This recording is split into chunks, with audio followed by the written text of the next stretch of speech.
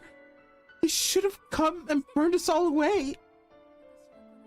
For 24 years, I forgot who I was.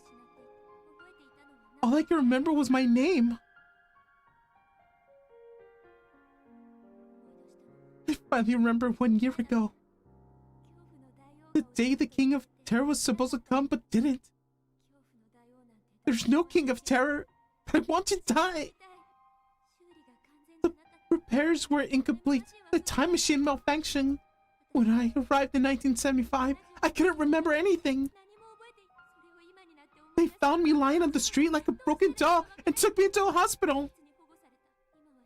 Now I've been living on my own for years, but that's Hadara Suzu, a normal person who's forgot the duty and mission of Amane Suzuha. I only remembered last year. I failed, I failed, I failed, I failed, I failed, I failed, I failed, I failed, I failed. But Phelan, something went wrong. I don't know what. The repairs were incomplete, but it's not Dad's fault. It's mine. I should have gone straight to 1975. I should have stopped at 2010, but I was selfish, and now the future is doomed. There's no IBN 5100. I'm sorry. I'm so sorry. For what purpose have I lived to this age? I forgot my duty, and I lived in a carefree life instead. Now my life has no meaning at all. It's worthless. Worthless. I wish I hadn't remembered. I'm glad I finally remembered. I'm glad I could change this to say sorry. Forgive me. Forgive me. Forgive me. Forgive me. Forgive me. Forgive me. Forgive me. My plan failed. I spent this whole year asking myself, why?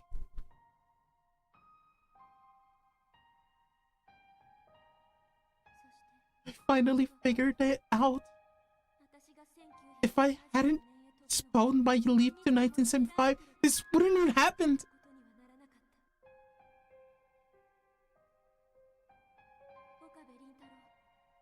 Okabe Rintaro, after the offline meets, you stopped me from going to 1975. I was really happy, but that's where it all went wrong. I should have left. I shouldn't have waited. That was my last chance. That night, there was a thunderstorm. My time machine was flooded. If you can go back to start that day, please, please let me leave. Then I could bring you the IBN 5100. I can fulfill my mission. Please, it's what I want. I promise, Dad. This was his dream. I want to change the future. I'm sorry. I'm sorry. I'm sorry. My life was meaningless.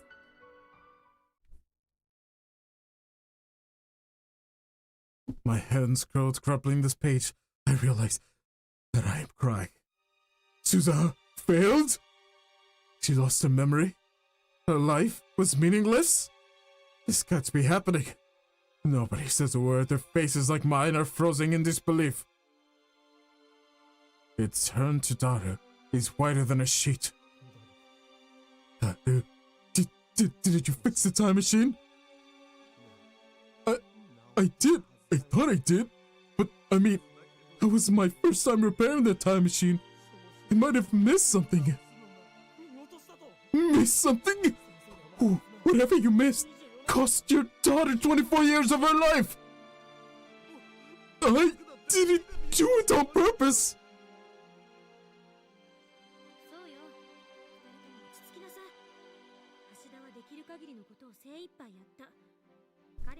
Calm down, both of you. Hashira did everything he could. He doesn't deserve your anger, Okabe. How can you be so calm? That's how I am. Sorry now. Calm down. It's not Daru's fault. I know that. But I can't let it end like this. It can't. What was Suzuha's feeling as she wrote this letter? I look again at the words sprawled upon the page, every character resonance with despair. I want to welcome her back with a smile. Instead, this... Suzuha is dead. 10 years gone. Wait, how did she die? Don't tell me. Mr. Braun must know what happened. I run to the window and check the street. Mr. Braun is outside, closing the shop. Mr. Braun! I run downstairs. Okabe, did you hear? That cell lights up and disappeared. Everyone's talking about it. I guess it's already made the news. Please. I need to know. Huh? Know what? Hashira Suzuha. How did she die? Why do you want to know that? He looks at me hard. I met his stare unflinching. I don't know anything about how she died. I need to know what her last memories were like. I feel that it's my duty to know, to engrave her memory in my heart. It sounds like you've got reason. What I want to know is how you know her.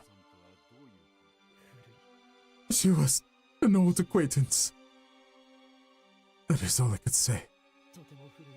A very old acquaintance, but I still remember the time we spent with her. So, please, tell me. I don't like to talk about it, but alright. Listen good, Okabe. I slowly nod, and then I get my answer. It was suicide. The world drops like a hearts like an anvil. My knees give out. I collapse to the pavement. Suicide. And she hung herself at home. It was the one who found her. My life was meaningless. I recall her last words she wrote in the letter. Words of unimaginable despair. You didn't deserve a bleak. So bleak an end.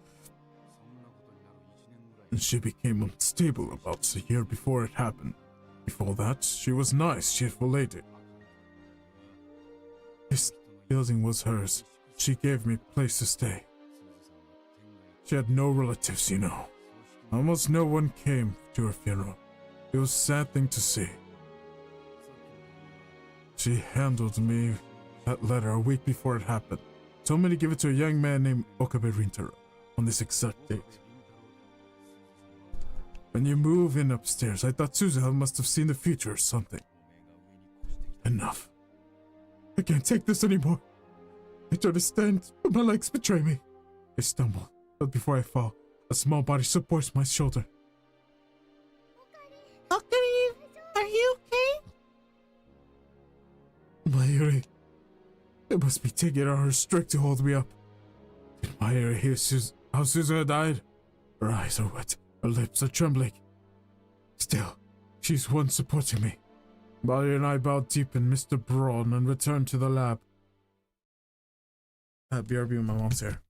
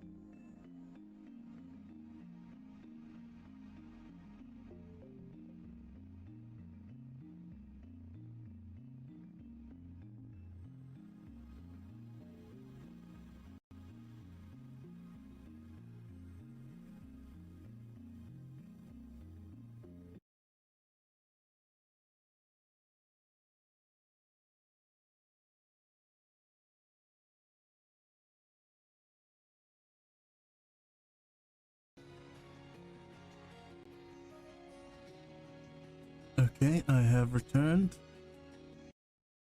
Okay, I pause that. And let us go. Sorry that not gonna lie. Sorry for party rocking. Sorry, my mom came. I ate some soup. It was good soup. Not gonna lie. Chicken soup. And then I helped her a bit. And then I am here now. Back to you guys. When we get back, Delta is seated on the computer, heads on the table. I don't know, I feel like I should just edit. This just feels weird.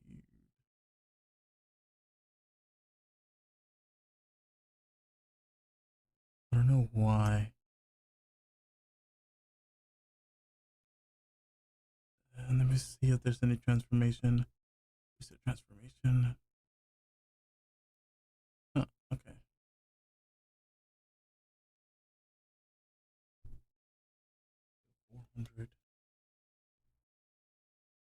Yeah, that's pretty much what we need. Here. Lock it. Lock it. Drop it.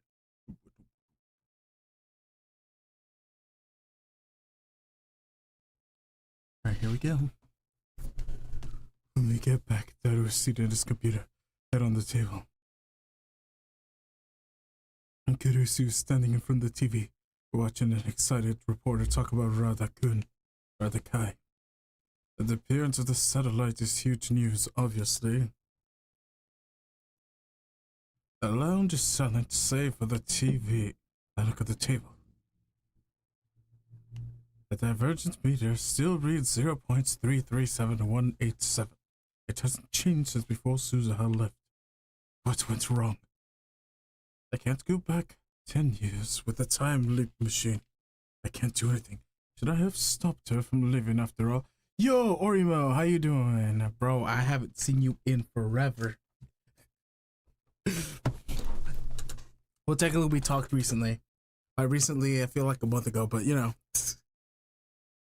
time is different for me. Doing fine, yeah. I don't know if I should mention anything. I mean, no one watches, so it's fine. Uh,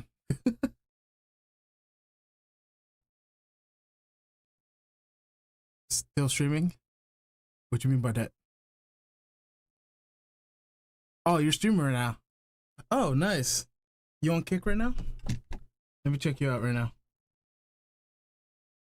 Kick. And then go. I mean, it never stopped. Not that I'm currently. Ah, okay, okay. Yeah, no. Yeah, I know you haven't stopped. I mean, I haven't been like on recently. That's why. I was more of a referring to the stuff I see you doing or not see you doing.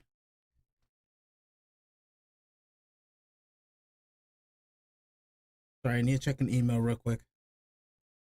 Oh,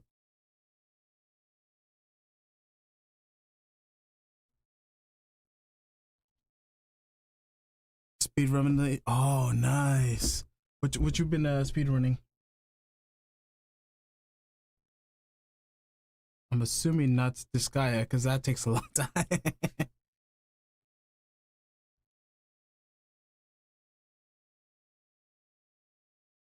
Let me check what you've been doing recently. What is this? Is this Legend of Zelda? Yeah, you've been doing Legend of Zelda.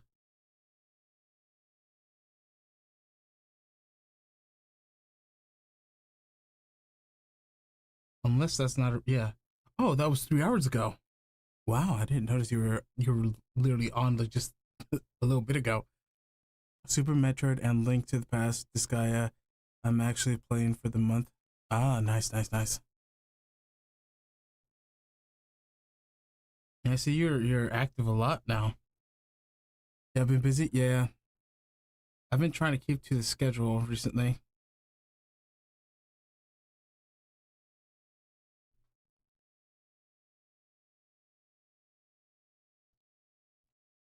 Because normally I just you know, do it whenever. But I have stopped her from leaving after all. Maybe this tragedy wouldn't have happened. Alright. Now, what choice did I have? I can't save my area without the IBN 5100. So I had to travel to 1951, 55, 75. Ah! I consider my options. Next to Sally, I might need to get a part-time job now. I had to man dead hours, dead month. Yeah. I'm uh I'm fortunate that I still live with my parents. So really trying the streaming thing even though it's not working. But yeah, they keep pestering me to get a job. Uh so I probably am gonna get a job eventually. So ooh.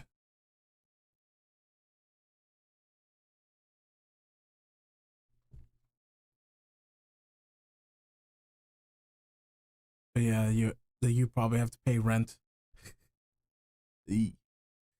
I stream while you're able. Yeah, yeah, I know. This is the lucky period right now.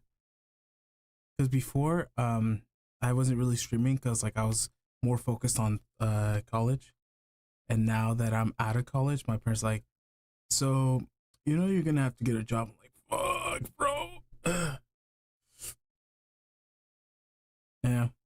So like I'm like, all right, if I get money, that's never gonna happen. But you know, it's there's hope. What if I redo these 2 days again? Could Daru fix the time machine so this doesn't happen? Is fixing the time machine even possible? Daru's skills are second to none. The time machine was built by his own hand 26 years in the future.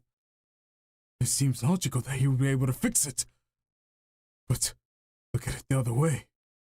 It took Daru 26 years to learn how to build a time machine, and he had to reverse engineer CERN to do it.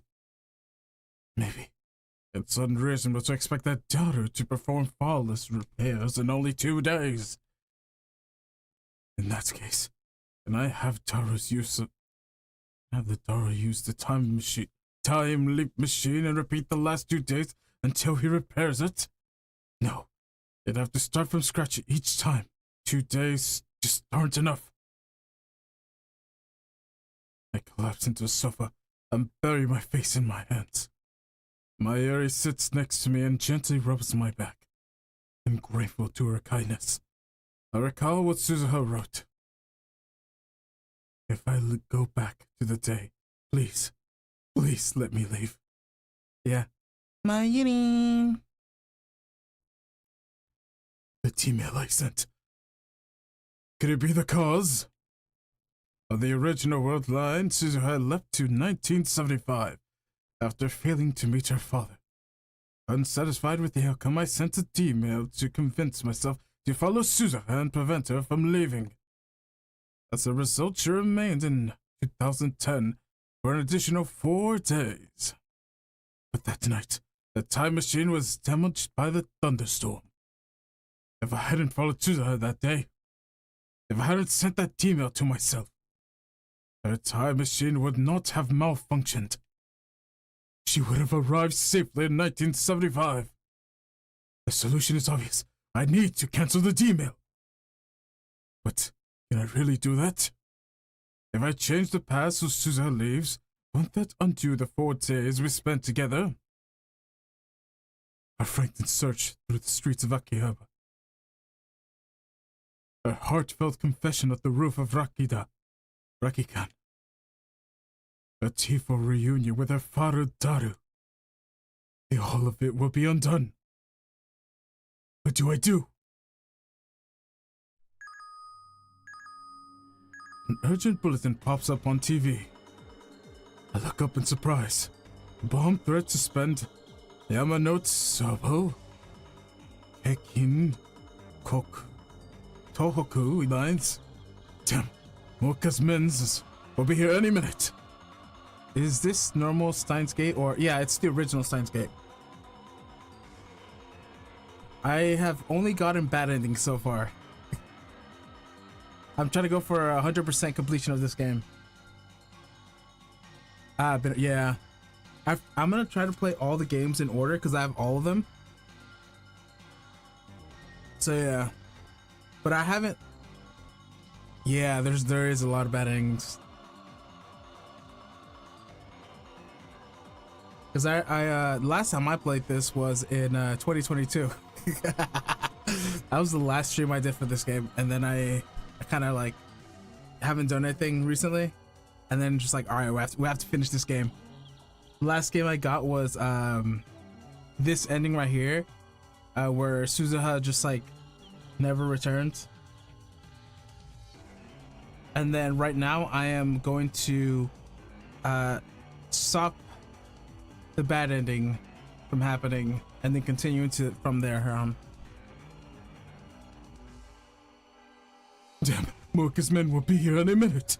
There's no time to think, no time to hesitate. I run downstairs, break into Broom's tube workshop, and turn on the 42-inch CRT. Then I turn on the lab and attract the time leap machine. What are you doing, Okabe? Hirusa demands answers.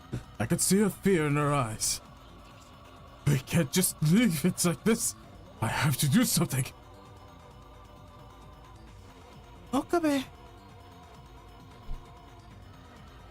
But Okabe, are you sure? Don't try to stop me, Mayuri. I can't let this stand. There are 2 options. I can cancel the email that convinced me to pursue Suzuha, send a contradictory email should do the trick. Or I could time leap again and prevent Suzuha from leaving. 2 options, but really, just one. Do not hesitate, Okabe Rintaro. Damn it. Hesitation is unforgettable. You already know what I must do. I must do what I must.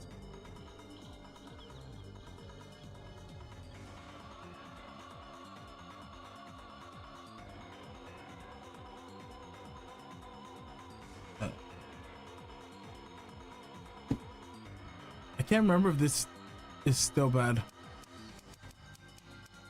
Stop pursuit. Last mail. Yes, sir, and sure. That should be enough to convince me to let Suzuha go. Kurisu, you're good at remembering things, aren't you? Huh? Oh, well, sure. When did we throw that party for Suzuha? 4 days ago, August 9th? You're sending a email marketing? But won't that make everything disappear? 4 days. It may sound like much, but in that time we forged a definite bond with Suzuha. To send an email is to sever that bond. I know that. But this is the only choice I have. I set the phone wave to 97 hours ago. This email should arrive a few hours after the first. Now, I need to send it. Save Mayuri. That is my purpose. That is what drove me to leap through time. I'll do whatever it takes to save her. This is just one more sacrifice. Erase the time you spent with Suzuha. Destroy whatever bond you had. Send the email. Push the button. Isn't that what Suzuha wants? You'll be saving her from 25 years of loneliness, from ending her life in utter despair. Save Suzuha. Save Mayuri. This is the right thing to do. This is right. But is it really? Is erasing those memories really the right thing to do? Isn't that just running away from reality? Shouldn't I try time leaving first? Maybe there's another way. What should I do? What is the right choice? Stop. You're starting to doubt. Never doubt. You know the answer. But I need to reach a conclusion or else... I can't. I can't do it. I can't send the email. Acting on impulse, I don headgear and pinch in 48-hour time leap.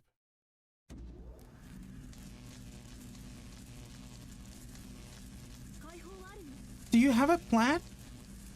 I ignore her and bite down hard on my lip.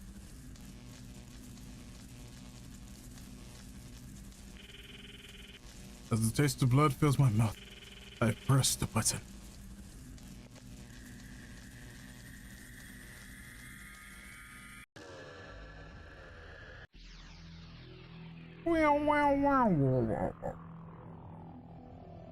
Yeah, the mind thing, you can only go back 2 days, and then the phone wave, no,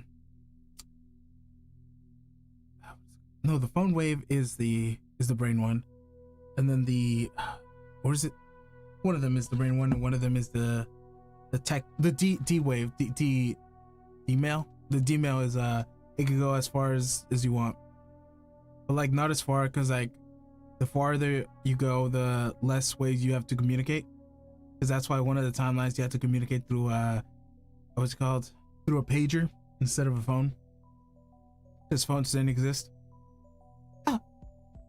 The world twists, my legs shake. I cover my eyes and wait for the senses to return to normal. 1,000 emotions stampede through my skull, then fades away. I vaguely stare at Kurisu, who is standing in front of me. At first I can't hear her voice buzzing in my ears, but little by little her voice becomes clear. See, you're shaking. We've only been at it for 2 days. and you're already exhausted. It is you throws your finger at me like an angry school teacher. We still have plenty of time to find the pin. You don't have to be in such a hurry. If you collapse, then I won't worry about you, but Mayuri sure will. Take care of yourself, got it? The time leap worked. Yeah, got it. I nodded Cruiser, then collapsed into the sofa. I couldn't sacrifice them either. But in a sense, I'm running away. But there was no other choice. No way that to save Suzuha and Mayuri both. In 2 days, Mayuri would die, and Suzuha would be lost in the past. If these 2 days are all we have left, then all I could do is repeat them. Forever. No. Don't do it, Rintaro. This is gonna destroy you. Let these 2 days be the rest of my life. The wind caresses my cheeks. I brush down the petals and begin the ascent up Harume Bridge. The spokes revolve rhythmically, reflecting the sunlight. The sweat oozes out of every pore, but it is not unpleasant. It feels like healthy, like running around the school field as a child. The weather is so nice.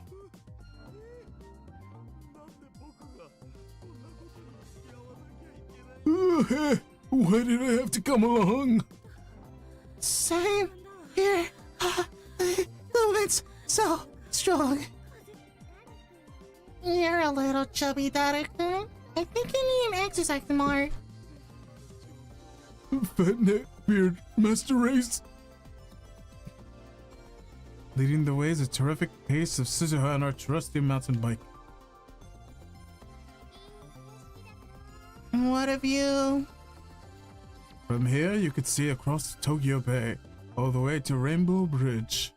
In the distance, Akihabara and the jumbled scroll of central Tokyo are 2-hour ride behind us. Here on artificial island, there are only skyscrapers and vacant lots, one extreme or the other. One time, I took the bus back to Akiba after Komima?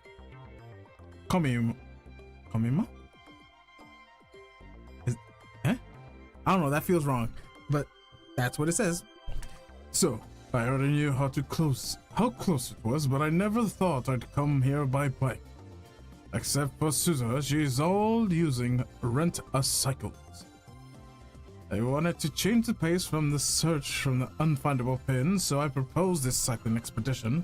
Of course, I already know who the pin belongs to and who Suzuha's father is, but I have chosen not to tell anyone. If at all possible, I want to spend these 2 days in peace and delay Suzuha's time travel. That is my goal. I think this trip would be a waste of time at first, but I guess people need to take a break once in a while. I'd rather be working on the time leap machine. This just proves that I belong indoors. You two are all worn out. Come on, guys. Stamina is key to survival. Kirusu and Daru are exhausted, while Suzuha and Marui are still going strong. I already know the distance between Akiba and Araki, so I'm able to pace myself in order to conserve energy. Water? Where's the vending machine? I could kill for a glass of water. I'm sorry, but there's no convenience store until we cross another bridge. After this one, tough it out. You serious? I can't. It's impossible. Wow, Green, you really know the area.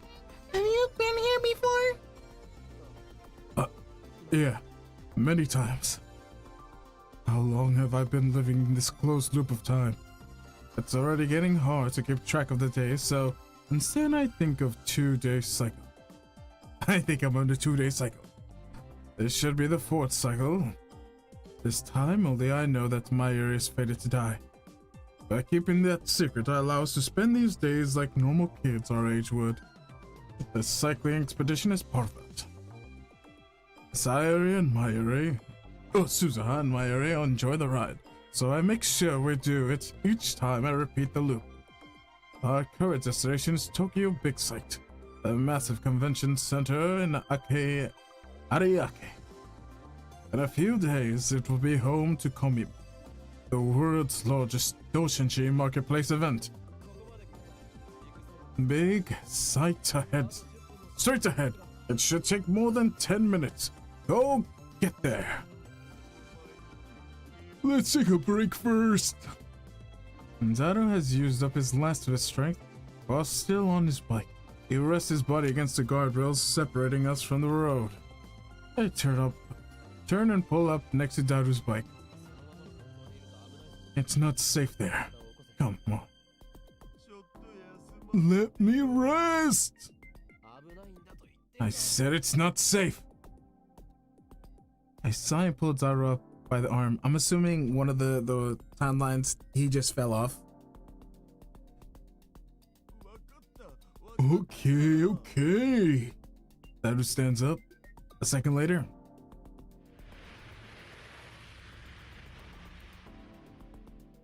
A huge truck speeds past.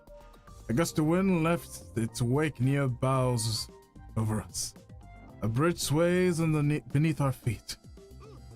That was close! It probably wouldn't have hit him anyways, but still, best to be careful. You saved me, Okari! You know, that was almost like Okari saw the future. You got the email, didn't you? Mayuri's innocent smile. Hideyo's cynical grin. To them, it's a joke, but they're not mistaken. The only thing they got wrong is that I didn't send the email. I time leapt. Suzuha's eyes met mine. She was laughing just a moment ago, but now she looks confused, uncertain. I avert my eyes. Holy land! I have returned! Daru, whose vigor restored, faces Big Sight with his arms spread wide. I've never seen it this empty. Look at all that space. It's hard to believe they filled this whole area during Kamima. In the emptiness, it's easy to see how majestic Big Sight is. At Kamima, there are, when you're wandering through the sea of people, there's just another big building. Hey, Maishi's hungry. Isn't there a restaurant nearby? Let's take a break. I can't believe we have to bike all the way back. What a nightmare. The three of them go searching for the family restaurant. Suzuha is still staring at Big Sight. That's the wrong Suzuha. I asked the question, though I already know how she lands. She's excited to see Big Sight in real life. I'm excited to see Big Sight in real life. Suzuha's eyes are shining. It's gone by 2036, you know. They cleared it to make way for bigger, better convention centers. Tokyo's full of them by the time they even moved the dome out there. Suzuha points to the middle of Tokyo Bay. Hashira Itaro called it the Holy Land, but that's how you see it in this time. So this is where they have Kamima? I've heard of it. 100,000 people come, right? Mom said that's where she met my dad. Huh? And so your mother was a Fujoshi.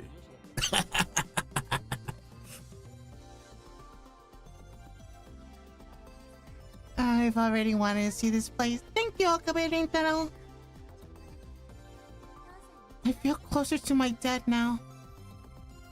A sharp pain stabs through my heart. I know who Suzuha's father is. He's right over there, but I won't tell her. Not until the afternoon of the 13th, when the time link machine is complete. But now I just want to prolong these 2 days of peace. Oh, Daddy! Suzu-chan! Come on, come on! That's come on, we're starving. Suzuha grabs my arms and we take off running. Somehow I managed to force a smile. Today was fun. Tomorrow will be fun. Every day will be fun forever. The wind caresses my cheek. I push down the pedals and begin the ascent up Haruami Bridge. The spokes revolve slowly, reflecting the sunlight. The sweat oozes out of every pore, but it is not unpleasant. It feels good, healthy, like running around the school field as a child. The weather's so nice. Why do we have to come along? Same here. Wind's too strong. You're a little chubby, Dada-kun. I think you need to exercise more. Fat beard, neck beard master race. Leading the way is a terrific pace is Suzuha on her trusty mountain bike. What of you? From here you see across Tokyo Bay, all the way to Rainbow Bridge in distance. Except Suzuha, we're all using rentable cycles. I want to change of pace from the search for the unfindable pin, so I propose this cycling expedition. I thought this trip would be a waste of time at first, but I guess people need to take a break once in a while. Hey, brother, you working on the time loop machine? This just proves that I belong indoors. You two are worn out. Come on, guys. Stamina is a key to survival. It is and Dada are excited, but Suzuha and I are still going strong. Man, can I just skip this? Because they're in a time loop. I'm just gonna skip the parts we saw.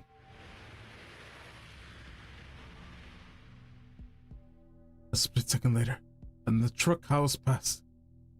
Dada loses balance and falls on his butt. That was close. Hey, are you okay? Are you hurt? Is Kiryu and Suzuha get off their bikes to help Daru up. That truck was mean. The truck was already across the intersection after the bridge. They watched it drive away. Man, what a shock! What was that? God, crazy drivers! I should have checked the number, and I could be, like, reported. Nothing actually happened, so there's not much point in reporting it. Huh? Everyone's fussing over Daru. I stand a few steps away, staring at my hands. I'm glad I ended up as something to laugh about, but what was I thinking just now?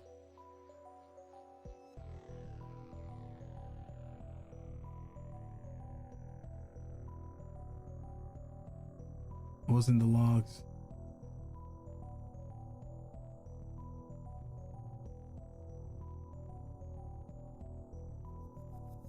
He didn't say. Okay. It's not. That's all my words. I thought too dark. Maybe something slipped into my mind. What will happen if I don't pull Daru back?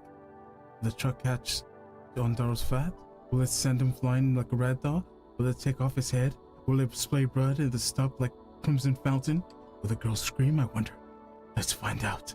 What difference does it make if Daru dies? I could just tie bleep again, can't I? Go back to the start of the loop, and Daru will be good as new. Besides, everyone needs a little spice in their life. For these 2 days, I am God. I choose the lives and who. Whoa! Daru jerks back in the guardrail. Split second later, the truck busts past. And that's where we left off. I began this loop so no one would be hurt. So that my heir and Liv and Suzuha would never go back in time. Yet this now. I was ready to watch Daru die. Some part of me wanted it to happen. Okabe Rintaro? I cower and reflex upon hearing my name. Suzuha is staring at me. There are questions in her eyes. She can't have heard my dark thoughts just now. And yet I feel like she can see right through me. You look pale. What's wrong, Okurin? I'm the one who should be shaking. Right. I was just imagining what would happen if I lost my super hacker. Life can't survive without you.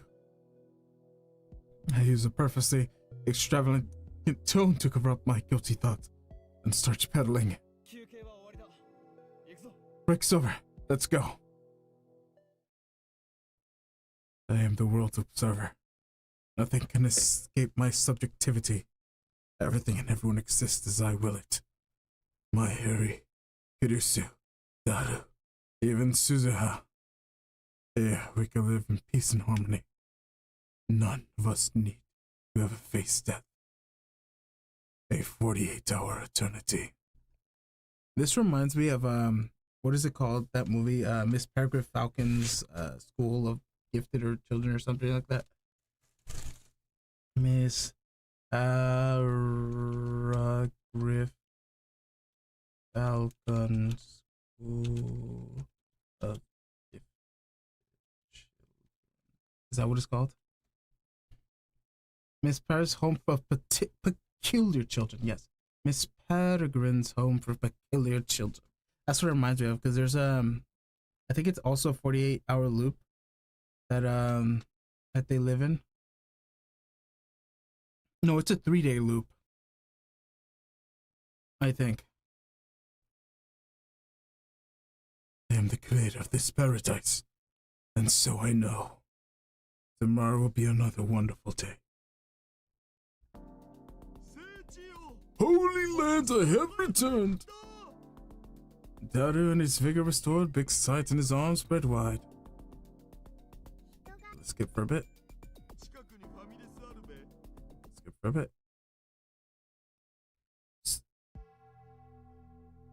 Hey, yo. Repressor surprisingly large.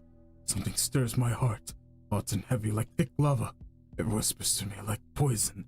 What if I lure her in the dark corner and have my way with her? What then? Damn. Getting her alone would be simple enough. All I have to do is offer information on her father and she'll follow me anyway. To make matters easier, no, Amane Suzu exists in present age of pair. No documents proving Japanese citizenship, not even a birth certificate. It's only natural. She won't be born for another 7 years. So, even if she runs to the police, no one will believe a word she says. I imagine she'll put up a fight. She was a member of the resistance in her time, and I know she's stronger than she looks. But she's still just a girl. It may take some doing, but I'll have my way with her in the end. Another me, Eo in Kiyama, perhaps, is whispering inside my head. You want a woman, don't you? It says. Of course you do. It's instinct. And so, what if she's Daru's daughter? So what if she's on a mission to save the future? Forget about that. She's a fine woman. And that's all. You're not a saint, Okabe Rintaro. What was it you call yourself again? That's right. An insane mad scientist? If you're really insane, then let's see you snap. Remember, you have the power of a god. Fuck!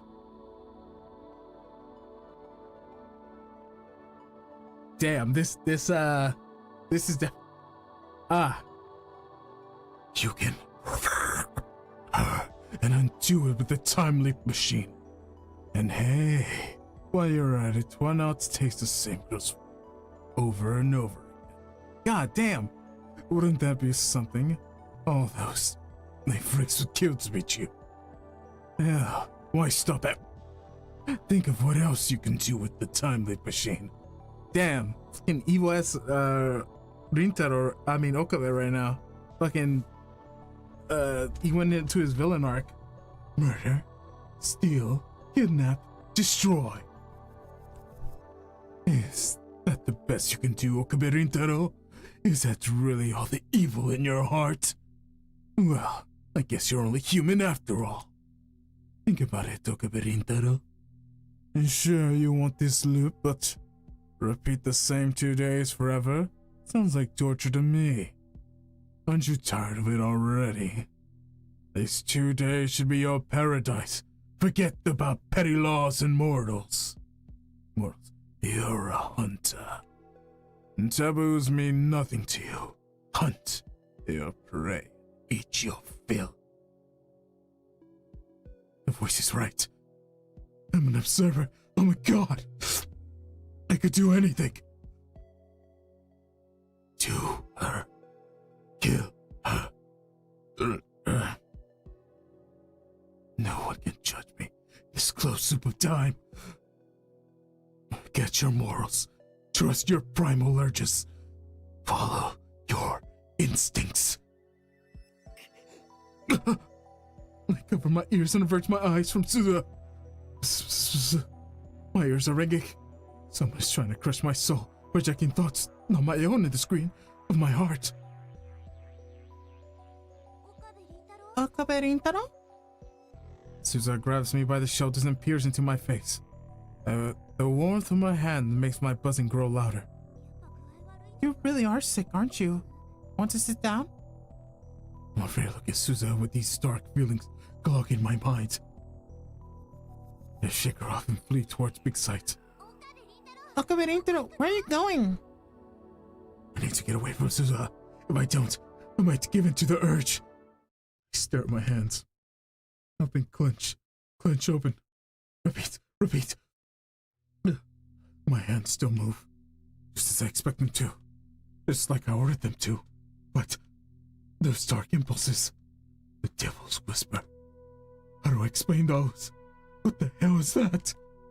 What's happening to me? I start to tremble. My teeth clatter. The sun's hot enough to burn my skin, but I feel cold. I'm afraid of myself. I'm still okay, aren't I? I'm hearing Kiyama, Okabe Rintaro, an insane mad scientist with a fetish for science and chaos. See? I still know who I am.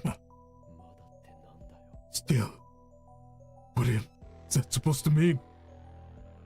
Will I eventually lose my control of myself? Am I gonna break? Like Mobius strip, the same 2 days round and round, and round and round and round and round and round and round. But today, I felt to keep them the same. My feelings became twisted. Today was Army Bridge. I couldn't see, just hesitate to save Daru. I nearly yelled to my dark emotions. Dark emotions. Dark impulses. Emotions seeping with venom. I listened to their poisonous, disgusting whispers, and I almost drowned in it. There's no denying it. Worse was what taste of what might lurk inside my heart. If those emotions attack me again, this time crashing over like a tsunami, will I be able to control myself? Mayuri, Kurisu, Daru, Suzuha. Will I be able to keep myself from hurting them no matter what? Will I be able to keep everyone safe in this loop I made for Mayuri and Suzuha's sake? Do I really have such strength? I don't know. The answer is highly reassuring, but for now, it's the only answer I've got. The only soup of the worlds I wished for. I can only protect this world. I pray for those impulses were just flukes, that they'd never resurface again. I only ask that tomorrow be peaceful. Give me a sec, I can't breathe. I'm lightheaded. So much talking.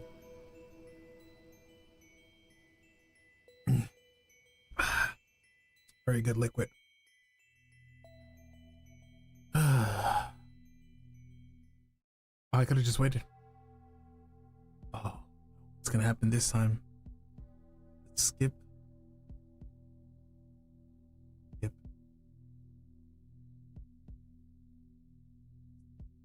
Still the same. Still the same. Still the same. Still the same. Still the same.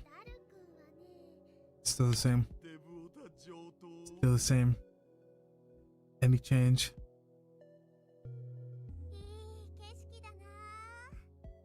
Is that a new change? What of you? That's still the same.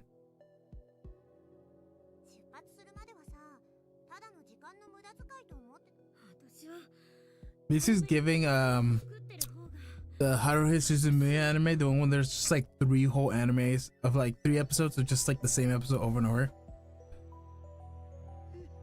Except slight differences. You go insane thinking, am I watching the same episode?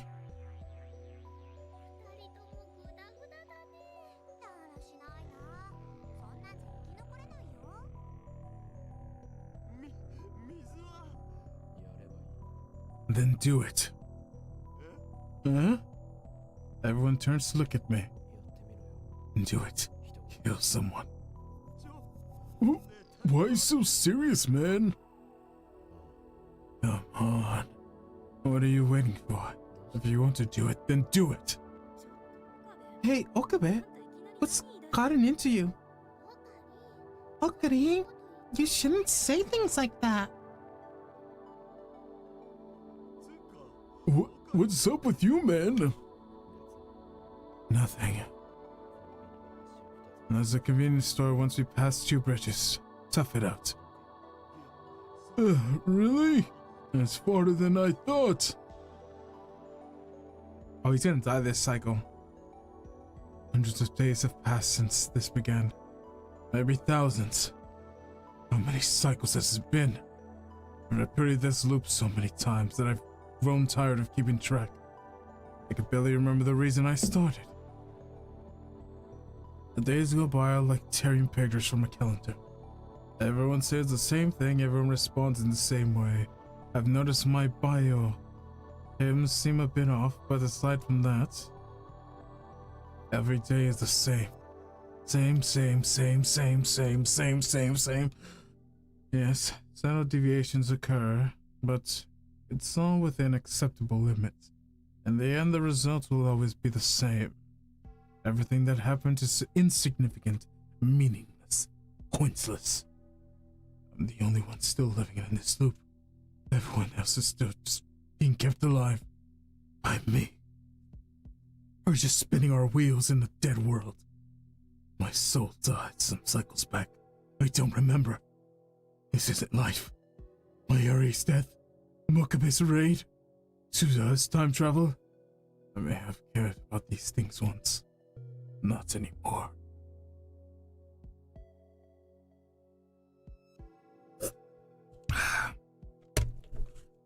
Let me... Whoa, my apple fell. I have dropped my fruit.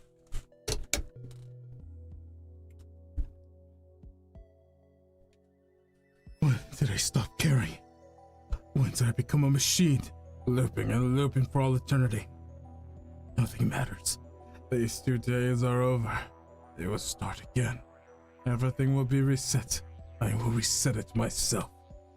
I guess it's pointless to worry. Ridiculous. How many times have I repeated this loop? My senses has grown dull. It's getting harder to respond to the things I see and hear. I detached, I feel isolated inside this thin membrane. I've already gotten used to it. I don't find it inconvenient anymore. I simply adapted. I simply optimized. To this far too narrow world. To this far too gentle world. Why shouldn't I adapt? This is my world. I quit cycling! Ladder was used to this. Used up his last of his strength while still on his bike. He rested his body against the guardrail separating us from the road. I stopped my bicycle and watched impatiently. Whoa! The horn blares. Ladder jerks away from the rail.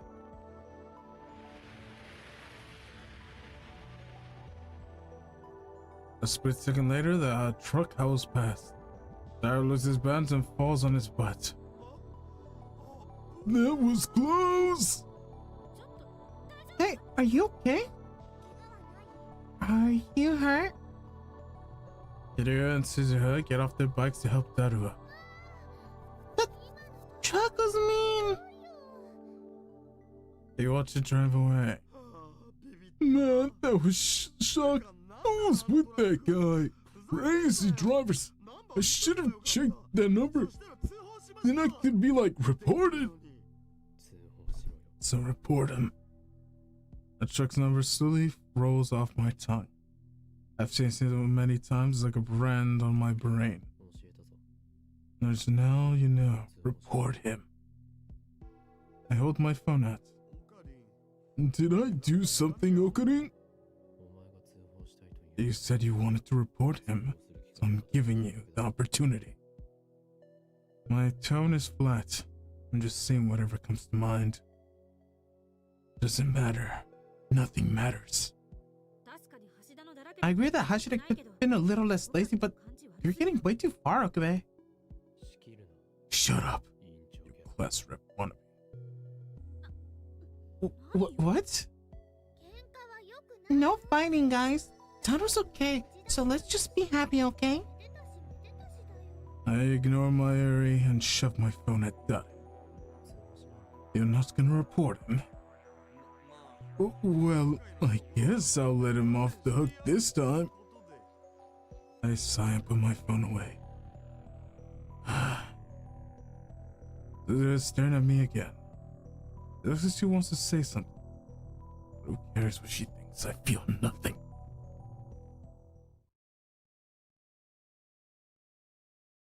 I'm tired. Curious to see the re-energized Daru and the ever-energetic Mayuri repeats the same conversation I've seen hundreds of times.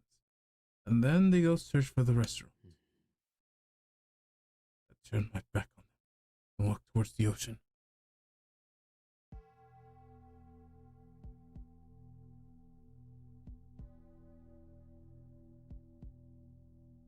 Shizuka stands in front of me, blocking my way.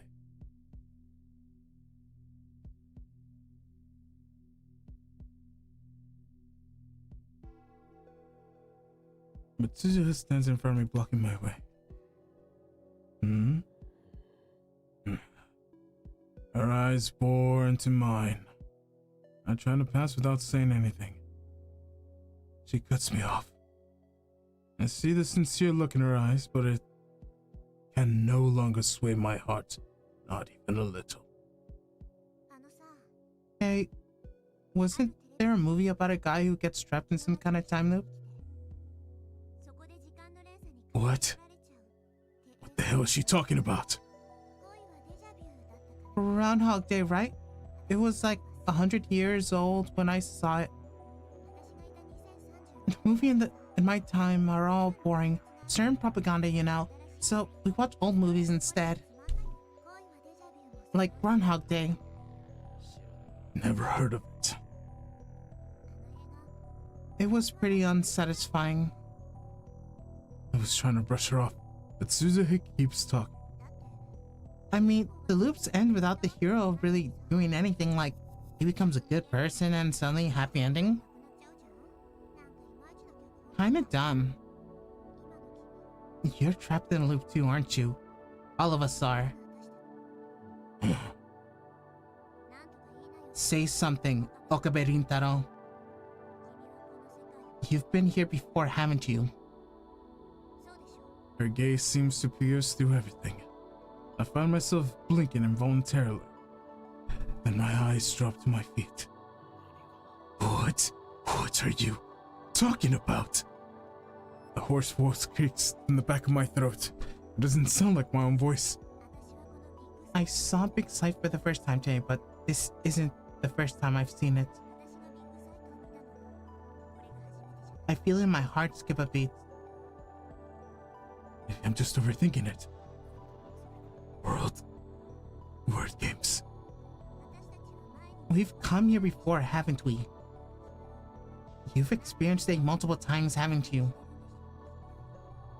How many times?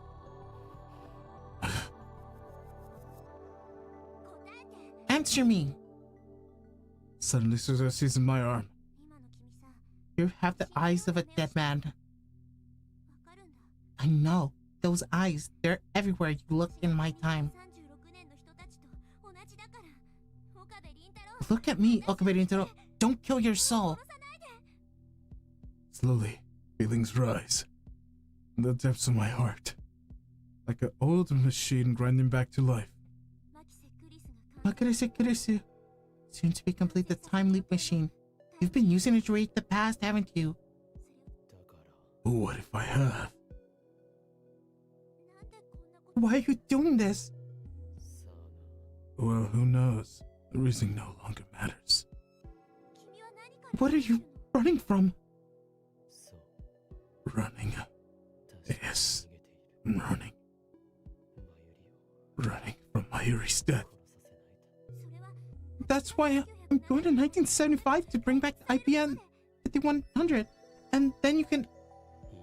No, you fell. What? And then after 25 lonely, meaningless years, you hang yourself. What? That's why I'm hiding in this loop, so that neither you nor Mayuri will die. That's it. That was the reason. I entered this room, resolved to save them. But my resolve has long since turned to dust. As long as I repeat those 2 days, nothing changes. Nobody dies. I've accepted that duty to keep everyone alive. That's only from your perspective. The world continues into the future independent of you. No matter how many thousands of loops you make, Shina Mayuri will still die. It's not a solution. Yeah. My lips twist into self-deriding smile. But I'm not looking for a solution. Do you intend to keep looping forever? Yes. I've accepted the duty. You haven't accepted anything. Can't you see how this has twisted you? No matter what happens to me, this world will continue. The loop will continue. No matter what happens, this loop will not end. How long can you endure living frozen in time? You can't keep this up forever, you know? Your body may never die, but look at yourself, Okabe Rintaro. Your soul's already hanging by a thread. But what else can I do? I don't have it in me to sacrifice anyone. Ew, Mayuri. My friends. I can't lose either of you. Suzuka hands her head with a sorrowful expression. Is the interrogation over? I will end this conversation by walking towards the sea again. But she grabs my hand to stop me. You have more to say? Do I really hang myself? Yeah. Do I really fail my mission? Yeah. Suzuka bites her lips and hangs her head. Maybe I should have told her the truth. But it doesn't really matter. If I timely began, this conversation would never have happened. In that case, will you come with me? Okaberu Inkataro? I don't feel comfortable right now. I don't trust what's happening. I don't like what's gonna happen. What might happen.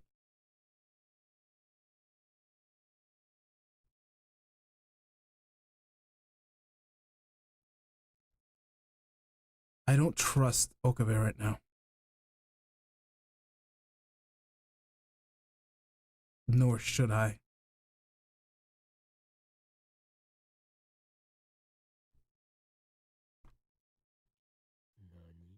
What?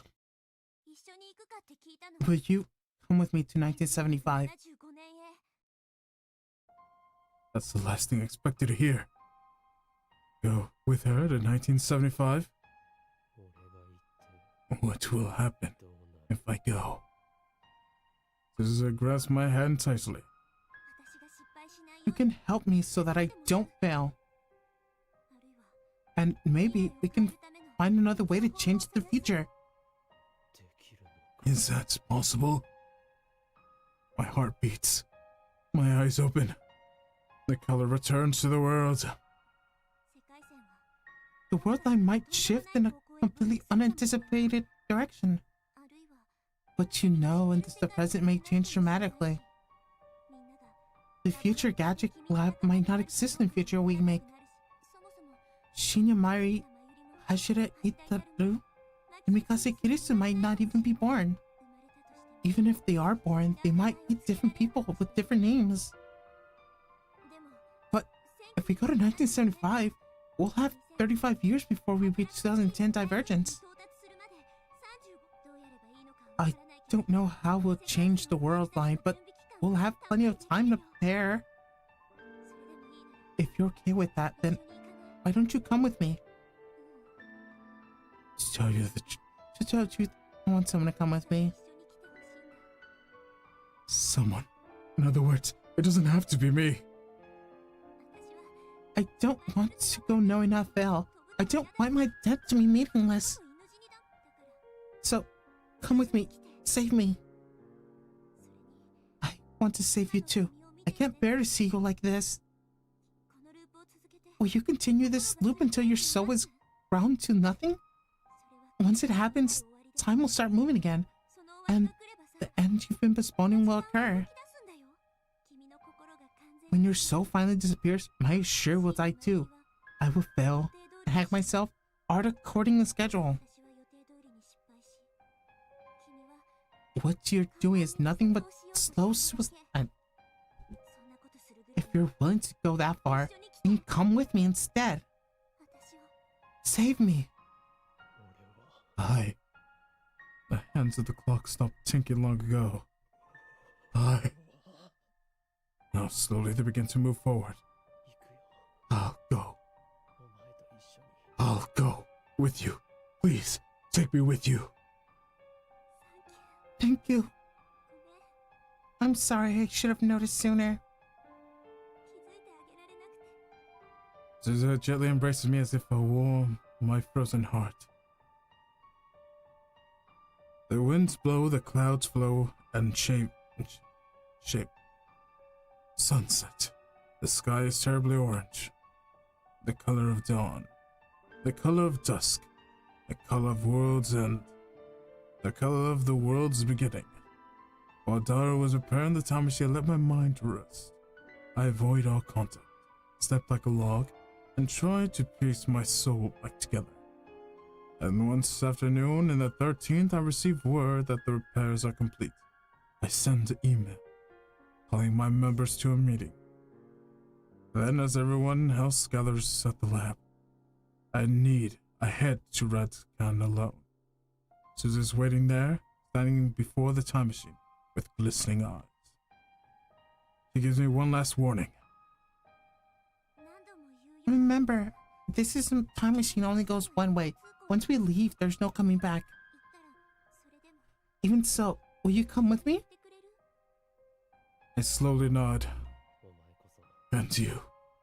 Are you sure about this? There's a good chance we'll both lose our memories in the leap. You said it took me 24 years to remember. But this time I have you. Something might change. Wishful thinking. Does that mean you're backing out? I'm going no matter what. No, I must make my mind. I don't know how it would turn out. We're certainly at a disadvantage. But still, I never thought I'd be so thankful to not know what's coming next. It's so stimulating. It sends a shiver down my spine. I feel like I'm actually here. Did you tell everyone? I bid them farewell.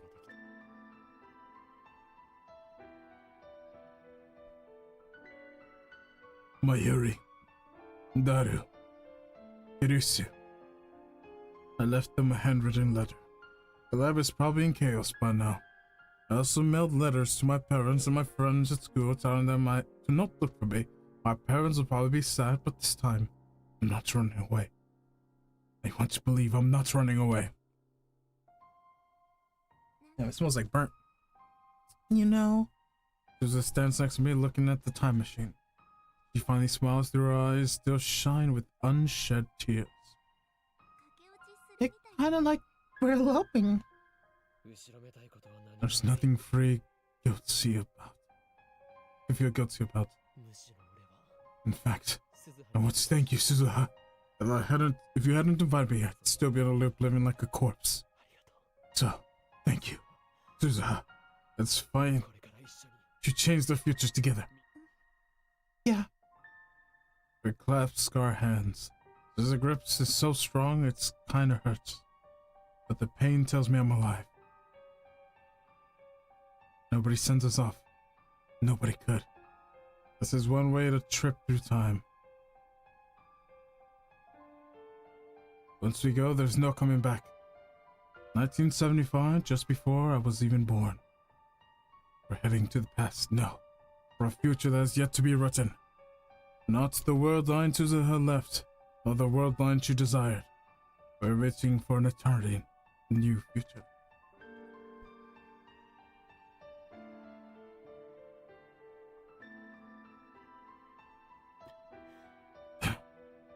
Our eyes met. Our hands clasped tightly. Let's go. Yeah. The time has come for us to depart. Our mission, to change 35 years of history. We boldly lift our heads for to change fate. Together.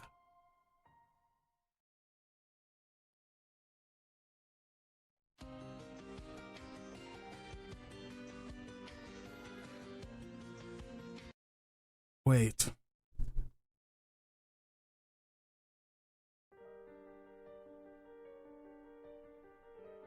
Where was the last place I could have... Is it this? It's this, isn't it? This is where I should load. Because that one was already too late.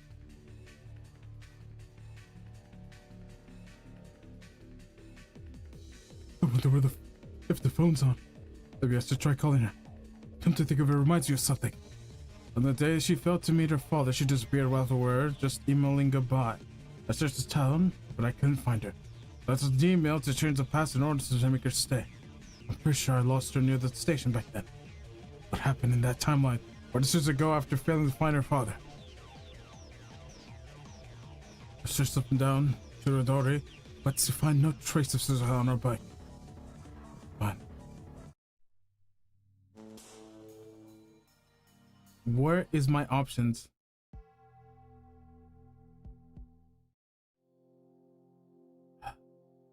Do I have to go even further back? I don't know how far I have to go back. Because I went too forward last time. Just like a jellyfish. My brain. So lost.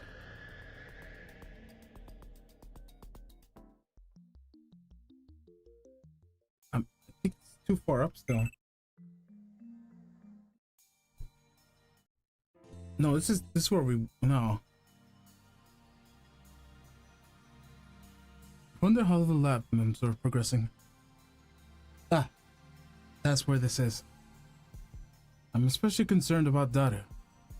Depending on the situation, he might need some relief. He's been working in the heat of hours, so we should bring him something to drink.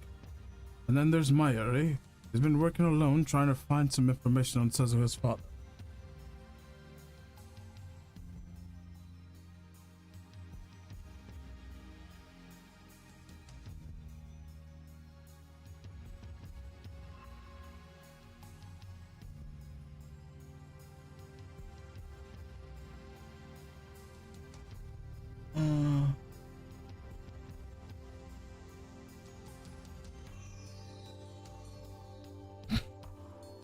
If I close my eyes, I could still recall her death.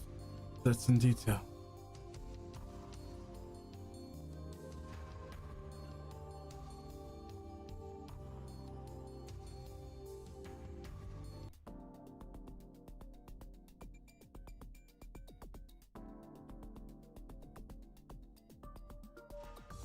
That's the message.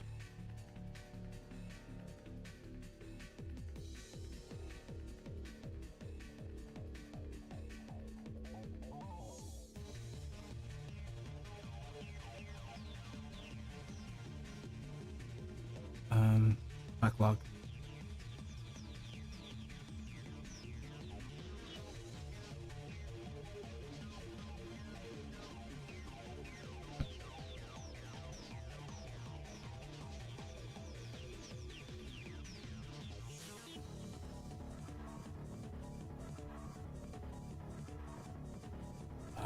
It wants me to do something here. No, no, no, no, no. Part-time warrior.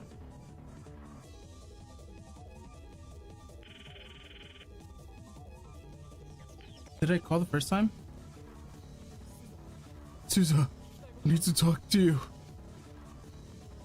I'm sorry. It's all my fault. What? All because I acted like a spoiled child. That time I'm going. Bye.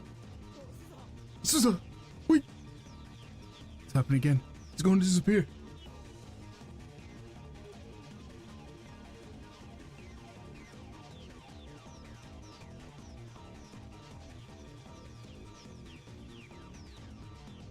Oh, is this new? I stopped. I lost sight of her near the station. Okay. This is all the same. Good. Question mark? I don't know if that did anything.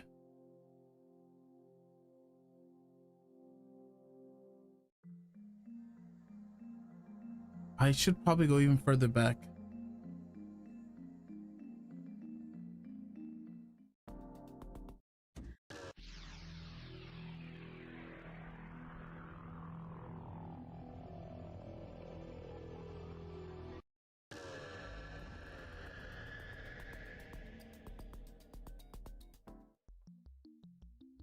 No, this is the timeline I was in already. No.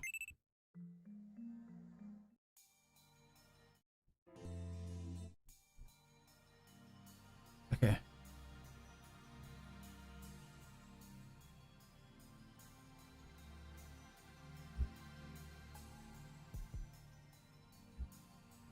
I don't know what I did.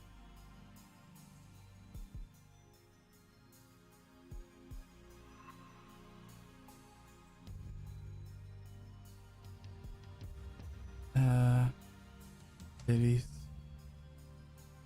Part-time warrior. No, that's her.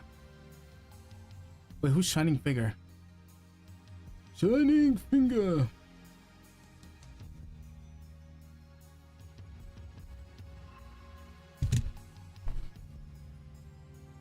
Uh.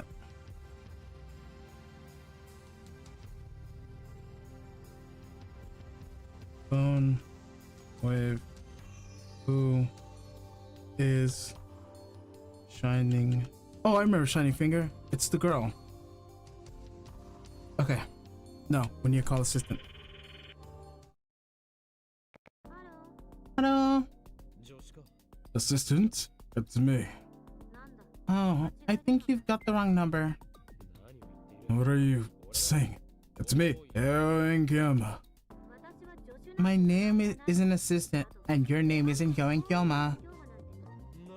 Would you prefer to be called Kurigo-han and Kamehameha? I heard rattling all of this side of the phone. How do you know that about that? Nico Junkie, before I time like you made a tearful confession. It said, I'm an ad chatler, a Nico Junkie, and a cam post dance, but will you still accept me as your assistant? And of course I replied, you may be an ad chatler, a Nico Junkie, and a hammer, but you're still a member of the lab. And that makes you my assistant, now forever, and wipe your tears, for you're still mutton. I'm gonna post your personal info all over VIP if you don't shut your mouth right this second. Were things there? Fine, you called the right time. We need to talk. And just like that, we're back to normal conversation. I'll be right there. Okay, I'll be waiting. I take Susa back to the lab. Ah, I forgot to save. Whatever. Irisa greets us with a cold stab when we return to the lab. For your information, I don't post pictures of my chest, okay? It was just a joke, let it die.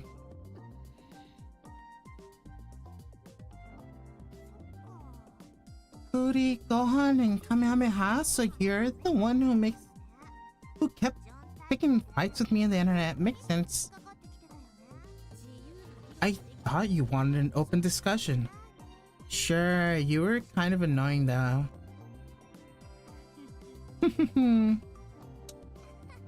Are these two still fighting? By the way, it was a shock to learn that I am the poster known as Yoenkill. I know.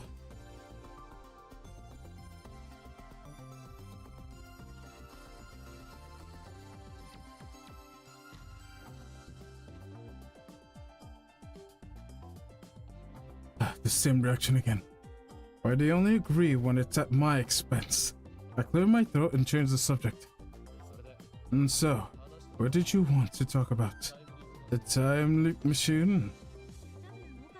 I think you probably forgot, so I wanted to make sure just in case. Have you been looking for the lifter? You haven't, have you? Oh right, I didn't discover what it was at this point in time. I already know, it's this 24-inch CRT downstairs. Really? What's your proof? I've been here before, remember? I see. And sorry for your sticking with this job. What? Don't apologize, it's creepy. I know you're not a fan of time travel research, but you are building a time machine. I was just worried that maybe you were feeling conflicted. How rude. There's your skulls. I'm sure I've said this before, but I've always accepted time travel as theory. I just don't trust people who claim that can be done despite how unrealistic it is. Sighs, then looks over from head to toe. Besides, I can't hardly deny that with evidence staring at me in the face. Though I still don't like the idea of being called the mother of all time machine. Zizza shrugs at this. Anyways, if you're apologizing, that must mean you helped out since the first time. The first time? Before you started time leaping, you helped me build the machine, didn't you? Yeah, Letter and I helped. And don't worry about it. I wouldn't want you to have to do it all over again. And right now, it's more important to repair Ayane-san's time machine and search for her father. I'm sorry. Don't apologize. No, it's weird. Well, back to work. I should be able to get a lot done now that we know about the lifter. Sue waves and vanishes into the development room. I better not disturb her. The time limit is approaching. What else can I do?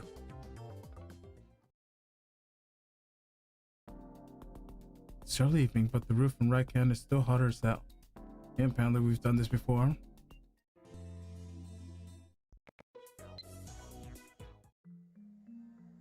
Okay. They don't know. But they do not know, do not hurt.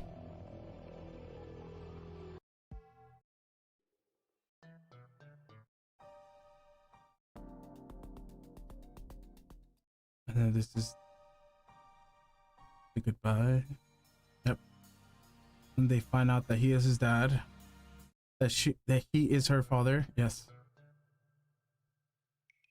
Because Mayuri is super smart.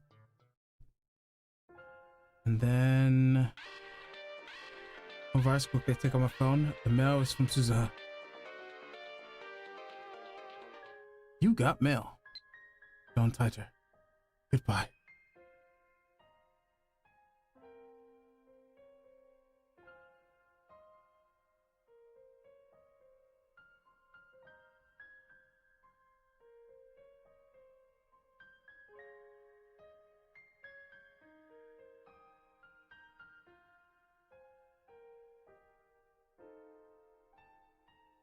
Did I miss something?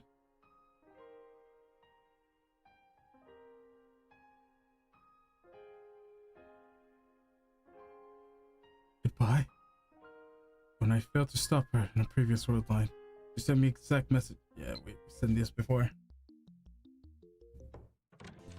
Then we get the message that she fails.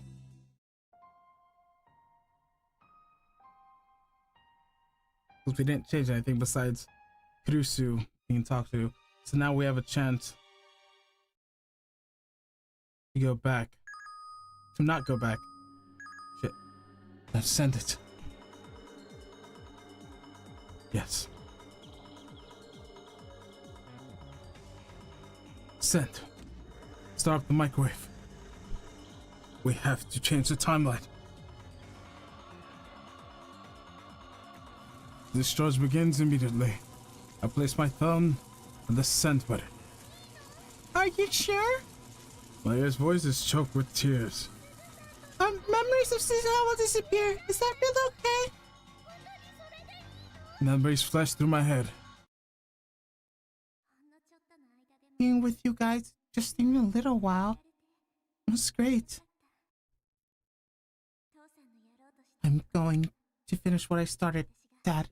I promise.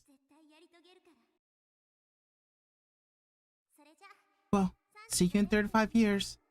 Though I guess there'll only be a few hours for you guys.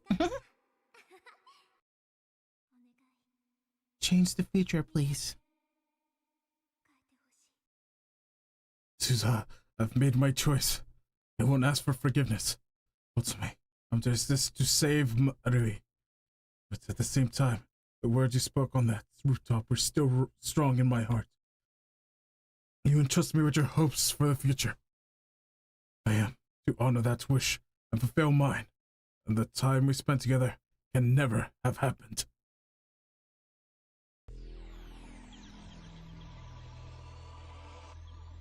Yeah, we're getting closer to 1. Clear. We finally did chapter 6. Hey, hey, hey.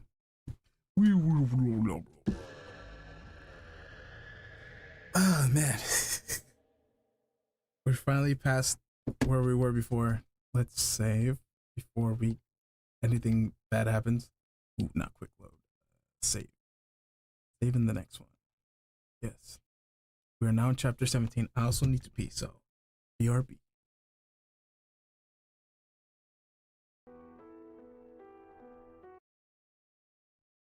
Okay, I have returned. You can't even see me. Bliggly blah.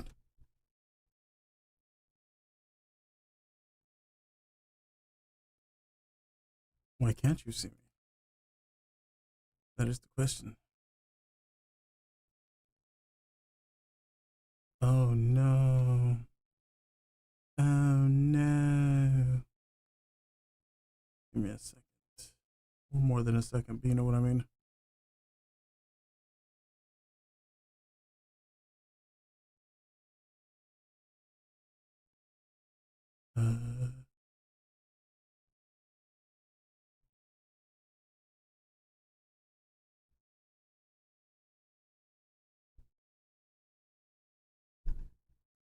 There we go. We fixed it.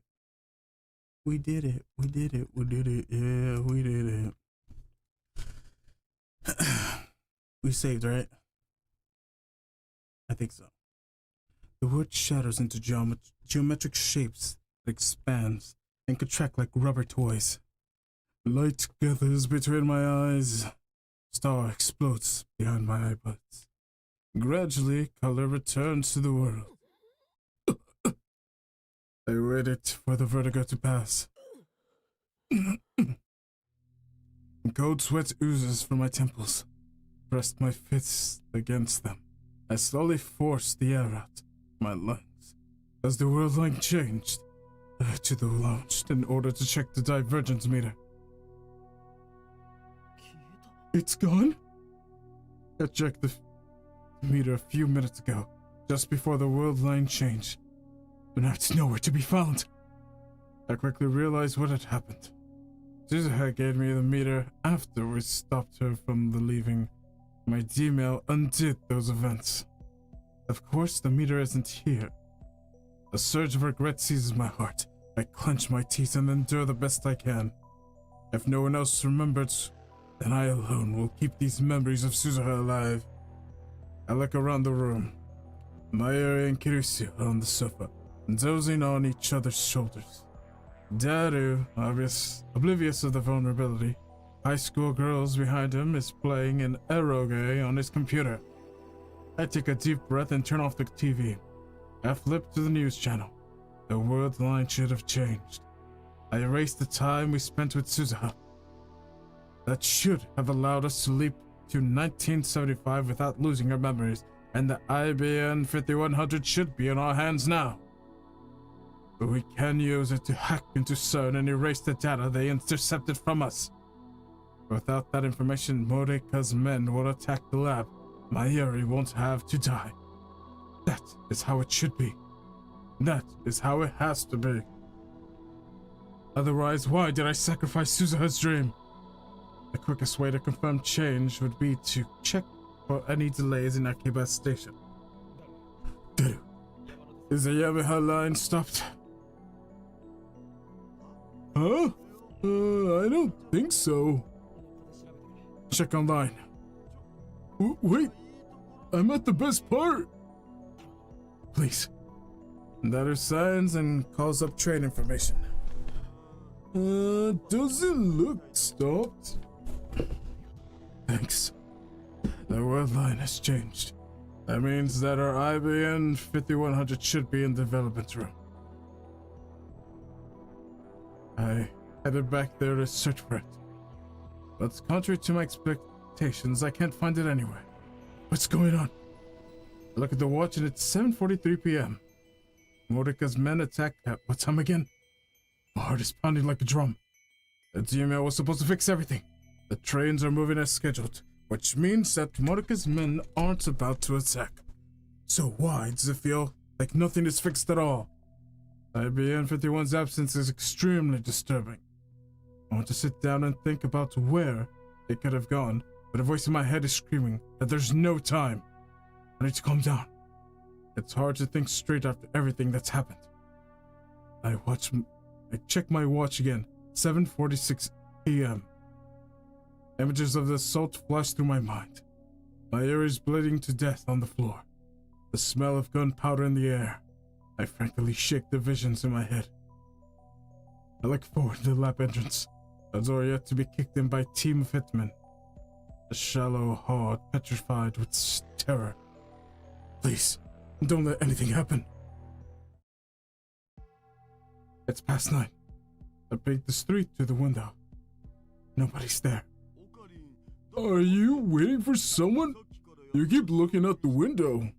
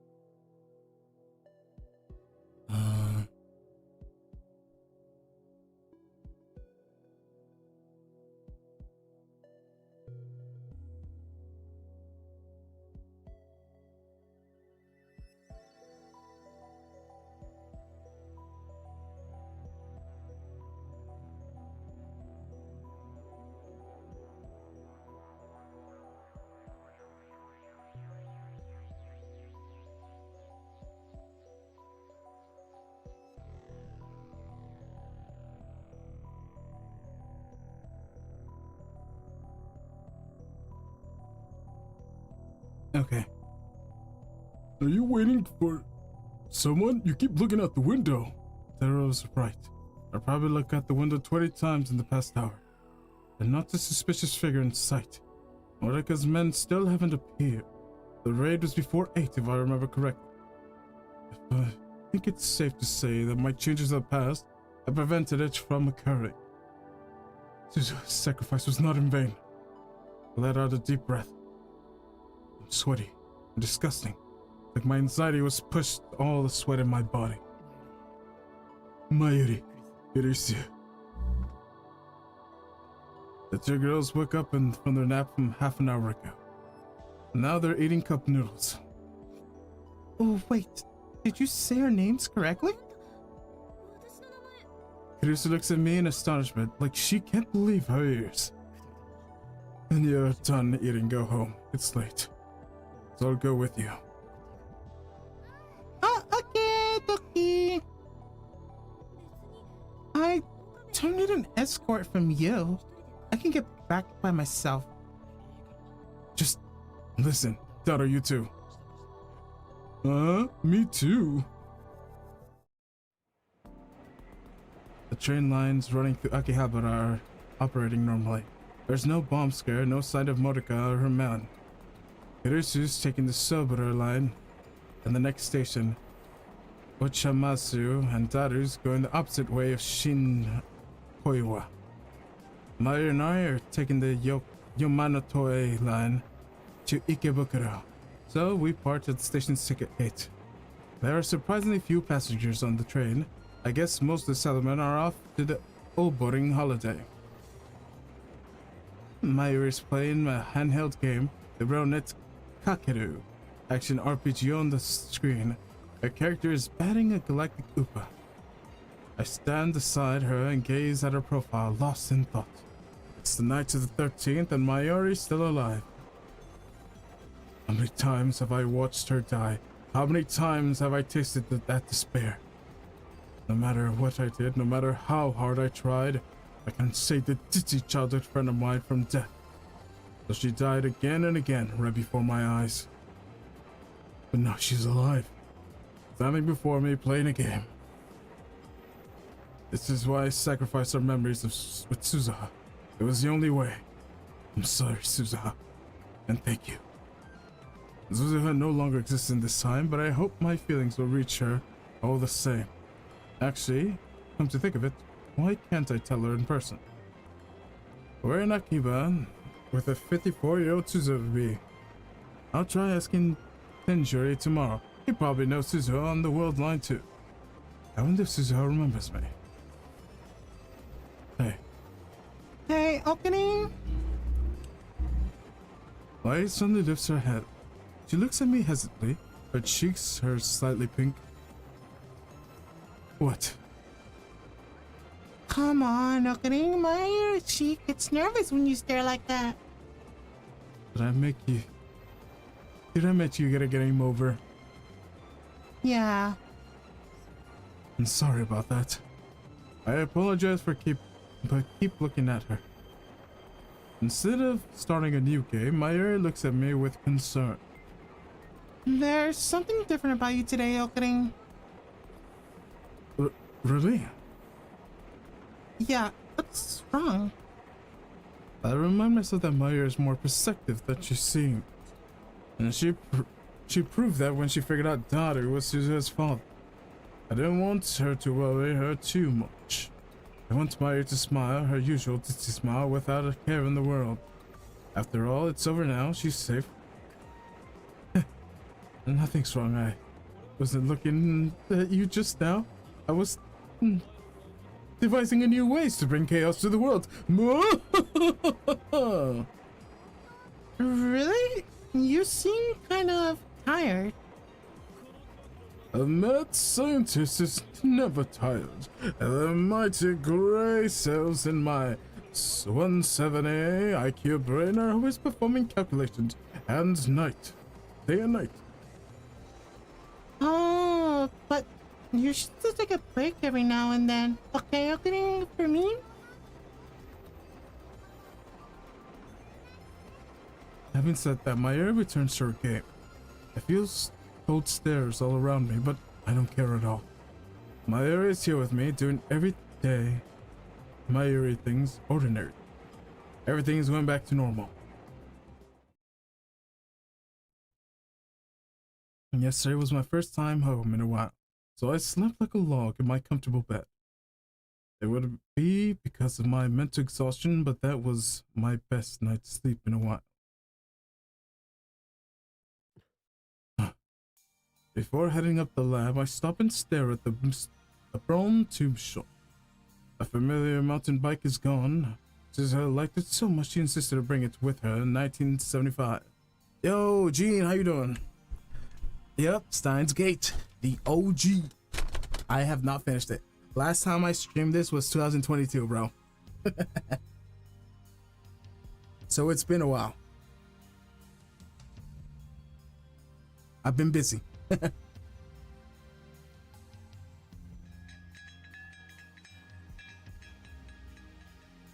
The workshop door opens and out comes Mr. Brond, rubbing his eyes sleepily. Okay, you've got free time. How about a job? A special offer, how you... For 1 CRT a month. 1 CRT a month? And so how many months work I get an old television? Hell no. Hell no. When did Suzuha quit? Again? Suzuha? Who the hell's that? What? Does her existence erased completely? What? That's impossible. I ain't got time to remember the name of some lazy part-timer who quit just 10 days. After 10 days. Damn, you and your misleading words. Suzuha did work here. That fact, the evidence of Suzuha's sojourn in 2010 still remains on the world line. And I thought I finally had some help. For a change. That's what I hate about you damn kids. No dedication. I bet she lied about liking CRTs too. Got me good. Tenjiro shrugs his shoulders, annoyed. Naturally, he doesn't know about Suzuha's true identity. Does the name Hashida Suzu ring a bell? At this, Tenjiro's eyes go wide. Haven't heard that name in a long time. You knew her? Eh? Knew her? So, now she's... It's been 10 years already, huh? 10 years? 10 years since what? No. I don't want to know the answer. Tenjiro was has a far away look in his eyes, as if glazing into the past. And she really helped me out. Are you talking about her in the past tense? She didn't have any relatives, not that I knew of. I wish I could have been her.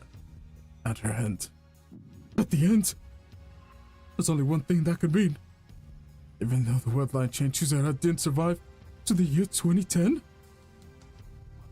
To tell you the truth though, she looked peaceful when I found her. Peaceful? She didn't commit suicide? Suicide?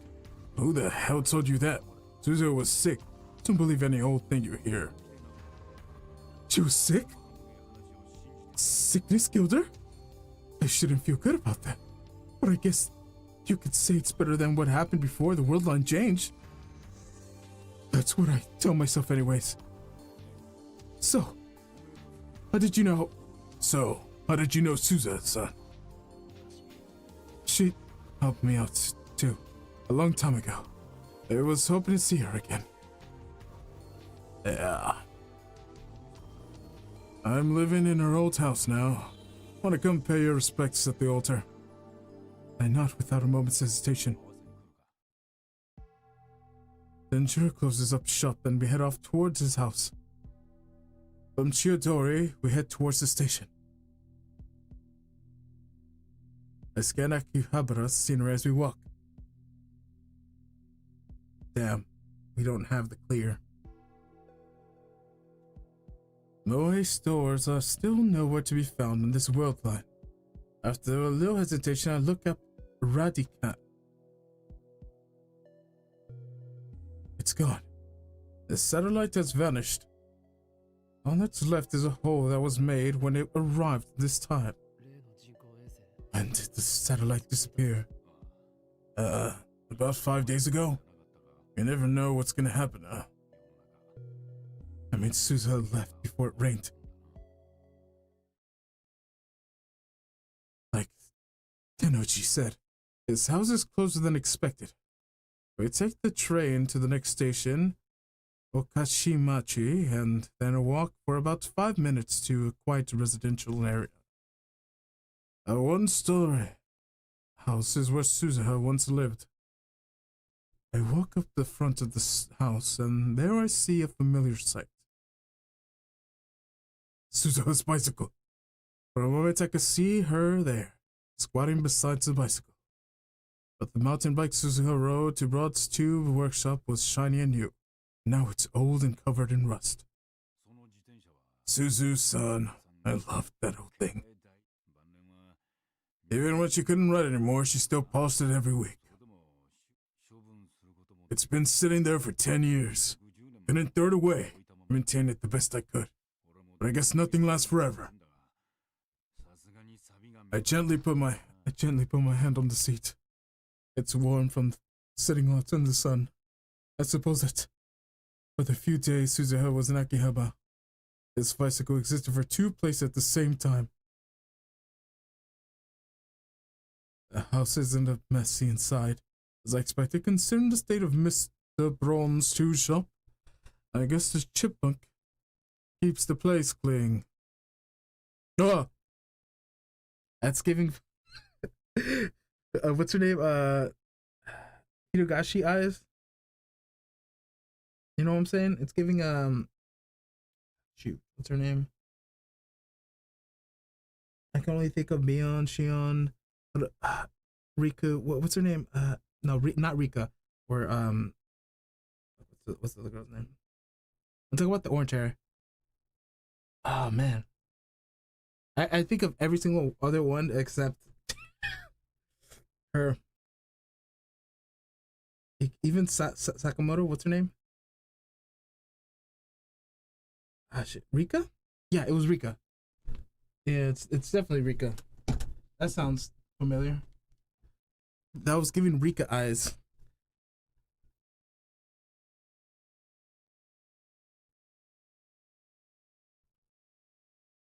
A wave of nausea hits me as I recall what Naya did at the Ochimomuzu station. But I tell myself that it was just an accident. What did she do? She pushed Mayuri to the tracks? Is that what happened? I can't remember. It's been so long. I'm just like opening for real.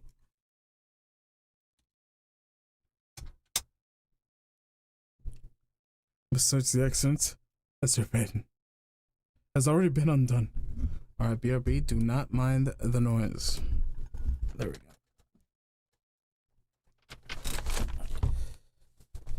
10 Noji Nai has done nothing wrong. Next to the living room is a child's room. There's a child's study desk with a red backpack on the floor. Nai isn't here. Which reminds me, Tenjo's daughter visits the workshop often, but not once have I seen his wife. I couldn't have married Suzuha, could he? I mean, she should have been a lot older than him when they met. But, as they say, love knows no bounds. I wonder what's really happened. Don't know what I feel if those two were married. I would make Daru Tenjo's father-in-law. Actually, that would be kind of interesting. No fucking way. I turn to the Buddhist altar and pray my respects to Suzuha. There's no picture of her, so there's no way to know what Harashi Suzu looked like at the age of 44. I make an offering of incense to her, then look around the house again. This is the house Suzuha lives in after leaping to 1975. When Suzuha and I first met, we were neighbors. And for some reason, Tenjo offered me a beer. When I declined, he shook his head, and I started drinking it myself. He was born and raised in Europe, you know. Huh? Is that a joke? Got a problem? I'll have you know my English and French are perfect. He really doesn't look like someone who lived abroad. But what you mean? He looks like an American. He clearly looks like a European. You think that looks Japanese?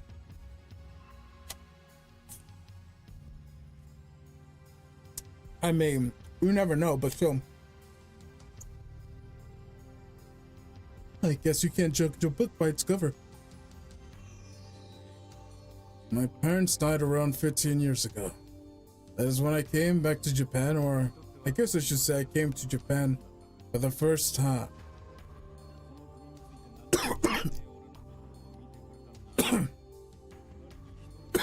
Fuck.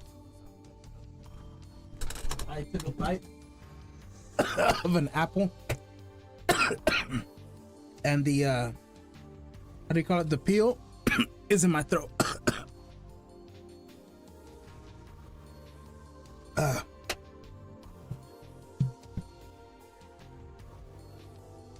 I shouldn't have bit of apple.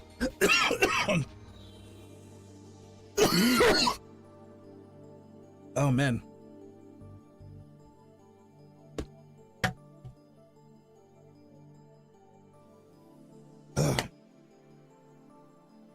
Okay, hopefully I don't have to cough anymore.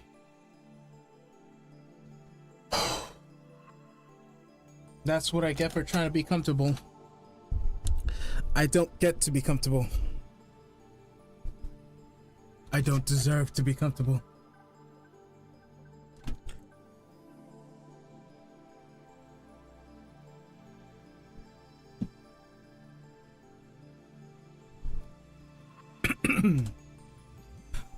Suzuha was living next door, and she looked at me when I had nowhere else to turn. Alright, so it's my chance to add. I'm gonna ask, it's now or never. And you got married? Huh? Married? To Suzu-san? Are you high? I knew she'd never marry a guy like him. She was a pretty stoic lady. Didn't have much of a social life. But she treated me well. My house burned down about 1 year after I moved here. It was my smoking that caused the fire, so I deserved it, but still. After I had lost everything, she had let me come live here with her. That's not all. The Oyama building where the workshop's at, that was originally Suzuha's property. Eh? And she sold it to me for cheap. It's thanks to her Brawn Tube workshop exists. You could say she saved my life. Once I asked her why she treated me so well. It wasn't like we were related or anything. But she just smiled and said, "We all depend on one's kindness at some point in our lives. When the time comes, you pass the gift along." She was kind of mysterious. She seemed to know exactly how things were gonna happen, like a prophet. Huh? Suzuha? And was probably her way of repaying Tenjo for looking after her when she was just for 10 days. And so, it came full circle. It's a small world, huh? Never thought I'd meet someone else who knew her. Oh, right. Wait a second. Tenjo goes into a child's room next door, then returns and places an object on the table. Ah! Suzuka's divergence meter. Before the world line chain, it was in the lab. But in this world line, Suzuha brought the meter with her to 1975. It's been in the house for 75 years. 35 years. The tube reads 0.49431%. Divergence has changed just like Suzuha said. This proves that my magic eye, reading Schneider, does indeed allow me to perceive changes in the world line. But what does 0.409431 even mean? I recall Suzuha said, When the meter reads over 1%, you've made it to the beta world line.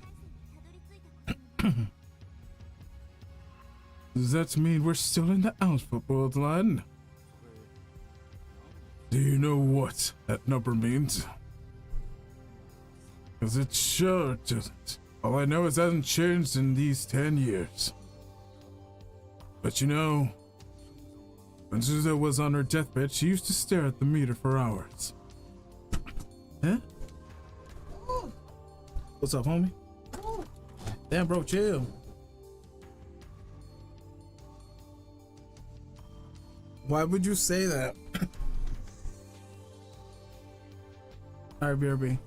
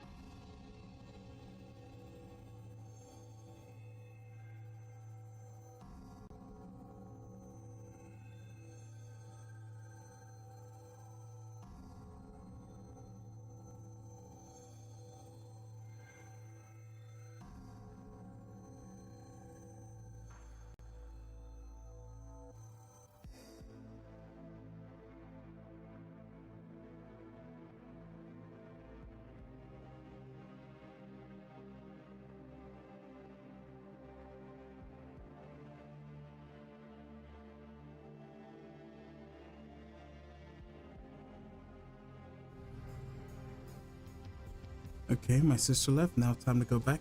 And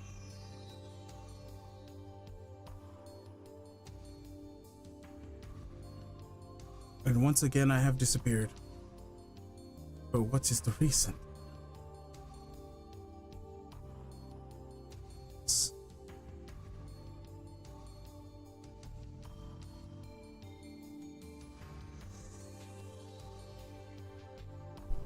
Okay, there we go.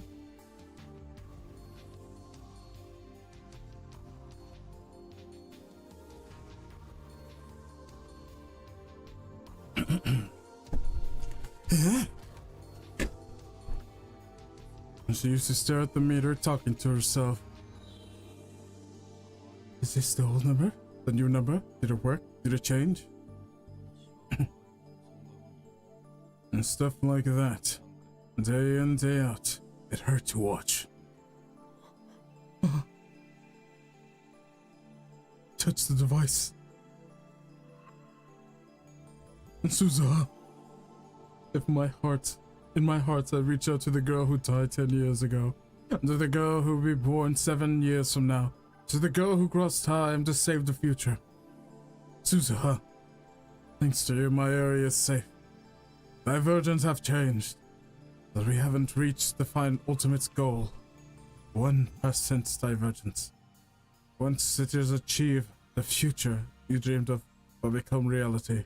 We'll carry on your fight, Suzuha. I promise. I realized I am crying. Denjiro stares at me for a moment, then pulls his giant hands on my shoulder.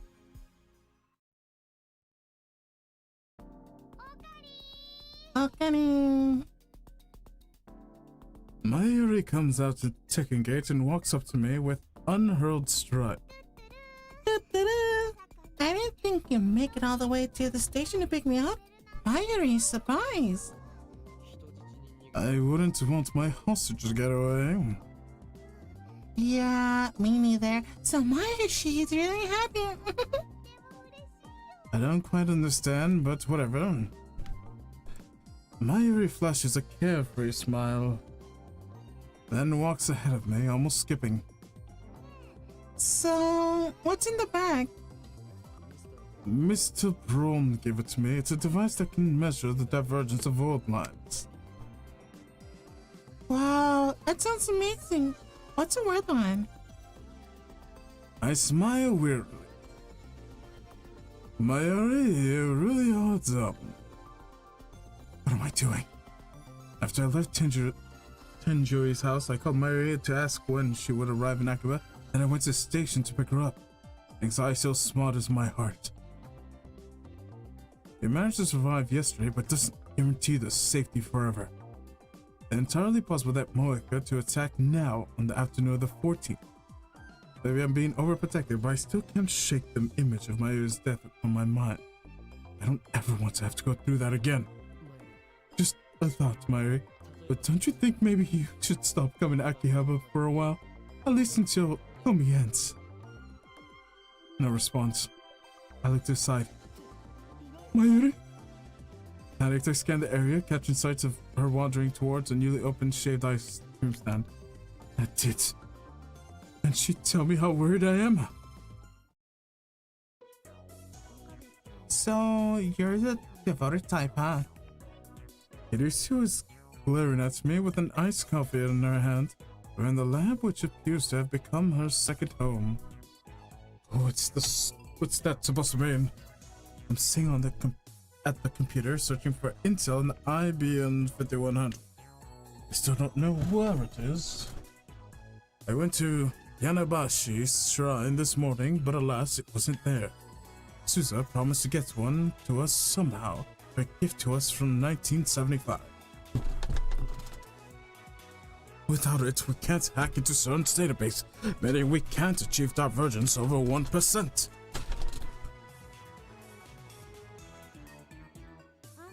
All of a sudden, you're treating Mayuri like a princess? Today you went to the station to meet her, you taste tested her food, and then you held her hand all the way back to the lab? Oh, Connie really loves Mayuri. Does she have to tell Kirusu of all people? Maya looks so carefree as she stuffs her cheeks with takoyaki. I'm pretty sure she's smiling not because of my love, but because of the takoyaki deliciousness. Typical Mayuri. But seriously, did you have to tell Kirusu? So, what's the deal? I don't follow. Are you a couple or what? I've been meaning to ask. Do we look like a couple? Huh?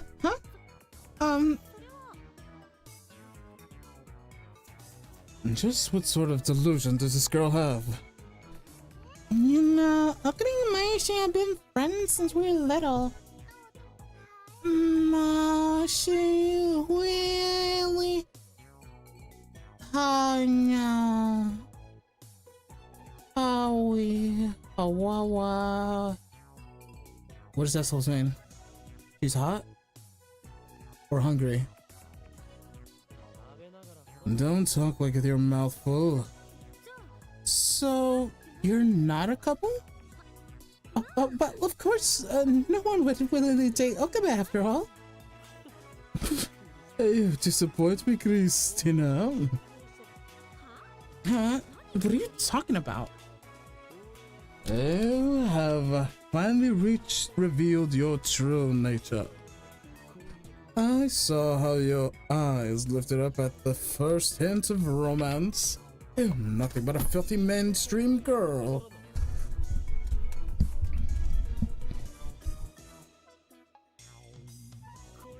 I bet you like eating chocolate with your girlfriends and giggle with your latest celebrity love affair.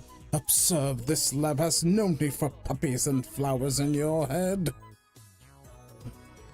I feel strange to be spewing this chirumbyo nonsense again after what I've been through. Let me take a bite of this apple, hopefully I don't. I gotta chew thoroughly.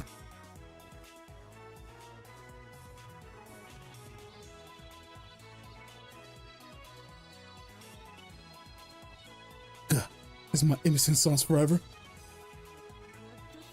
What the hell are you on about? You self-proclaimed mad scientist Chimbio nutcase? It's been a long time since I argued with Kirisu like this too. The thought brings a sudden pang of loneliness. After failing to save Mayuri, I sought to help from this genius girl. Even though her words were at times hard, she supported and encouraged me to the end. But now, all of that has vanished along with the time we have spent with Suda. Thank you for your help, Kurisu. I suddenly gave her my sincere gratitude.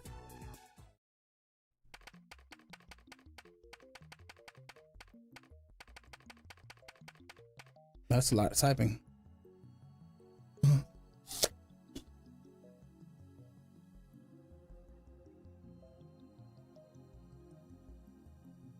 I finished typing on my X6 8000 keyboard and sigh, and turned to the divergent meter sitting on the shelf. The display reads 0.09431. What does it mean?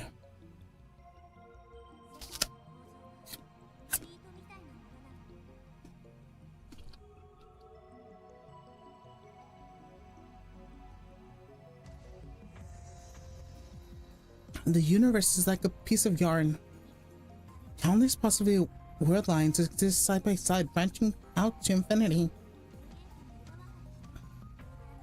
When the meter reads over 1%, you've made it to the beta world line. If you escape the alpha attractor field and reach the beta world line, then the results will change.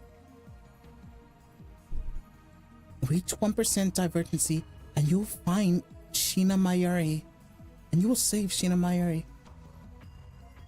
Does that mean I haven't saved her? Divergence is still less than 1%. Is this world still converging on Mayuri's death? It can't be. It can't be. I mean, nothing happened yesterday. Mayuri's here safe and sound. So nothing will happen to her if it won't. I want to believe that, but the doubt within my heart is going thick and black.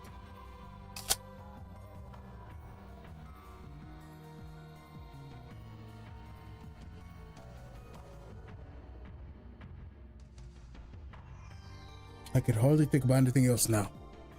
No matter how hard I stare at it, the number on the meter doesn't change a digit. So far, Reading Steiner has only activated after we sent past changing emails. What about when I time leap? The vertigo I feel when I time leap might be a cause of reading Steiner. Or maybe it's a side effect of memory transfer. It's impossible to know. In any case, I've prepared for the worst. I've already set the time leap machine reader to send my memories 3 hours into the past. And with Dando's help, I found the remotes for the 24-inch CRT downstairs. Our previous phone wave named subject to change. Experiments with the hole on the floor. Instead of fixing the hole, I made it bigger.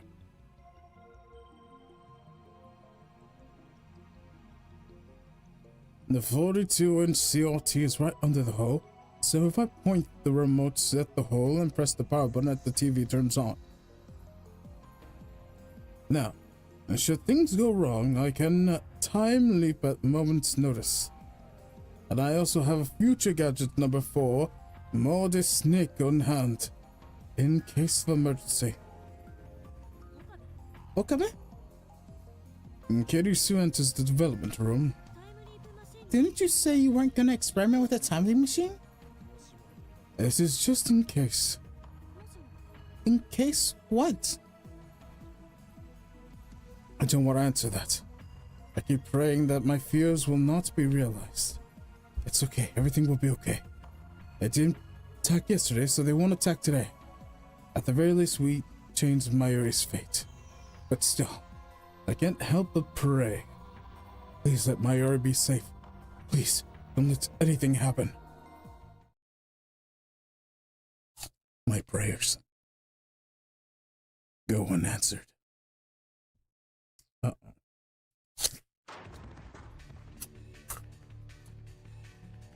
The door slams open. 5 men burst into the lab. I recognize them. They're rounders. They aim their guns at us. I freeze. Despair seizes my heart. My worst fears have come true. It's happening exactly as before. All this time Suzuha isn't here to save us. Hands in the air, nobody move. Even the dark-skinned man's words are the same. Eventually, the unpleasant crack our healed echoes down the hallway.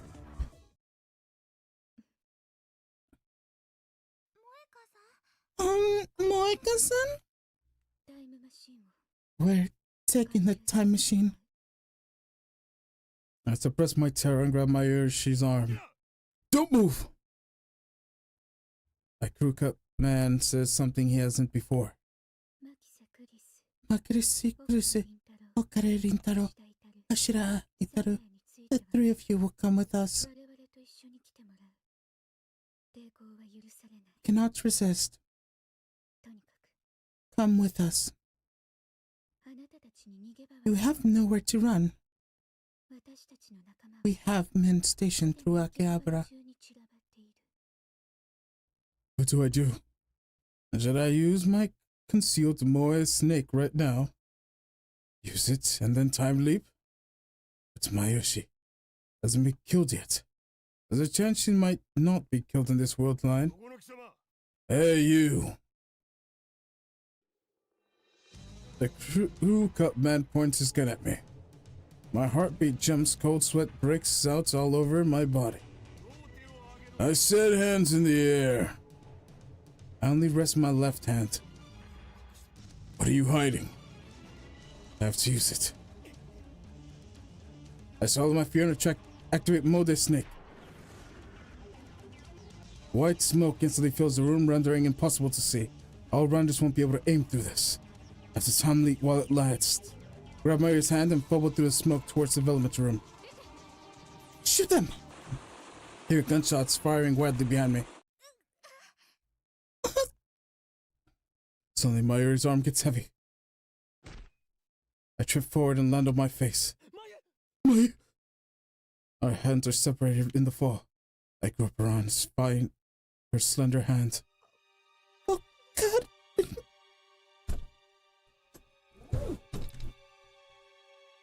Gracias. ¿Tienes abierto? No. Shh.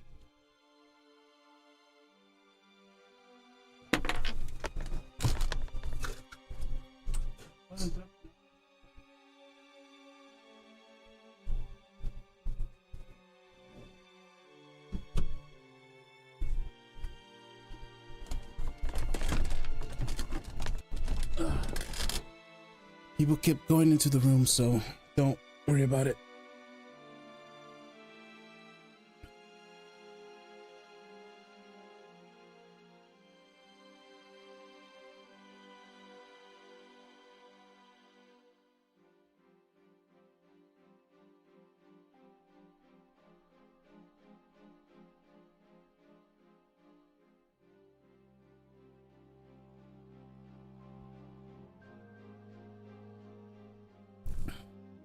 My Yuri, feeble whispers reaches my ears. Was she hit? The router's blind shot hits my Yuri. It hurts. My Yuri's voice quickly fades away. Strength drains from her fingers. My Yuri, come on, get up. But my Yuri doesn't answer. I'm sorry, my Yuri. Once again, I have failed to save you. I thought I succeeded, but I was wrong. I hear my teeth grinding in my head. Stop! Stop! Stop! Stop! Don't shoot me! I could have seen Dow screaming. The gunshot continues. A sharp pain flares at the top of my head. I press down my hand as it comes soaked with blood. It hurts. It hurts. It hurts. It feels like someone took the salt to my head, my skull. My ears are ringing. Stumble. I can't stand up straight. I need to get to the time leap sheet. I squeeze my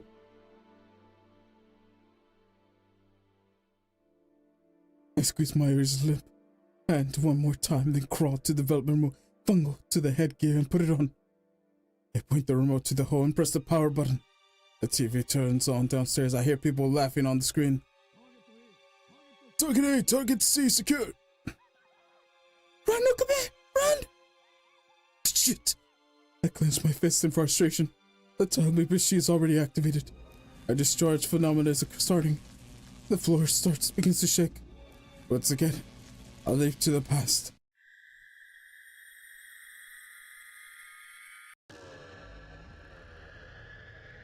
It's only 3 hours in the past. And then he has to take the 2-day cycle.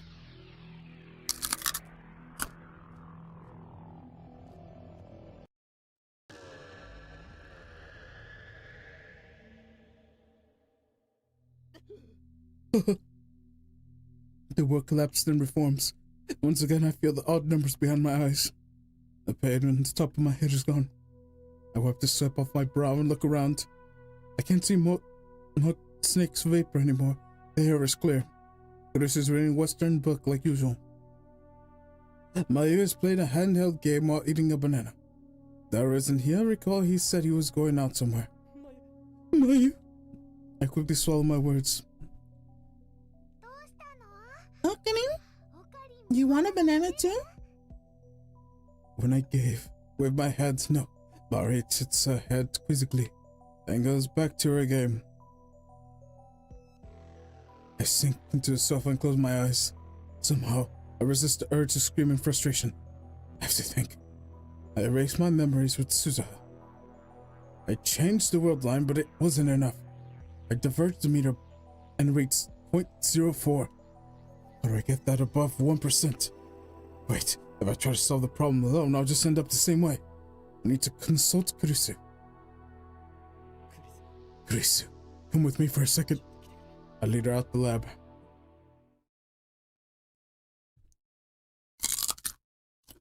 We sit on the bench in the front of the building. Suzuha's bicycle is still absent. What is it? You don't normally say my name normally. Kurisu frowns at her own words. What came out? That came out weird. Please help me. Now this is a shock.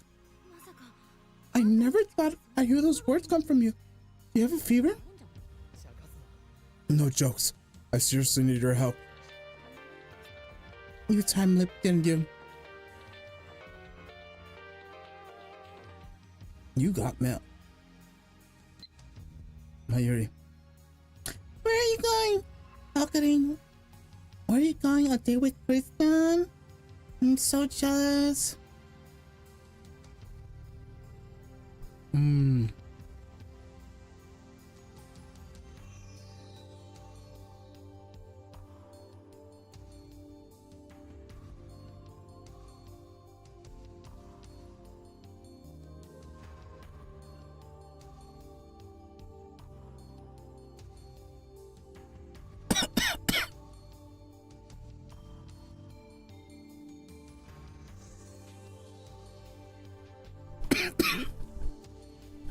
Our relationship's purely professional. She is my sister, nothing more.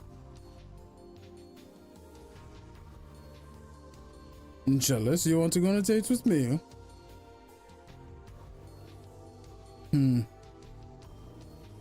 That feels nicer.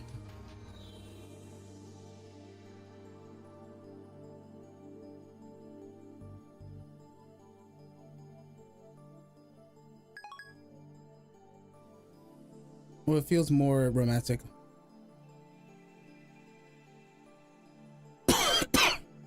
You time leaped, didn't you? I nod.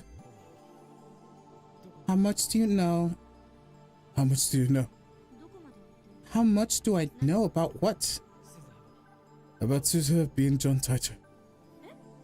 Eh? Suzu gives me a blank stare. It never even occurred to me. When we prevented Suzu from leaving August 9th, we ended up staying until August 13th. But that outcome was changed by my last email. What happened during those last few days on the world line?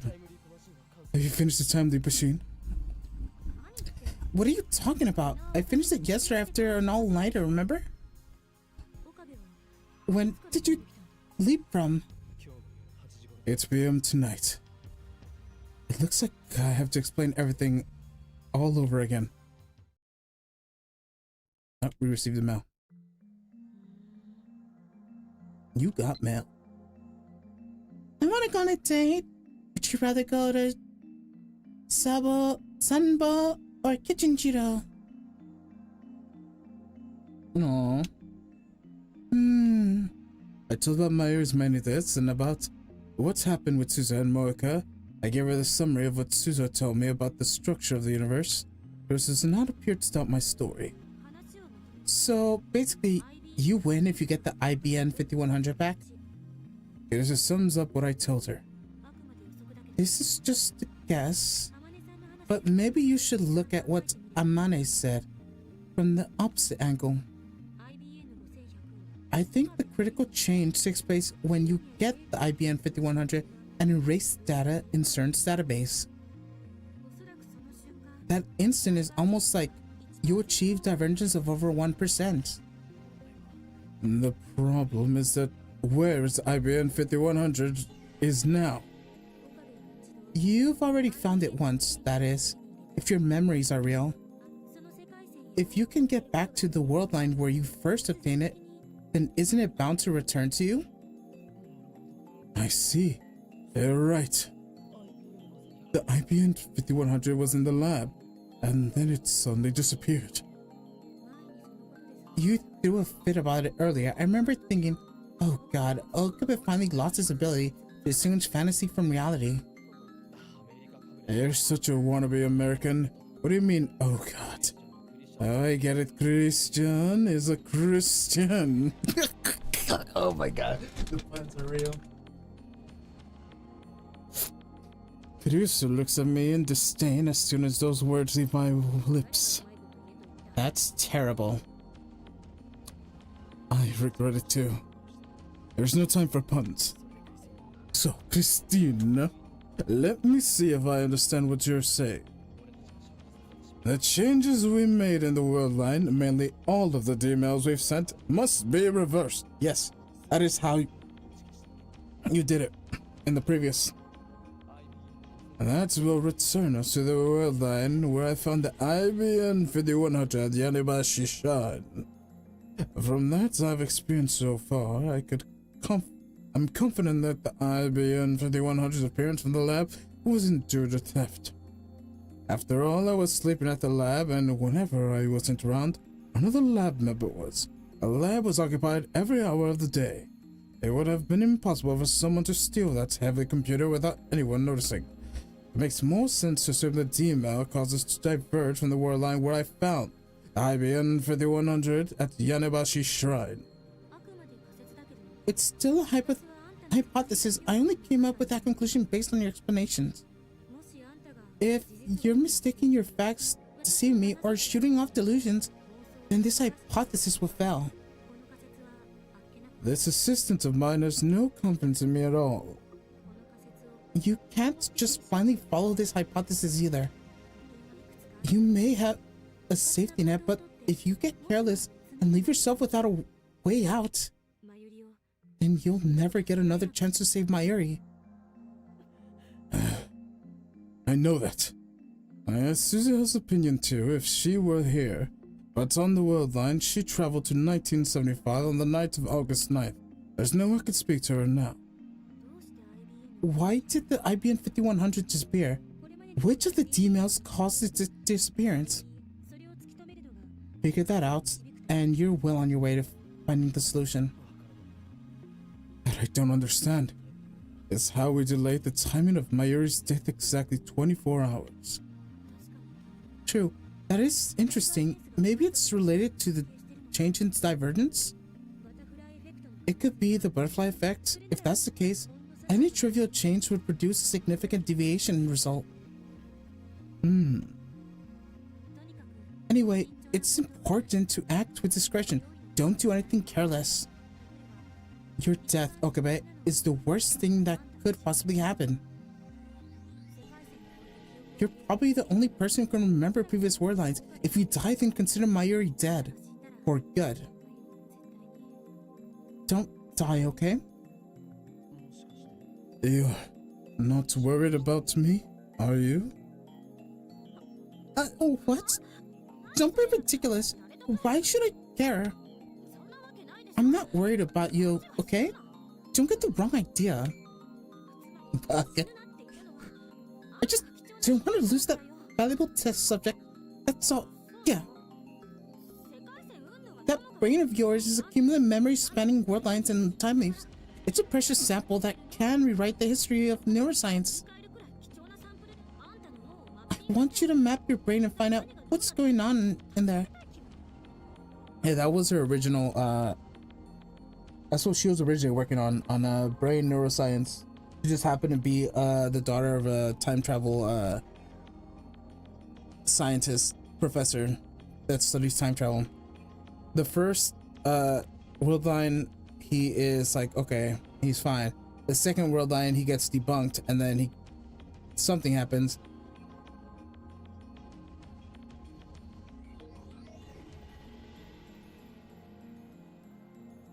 And then this whole shebang happened. In other words, your time leaping helps me too. After all, the time leap machine is the fruit of my research, so to speak, Calm down. Kirusu turns away with a sour expression. The assistant of mine can be difficult sometimes. Anyways, I consider hypotheses in order to return to the world line where I found the IBN 5100 at the Anabashi Shrine. We need to cancel all the emails we've sent so far. The theory is sound and we got nothing else to go on. I checked the clock, it's 6:42 p.m. Only 1 hour until Moika's raid.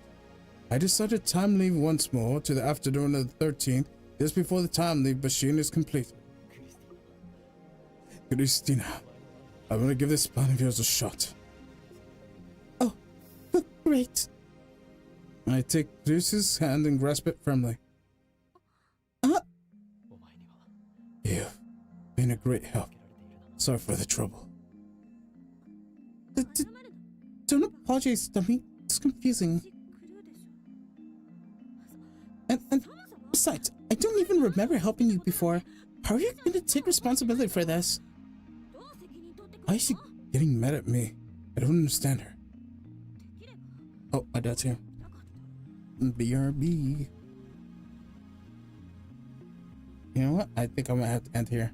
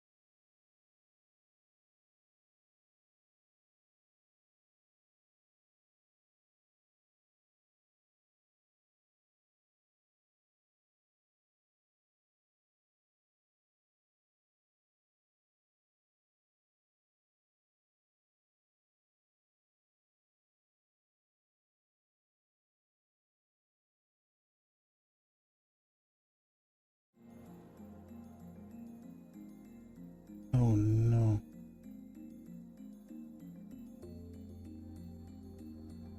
Okay, I have returned.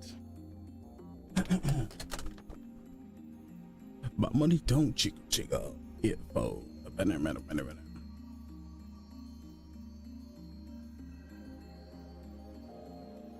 is that noise? That's scary.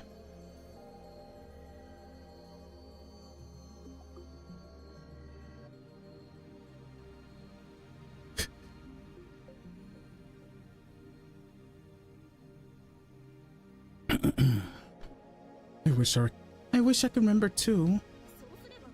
Then I'd always have something to rub your nose in.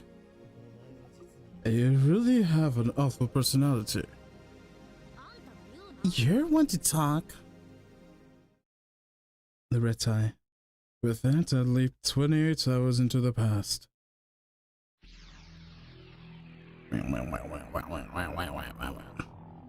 Yeah, he has the time leap in case anything got changed. Too bad.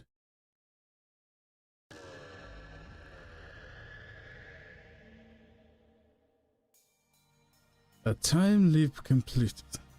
I'm standing at the lab as usual. My brain feels like it's been pinched. I endure the pain as I check my watch. It's 1:47 p.m. Luke's almost done with the time leap machine, and Maeve is almost done with Lukako's costume. They should be both done in about 10 minutes. Lukako's already a girl in this timeline, right? I leave the lab and sit on the bench in front of Brolm's tube shop. Let's go over the plan. Cancel all the emails that have changed the past so far. Of course, that includes the emails sent to other people, to people other than me. Specifically, only concerning the emails that triggered Raiden Schneider. I sent several of them as experiments. For example, Operation Earth Stage 2, the Lotus 6 experiment, involving one such email. But the real problem is that other people sent my area and Chris haven't sent any emails. Dadu sent his past self a strategy to win the Fairies Cup, but Raiden Schneider didn't activate, so Divergence must not have changed. That leaves 3 emails to deal with. Those who sent by Mocha, Lukako, and Ferris. The most problematic one is the one Ferris sent, which is also the most recent. I have no idea what it said, so I don't know how to cancel it. Ferris's email caused a dramatic change to Akiba. All the Moa stores disappeared. That's my only hint. It's the only one who remembers how things were before the change. So I don't get the answer from Ferris even if I ask her directly. But still, I have to at least try. I should get in touch with her.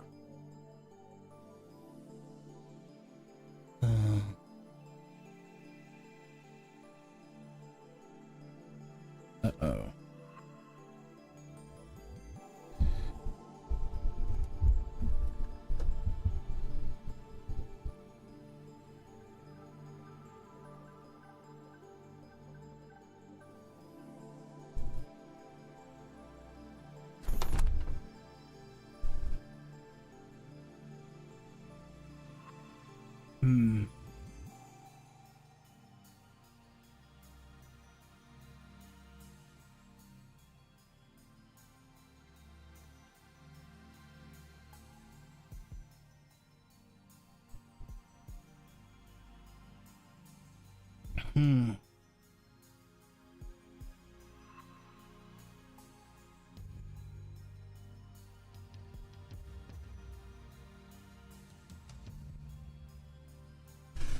Should I get in touch with her? Yes. Ferris. Oh. The ringtone echoes in my ears. It's still not connecting. Damn. I stab the end button and open up the mailbox. I write Ferris a mail. Please respond. It's Okabe. It's urgent to contact me. There's no time. Sending mail. Mail sent. I sent it. Afterwards, I sit and stare at the screen waiting. I've already tried sending 3 emails and calling 4 or 5 times, but 30 minutes passed without a single response. Unable to hide my frustration, I storm off towards Ferris's apartment.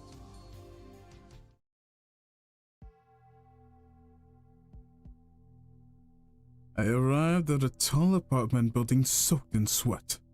I've been running an awful lot lately. It's made me realize how out of shape I am. I wish I worked out more. This complex has an automatic lock, so I have to call up to the lobby intercom. Enter the number for Ferris Apartments, and a man's calm voice soon replies. May I ask who is calling? Judging for his voice, it's not Ferris's dad, but her butler. My name is Okabe. I'd like to speak with Rumio-san. I regret to inform you that the young mistress is currently out. Then where is she now? I am afraid I cannot answer that. It may be someone whom does not want to interact. I've been here before, remember? Of course, sir. However, I still cannot disclose the location of the young mistress. Please contact her directly. He's obviously trying to end the conversation, so I panic and get the last word in. But please wait. I've been trying to get in touch with Ferris, but she's not returning my calls or emails. Then please try again some other time. Frustrated with my new turn of events, my anger threatens to boil over. Damn inflexible geezer. I leave the lobby.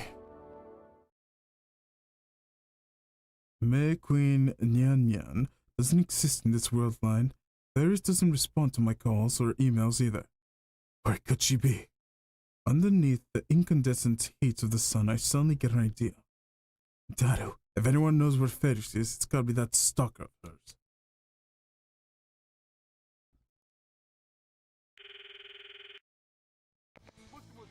Yeah, Okarin? Huh? It's awfully noisy on the end of the phone. I don't care about that. Daru, do you happen to know where Ferris is right now? Ferris-san? I need to talk to her right now. Right now? That's not gonna happen.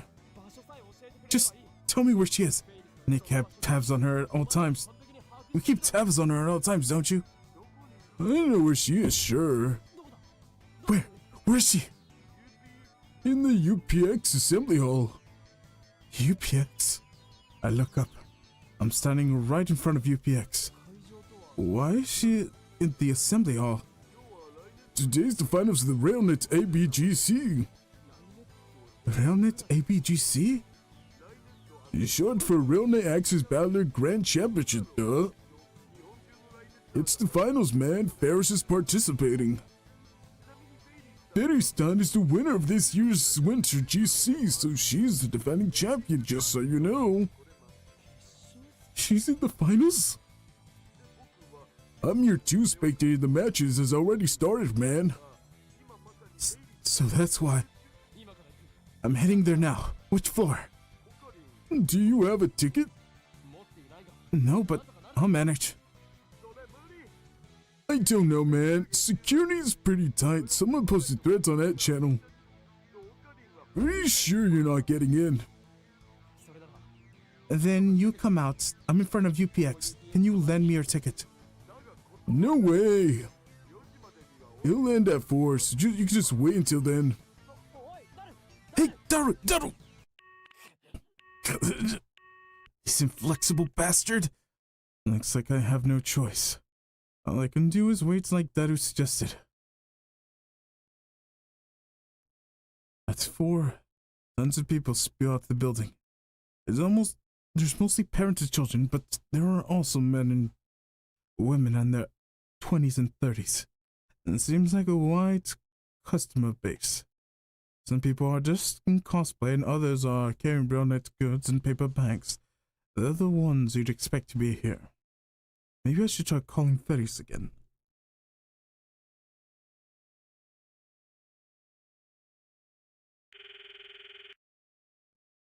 Why won't she pick up? My frustration peaks. I let myself calm down, but it doesn't work. One obstacle after the other. I'm on the verge of losing it. I pace back and forth and watch the exiting crowd. I try calling Daru again, but now he's not answering. Looks like I don't have a choice. Excuse me. I approach several men gathered near the UPX entrance. They had all tattered leather jackets and excessive silver accessories, not the sort of people I usually hang out with. Do you know where RailNet champion Ferris-chan is? What? They suddenly give me a dangerous look.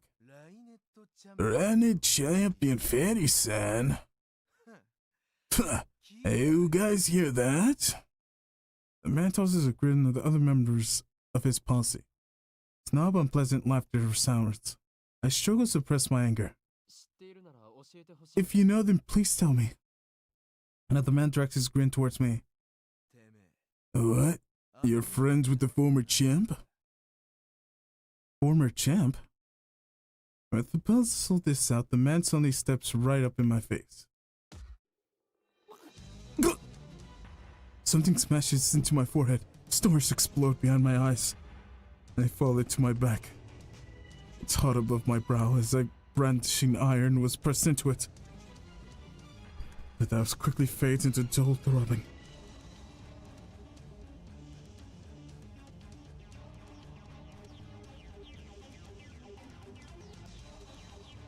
I finally realized that this nutcase headbutted me.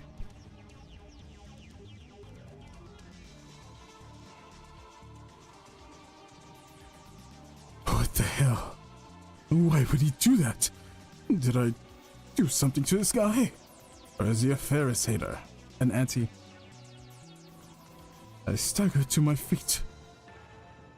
This man stooped to pick up his hat, which fell off when he headbutted me. That's when I see it. Right on top of his head, a small space devoid of hair. There's no way I can miss it. A bald spot.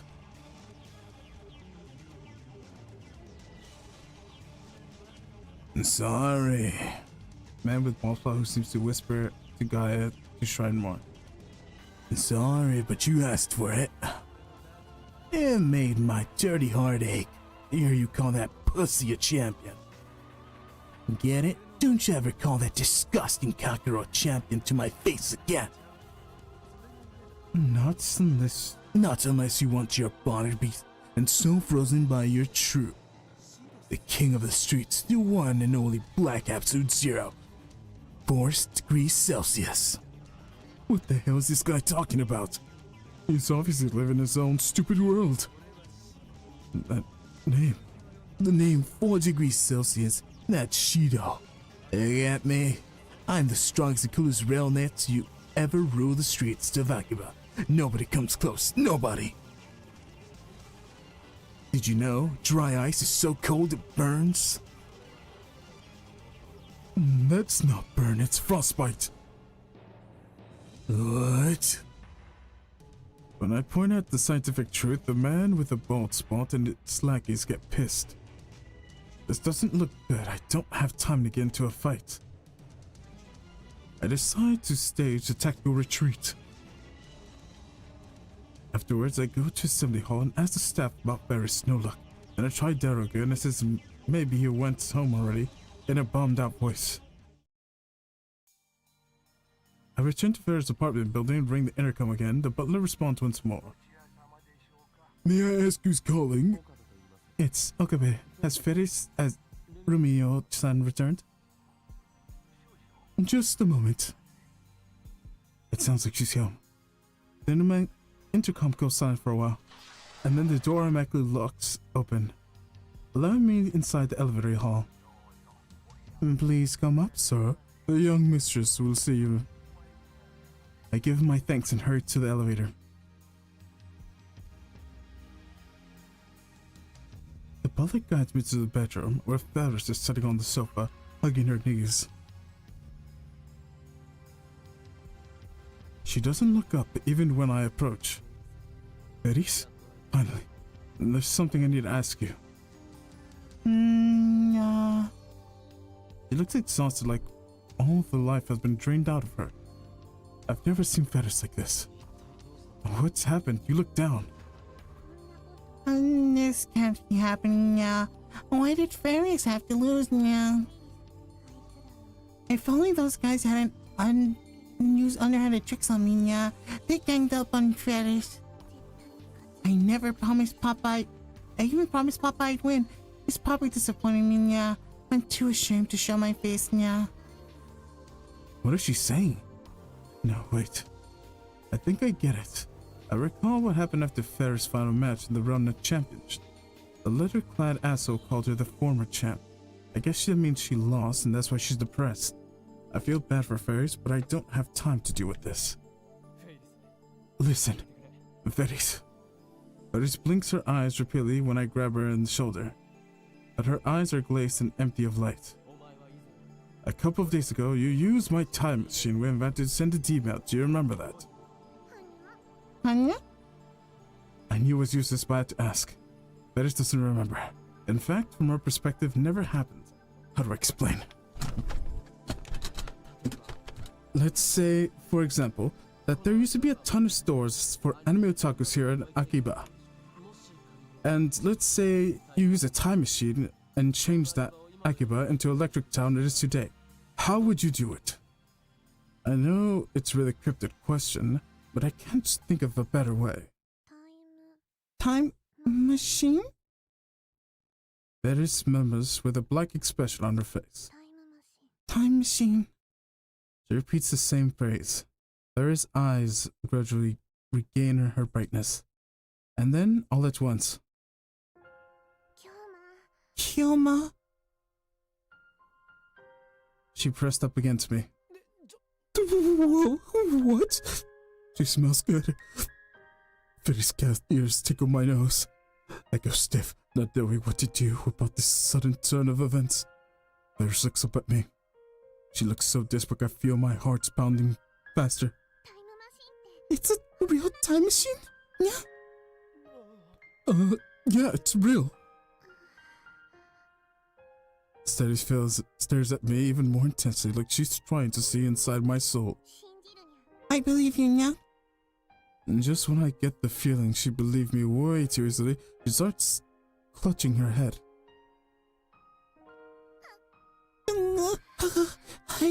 About you remember, yeah? Huh? Fairies remember using the time machine, yeah? What? Really? Fairies got the time machine went soon and... What? But you didn't write anything. You sent a D-mail to the past. Yeah, that's it, yeah. I'm starting to remember more, yeah. Fairies holds her head and looks at me with tears in her eyes. My head hurts, yeah. Oh, what's going on here?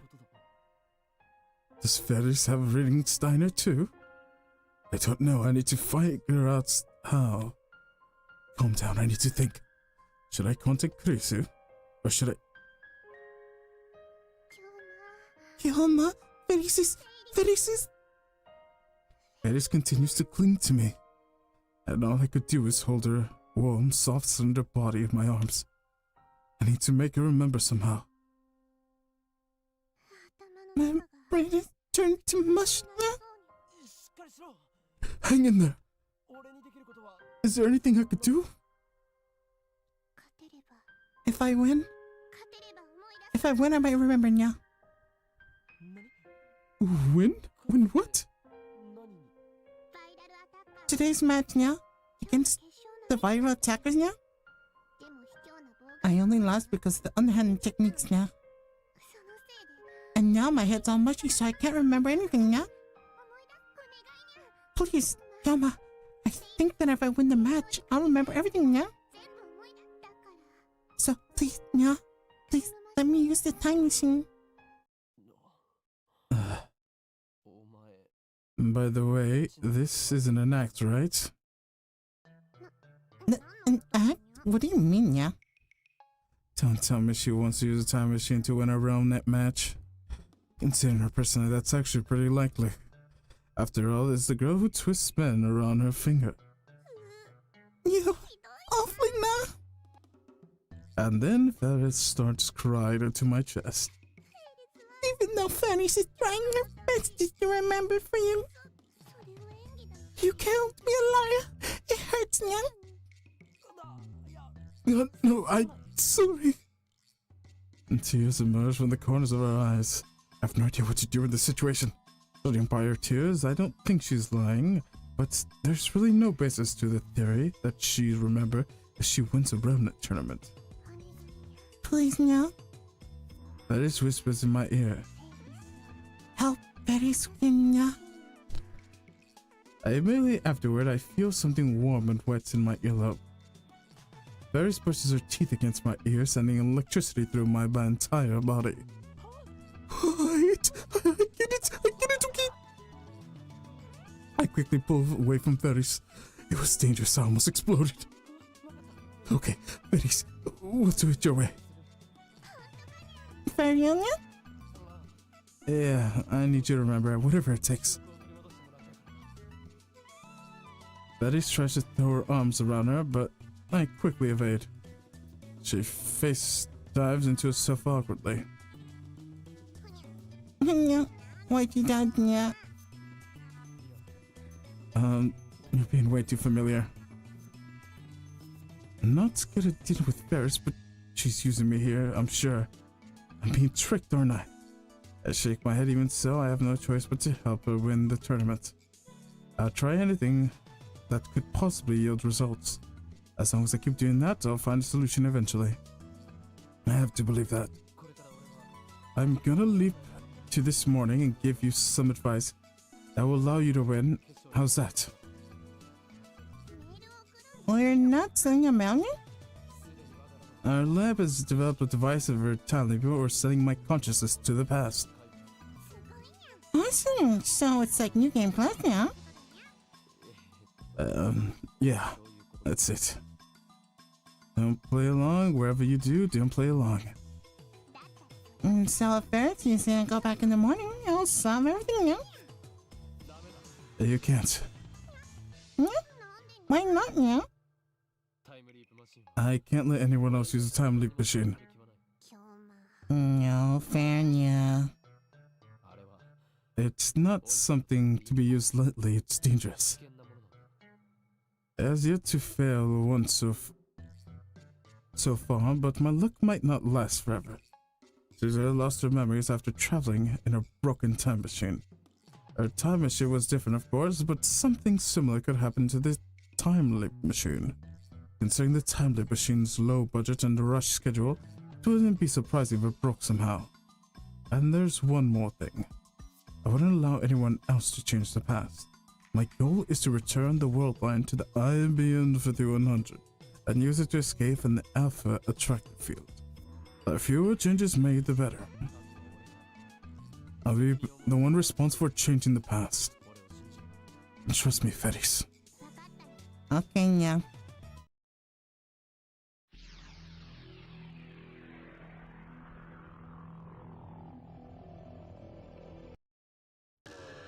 Okay, we're back.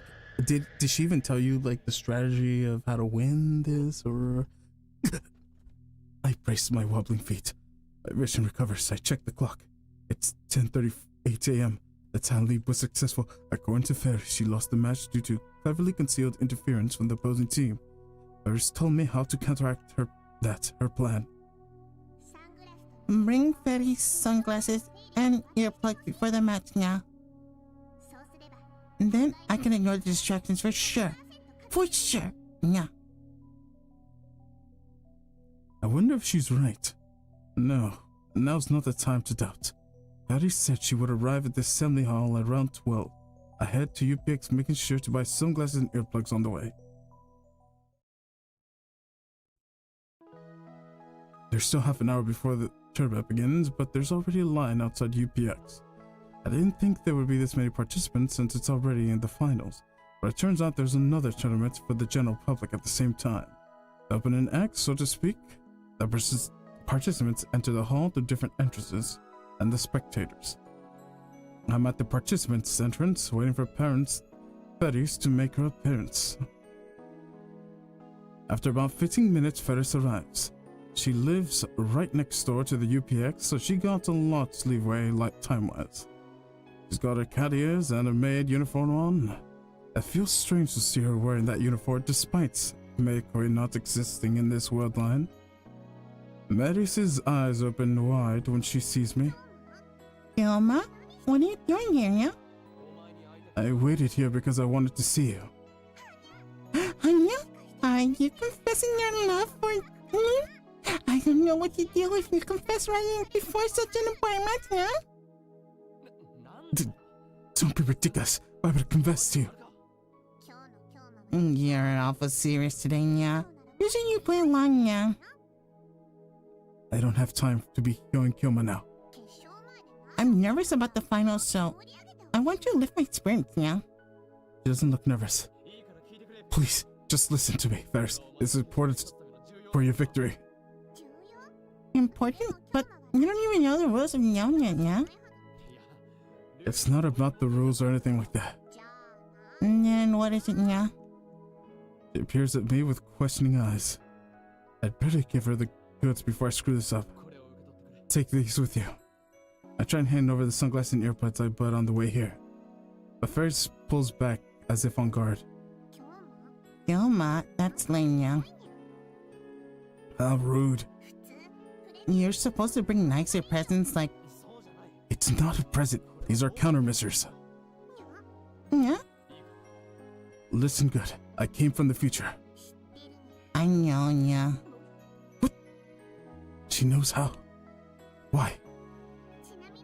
And Ferris came from space, yeah? Don't forget she's Ferris Nanyan we're dealing with. I'm not joking around here. I seriously leave from 6 this evening. I know that the outcome of this run it's GC final. Don't tell me everyone victory for Ferris. No. You lose. No. Ferris frowns. But that's only because of the opposing team's interference. So to protect you, I bought these sunglasses and earplugs. I desperately try to convince her, but Ferris just hangs her head, making it hard to read her expression. Are you listening? I grab Ferris' slender shoulders. She's shaking. Ferris? No. Yoma, you meaning... And then an unexpected explosion. This is a very important match for Felix, yeah? How dare you say I lose, yeah? You're being mean. Are you a fire attacker spy, yeah? No, look, it wasn't your fault you lost. It's... Yeah, not listening, yeah?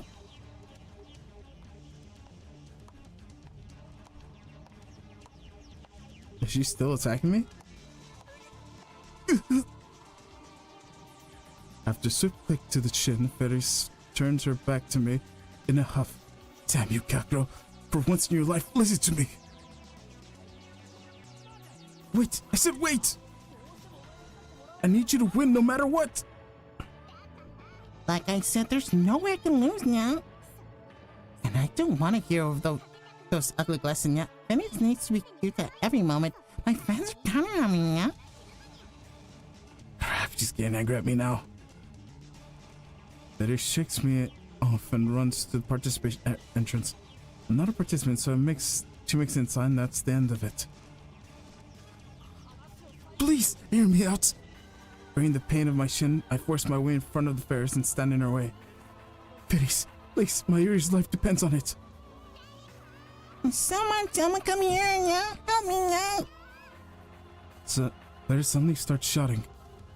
Grabs the attention of surrounding participants and spectators, even staff members are gathering. Crap, I can't talk about the time machines or my Yuri's life with so much attention around us. But unless I get Ferris to listen to me, there's no way I can undo the D-mail. What should I do? You seem to have an awful lot of time on your hands, eh, champion? The smoke voice. A tall man dressed in black walks up to us with a grin on her face. Whenever he takes a step, all of this silver accessories jingle. He dramatically takes off his sunglasses, revealing the face of a guy who gave trouble before. If I'm not mistaken, he's called himself 4 Celsius or something like that. And swooping down into the streets, I'm the Black Peacock of the Relnet Realm. And the name's 4 degrees Celsius. That's Shido. You get me? I'm the leader of the Viral Attackers. The Viral Attackers? The Viral Attackers. I think I heard that name somewhere before. That's right. The first opponents in this match. They're trying to start a fight now. This morning I couldn't find Pockety. I almost started crying. The sound it's taking calms me down. I lost it. It was such a big shock. I don't know how it applies to Granny. I was relieved to find Pockety safe and sound.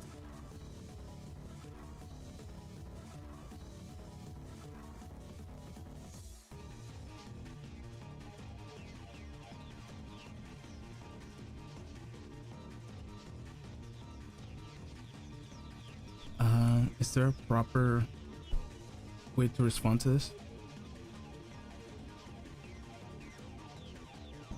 Are you talking about our pocket watch? I thought I told you to stop with the weird name scheme of yours. Be careful, that's secret ability of yours. Unlimited clockwork is a double-edged sword. You used to take naps with your grandmother's lap, didn't you? I feel like the joking thing is the most appropriate at this point.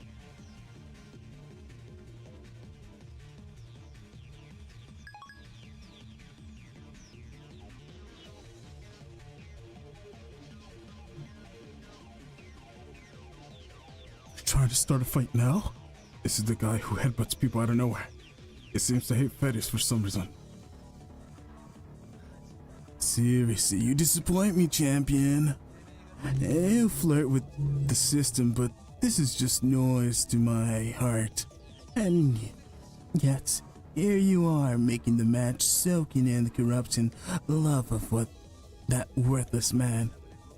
You put on the airs of a Siamese cat, but with the duel today, I'll dye that white fur of yours jet black, Gaia has thus whispered. And the black cat is a sign of disaster. My black radiance shall shine your shadow, ushering a new generation of Ronet. The women are already slaves to the living rock mind that is myself. And this guy can't talk, though I have no idea what he's saying. But he seems to be thinking the same thing. Why is everyone getting Ferris's way, yeah? I can't even hear myself think, yeah. With that said, she quickly tries to enter the hall, but I grab her and detain her. Fairies, I told you to wait! Buzz off! I'm begging you, please listen to what I have to say. Hey, don't you dare disregard the man closest to the truth of RailNet. It has nothing to do with your business. Go away. The hell you say? Don't you know I'm the black nobleman of the RailNet realm? Aren't you the black peacock of the RailNet realm? Get your story straight. I'm the black peacock nobleman because black is a symbol of RailNet. A promotional poster of the blue and white motif. It doesn't look black in the image color to me. Oh, no, I get it. You just like to say black. You think you're so smart? I'm gonna dye that black before the duel starts. 4 degrees approaches the angry look on his face. I'm the one who should be angry. My Aries life hangs in the balance. My fears isn't cooperating either. Can't believe this is happening. How can I get this guy to go away? After a moment's consideration, I just signed a face to Miss Hyo-in-kyoma. You know what happens if you touch me? Dry ice burns. That's frost. It's frostbite, you idiot. What? I'm telling you, to stop messing with fairies. Save your bullshit for someone who cares. I hear giggles from all around. They're laughing at you. You corrupt lament. What the hell is lament? I think not. They're laughing at you, you pathetic peacock with a bald spot on your head. What? How do you know about my untouchable black spot? I've never told anyone about it. Artery Celsius' face turns red. Elementary. 4 degrees. Eondo C. I am Insade's mad scientist and traveler through time. Nothing escapes my sight of Hyo-in-kyoma. Name is Shido. Now you've gone too far. For the sin of insulting my ultra cool badass name, I'll summon you to the garden. The black hell, just you wait. He puts on sunglasses and leaves. Consider the payback for the head. How did you know about 4 degrees Celsius weak one, yeah? Nobody's even seen it. Haven't you been listening? I came from the future. Ah. So please, fairies, take the stuff. Just hold on to it, okay? But there's no way fairies can choose, no? You're stronger than them, no question. But you heard him just now. They're obviously not gonna play fair. They're gonna do anything it takes to win, even if it breaks the RailNet code. If you say so. Looks like desperation paid off. Fairies reluctantly accepts the 2 items I present to her. Of course she doesn't take them out the back. I'm just gonna hold on to them. Is that okay, Nya? Yeah, just make sure to have it with you on the stage. I promise you'll need them. Sooner or later, she won't have a choice.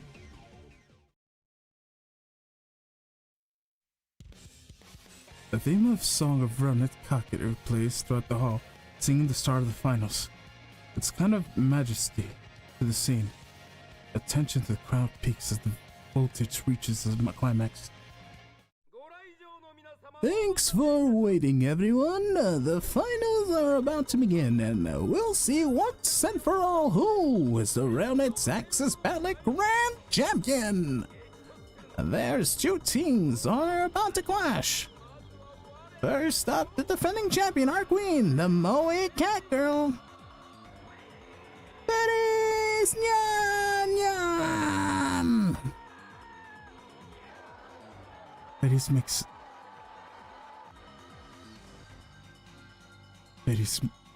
her entrance to a thunderous cheering.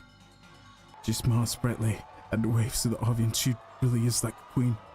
And notice she's not wearing the sunglasses I gave her. And now the No, the Challenger, like a comet, they suddenly appear, blazing across the starry night. A dark horse, nay, dark peacock of the realm world. This is their very first tournament, but despite the various troubles, including no-show opponents, they have made it to the finals. They are the Black Absolute Zero. The Vita Attackers!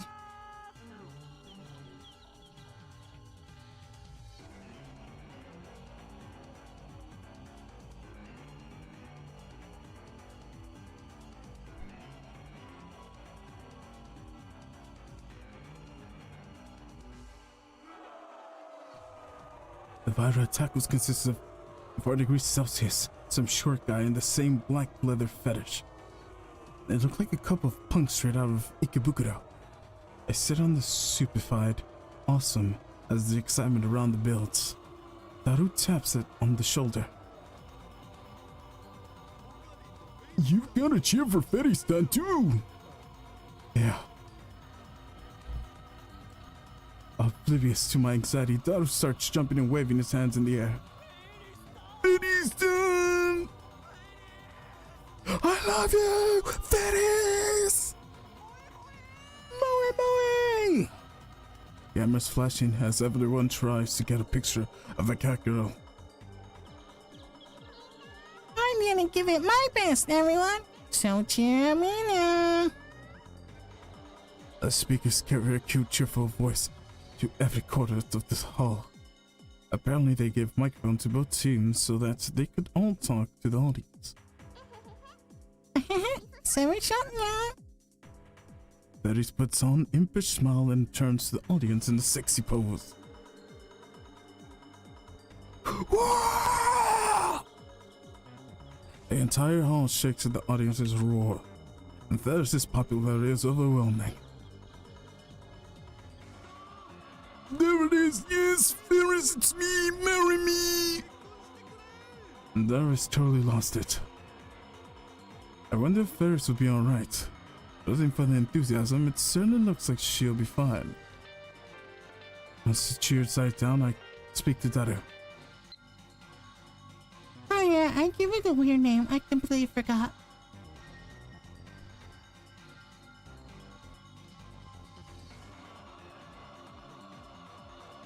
How come there are 2 of our attackers? Feris is all along. What? You don't even know that? I'm not familiar with the rules of Realm Knight Access Battlers. Daru explained it before the finals started, but he only covered the basics.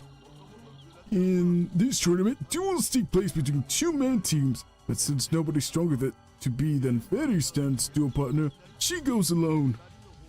2 heads are obviously better than 1, but Feris can win despite their handicap. That's why I love her. These Vita Attackers, what sort of team are they? I don't know all the details, but apparently they're a pretty aggressive team. But other than that, there's a bunch of suspicious rumors about them. They've gotten a lot of followers, you see, and apparently they don't mind using those followers to interfere with their opponents during duels. About half of the team they face in the championships were no-shows. And that's not all. Apparently, they even go around beating up Otaku, Nakiba, and Ikebukuro. Long story short, Realmnets really hates them. That's why they haven't been And why haven't they been disqualified? Because there's no evidence. Realmnets are mostly kids and otakus. Just a little imitation from some guys in black and they can clam up. The Vita Attackers. Feris told me that their interference cost her the game. As long as she's got the sunglasses and earplugs I gave her, she should be able to win. And if she wins, she might be able to recall the contents of the D-mail she sent. At least that's what she said. I need Feris to win. My hero's life depends on it. I'm counting on you, Feris. Feris rises to the stage, heralded by thunderous cheers. And naturally on this side of 4 degrees Celsius, they face off across the circus mat. How do the teams work exactly? You can discuss with your partner what moves to make. It's harder for your opponent to predict what you're going to do. So basically, their partners just play a support role. Well, there's nothing to worry about. Ferristan can beat the daylights out of these punks in a blink of an eye. Are both teams ready? A referee gathers Ferris and the two virals for a coin toss to decide who takes the first turn. And now for the Real New Texas Battlers Grand Championship Finals. Instant silence falls on the assembly hall. Everyone holds their breath in anticipation.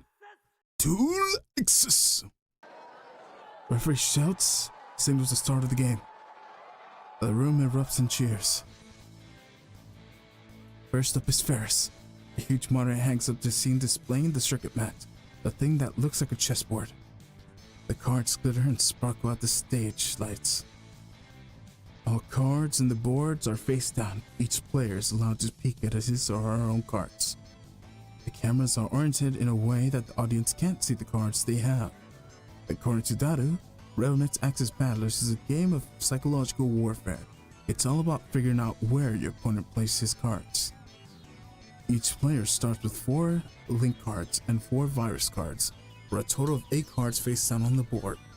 A victory condition is a little complex, but the short, you win if you take 4 of your opponent's link cards or if you make your opponent take 4 of your virus cards.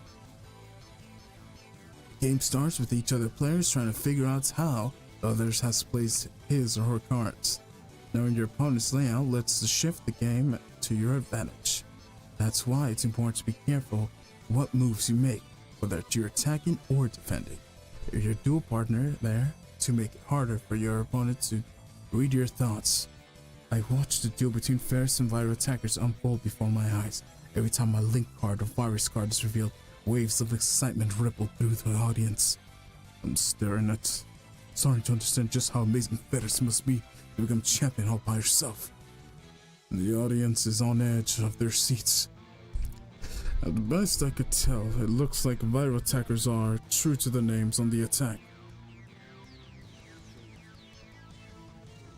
What sort of strategy does Ferris use? I guess you could say she's a slow starter. She spends the first half focused on reading her opponent's cards. She plays it safe. And instead she waits until the end game for a sudden reversal. That's probably how she plays it this time too. But contrary to Daru's expectation, Ferris charges into the enemy territory with cards equipped with a skill called Line Boost. Undaunted, the virals meet her attack head-on, countering with their own boost equipment card. Oddly enough, Ferris makes the first move. She waits for the virus to overextend themselves, then snatch up their cards using the Line Boost equipment card.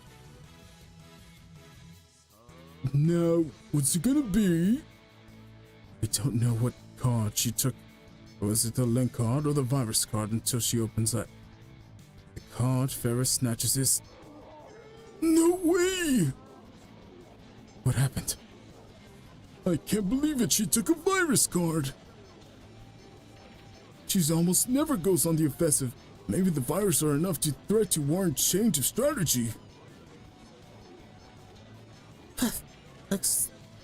Looks like our champ here is frightened by the heavy rock wings of a black peacock. Your fear is showing.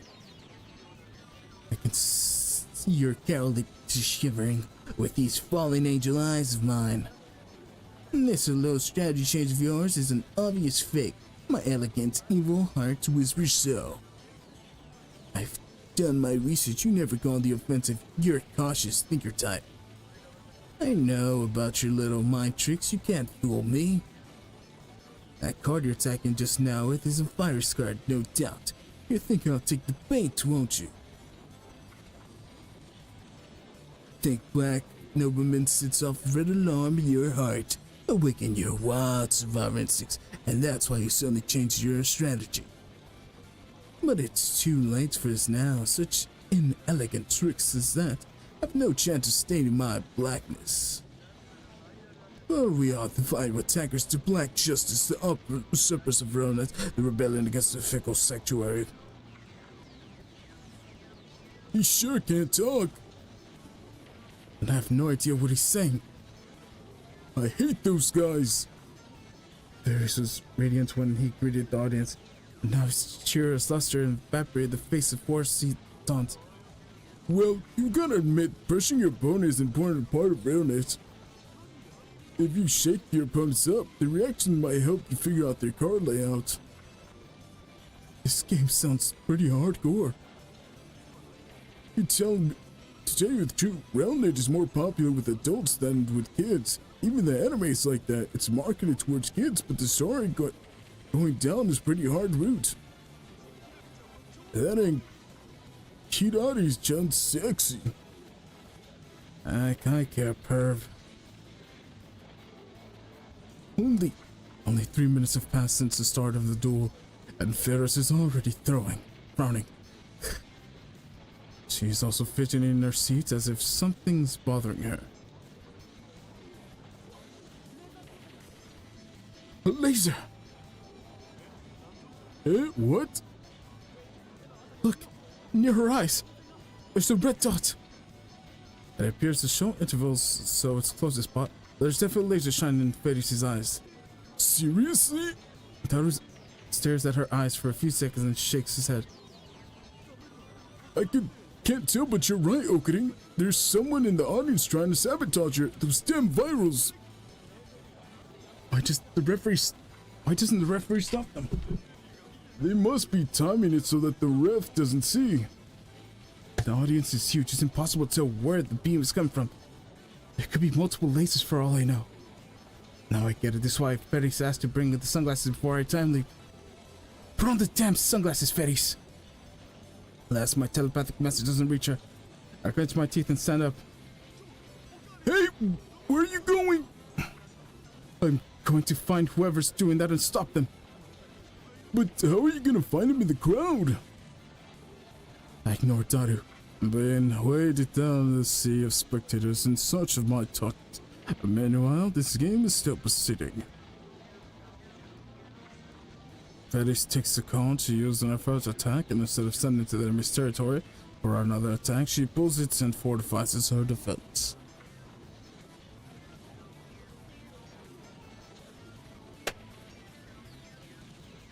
The virus respond by unleashing a massive assault on her line. The equip calls a line boost, which allows it to move it twice and unequip it, then equip the line boost on another card and move that. It looks like their strategy is to attack in waves. They have been willing to make sacrifices to a certain extent. Of course, the virals are most likely attacking with a mix of both link cards and virus cards. In order to survive, the onslaught, Ferris is forced to capture some of their cards in retaliation, but each virus card she is tricked into taking puts her at even more disadvantage.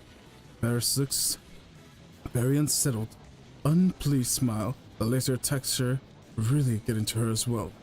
And finally she's making a careless move, truly seems desperate. Disbelief spreads through the halls. Hey. Looks like this fucking cat got scared of my elegant evil charisma aura and lost her cool heart. Who would have thought the champion would be such an amateur move? Amateurs? I was too busy searching for the viral underlings in the audience to pay attention to the match, but this new turn of events causes me to look up at the monitor. There's this move up her pieces to the other side of the board, the entrance to the viral attacker's server. But the virals must have used their virus checker card, because virus's card is faced up. It's a virus card. Every card you send to the enemy's server is added to their total. Normally you try to send the link card through as it brings you closer to victory. However, you're not required to reveal any cards you successfully send to your enemy's server. So although it hurts your total points, you technically can send virus cards into the enemy server. But for some strange reason, Ferris is trying to send a revealed virus card into the enemy server. Even if it goes through, she won't be fooling anyone. Moreover, Ferris has already taken 3 virus cards, one more and she'll lose. So she can't send that card through even if she wants to. So what exactly is she trying to accomplish? Is she trying to distract? Is it that distracted by the laser beam? Allowing this elegant Evil storytellers, 4 degrees Celsius to make a jet-like proclamation. In just a few minutes, you'll be demoted to former champion. Ha ha ha ha. Someone in the audience echoes 4 degrees vulgar laughter. So, that's where your underlings are. I push my way through the audience in the distraction of the laughter. The rest of the audience starts booing. I guess most real nerds really do hate the virus. But Ferris herself doesn't respond to 4 degrees Celsius' taunts. They must bite her lip and close their eyes. Come on, put on the sunglasses. The cute thing's only policy of hers is gonna cost her the match. Or maybe it's impossible to prevent Ferris from losing. Maybe convergence will bring about the same result, just as Mayuri is doomed to die, no matter what I change. The audience gasps.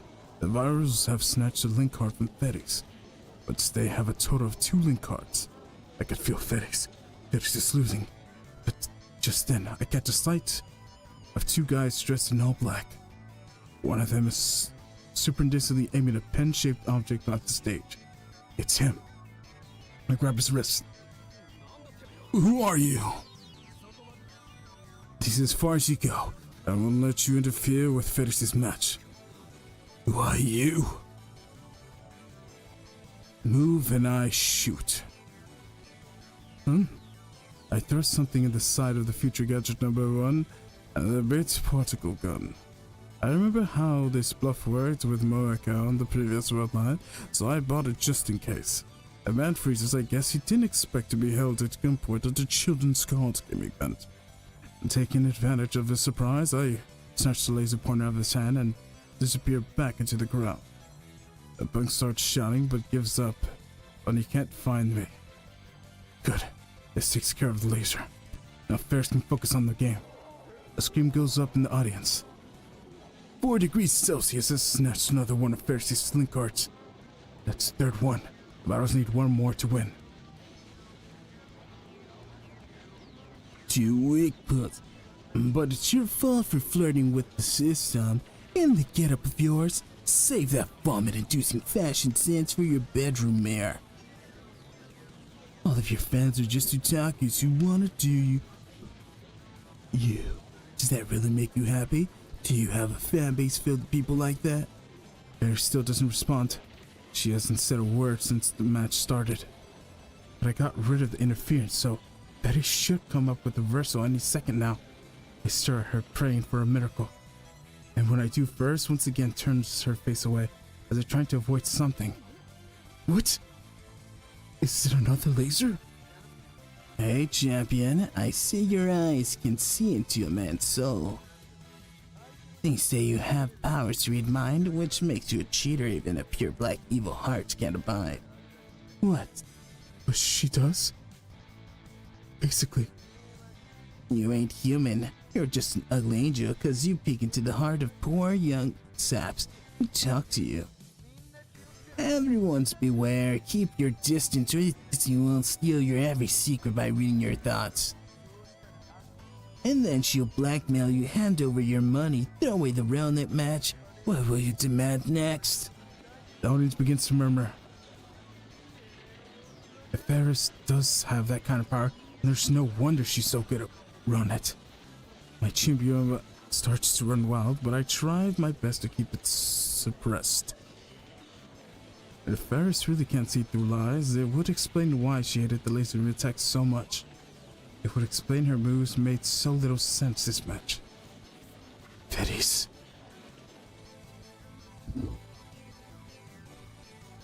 Turret. What was that? I used change directory now. Change directory is a special type of code called terminal card. Once per turn, allows you to switch the placement of 2 of your own pieces, of course. You may also pretend to switch them. Additionally, if neither of the 2 cards are exposed, was an exposed virus checker, it gets flipped back down. I get it. With change directory, you could switch out the virus card she plays with the enemy server. And just as expected, Ferris changes the virus card with the card of 4 degrees Celsius surrounded with his cards, or maybe she was just pretending to. Either way, nobody knows which card is the link card and which is the virus card. Nobody except for Paris, that is. A pretty interesting ploy, but will it work? The virus attackers whisper to each other once they're finished. 4 degrees Celsius returns to the circuit mat with shit-eating grin on his face. You can't touch my heartstrings with your boring move like that. This is a huge reversal plan. Sorry, but I'm the Black Peacock no woman can resist. This elegant evil new generation of the Realnator realm. My cool black brain easily sees through your trick.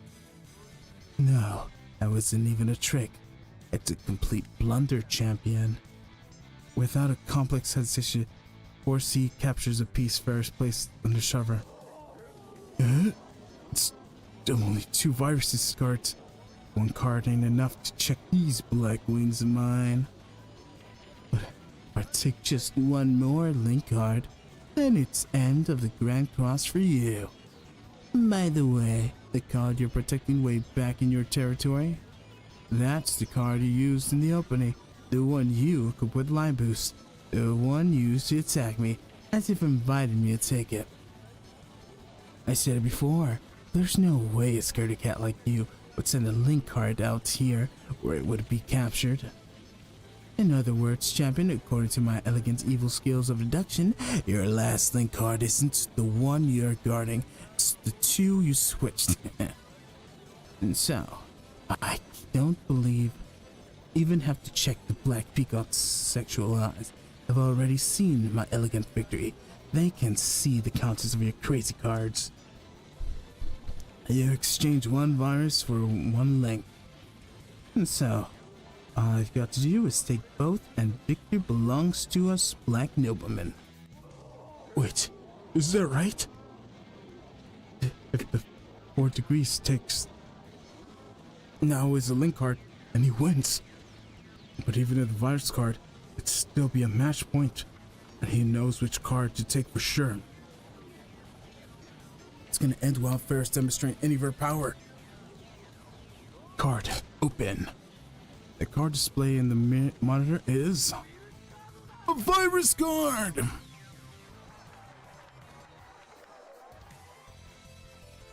Is it over? The Vitals have taken 3 link cards and 3 virus cards, match points. But 4 degrees Celsius is right. That doesn't even matter. Pettis only has 2 cards left, and 4 degrees already knows which is the link card and which is the virus card. There's link card is surrounded by the viral cards. There's nowhere to run. Does that mean Ferris is gonna lose? No way. And there's gotta be some advice I could give her. Think of anything. And the world was dyed in black, and the closing of this Realnet century. 4 degrees poses in ecstasy, with both hands stretched wide and chin cocked up. This attitude disgusts me. I clench my fist. It looks like I have no choice but to timely begin and force Fetters to wear the sunglasses. The black revelations have been fulfilled. The champ has fallen from grace. The former champ, we, the vital attackers, have raised the curtain on the highest, grandest, sexiest new general. What are you talking about, Nya? Huh? This match isn't over yet, Nya. Fetters back to her usual speech patterns. She's got a fearless smile on her face. It's not the look of a Realnet facing certain defeat. And then Fairness pulls something out of her ears. Wait, earplugs? Those are the ones I gave her this morning. She wore the earplugs, but not the sunglasses? Why? To catch the opponent unprepared? What dreary nonsense are you spewing? That match is already won. You're just pawning at the ground. Why don't you check the card you just took from Fetty, Nya? What? No way. The card you just took wasn't a link card? No freaking way. It's the name of all the elegance and evil. That's just impossible. That's bullshit. There's no way you shot yourself in the foot by wasting Change Direct to switch 2 virus cards? Just turn over the card and see yourself already, yeah? 4 degrees Celsius slowly flips the card he took from Betty's. The audience waits for the cards to be revealed and then displayed on the monitor. What? Just when all we thought the cards were link cards? A virus card? A huge turner, a round! She did it! She really defeated into victory. It's like she knew exactly what's gonna happen. And she was in control of the battle all along. The audience goes wild. The cheers shake the hall. We have our winner, Feliz Nyan Nyan! 2-time undefeated champion, congratulations! As the hall rocks in jubilant, the crown, Daru and I clash victories and share the excitement of Ferris' victory.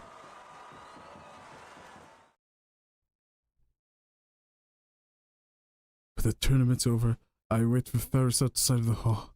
I send Daru home, but I have to tell Ferris about Mayuri soon, and I don't want him to hear it. Suddenly Ferris turns to me, paying no heed to the curious stares of the crowd. She's still in her maid's clothes and she's carrying 2 bouquets of flowers, which she received from her adoring fans. Congratulations on your victory, Ferris jumps to me before I could finish. She jumps to my arms, embracing me, and there's the warm feeling against my cheek. A kiss? Was that a kiss? Thanks for everything, yeah. Ferris smiles innocently. It's just the entire body is glowing with pure joy. No, I can't have you thanking me like this. I need something else from you. What's that, yeah? You mean that this isn't enough? So you want to go on your date, yeah? Oh, Kyoma, you're such a greetie, yeah. But, Fanny doesn't mind, yeah. Betty pulls her impish smile. I'm glad those earplugs I gave you did the trick, so get off, it's too hot. I forcefully pry Ferris's body off of me. Everyone is staring at us. I'm sorry for doubting you, yeah. I wouldn't have been such a close game, I just believe you to begin with, yeah. Ferris especially pulls her head. I take the paws of her and leave the scene. To get to the overpass, we finally lose sight of all the tournament's spectators. Goodies, now you listen to what I have to say, right? Yeah? I brought you sunglasses and earplugs, but I didn't come up with that idea. Really? Yeah, then who? You did. Ferris looks at me confused. To be precise, you 2 hours from now, the first time you lost to the Vira attackers' underhanded tactics. And then you asked me to use a time machine to stop them. Your time machine? This was a contract, so to speak. I almost remembered the email you sent in exchange to the past, even though you should have forgotten. You said you remembered if you won the RailNet tournament. Hmm? Well, do you remember? It's very important, so I need you to try. Hmm? Larry stares into my eyes as if looking for something. Then she puts a finger against my lips in thought. Finally, she smiles. Betty was probably playing your town, yeah. What? That Betty's was depressed she lost the virus, yeah. So when she heard about the time machine, she wanted to use it to win, yeah. Because if she didn't, she'd probably be too ashamed to see Papa, yeah. I'm sure she played along with Kyoma and said she remembered. That's what I think, yeah. That's probably what Betty's would do, yeah. No way. Damn, I was a fool to trust this guy, girl. Should have expected this from her. How she normally acts. I breathe a deep sigh and lean on the overpass guardrail. So in the end, all that work was for nothing? I need to fix this warped timeline, but I don't know the contents of Ferris' email. There's forgot it ever happened, and isn't that... It isn't in her to send history. What should I do? Kyoma, And suddenly Ferris whispered in my ear. look into Ferris's eyes now. What? Just look now. Ferris's face is right beside mine. Her breath tickles my ear. We're awfully close. And does she plan to kiss me on the lips this time? But her expression is uncharacteristically serious, so I gulp and do as I'm told. I turn to Ferris and stare down into her eyes. Ferris looks up into me, too. If an outsider were to see us, they'd think we were a couple lost in our own world. This is the closest I've been to Ferris. I'm captivated by her beauty and her features. Wow, her eyelashes are really long. Nervous now? Of course not. That busy solving experiments. That's theorem in my head. In other words, you're nervous now. The truth is, Ferris has only one power now. Your power? Do you mean? It's a secret, but I'll make an exception for Kyoma. Truth is, Ferris can read people's minds now. A common power, gesture breaker. What you think now? Awesome, yeah? I'm an exception, but the virus knew about it too, didn't they? I had no idea the cat was out of the bag now. I don't deny the existence of a supernatural powers after all. I have one of my own called reading Steiner. Ever since I was small, I would tell what Papa's business partners were thinking from the looks on their faces, yeah? It's more like intuition or sixth sense, yeah? Based on eye movements, facial expressions, and gestures. I can tell when someone's lying, yeah? Wait, so you've been using that power at round 8 tournaments? Of course, yeah. Paris is entertaining, yeah? It's my style to go in a tight spot on purpose so I can make a huge turnaround, yeah? Besides, if I wear sunglasses, I can't read my opponent's thought, yeah? Is that why you shouldn't put them on? It's because this power that I knew that you weren't lying. But you wouldn't go along with me at all at the beginning, though. You just rubbed my fur the wrong way, yeah? It feels like she's tricking me again.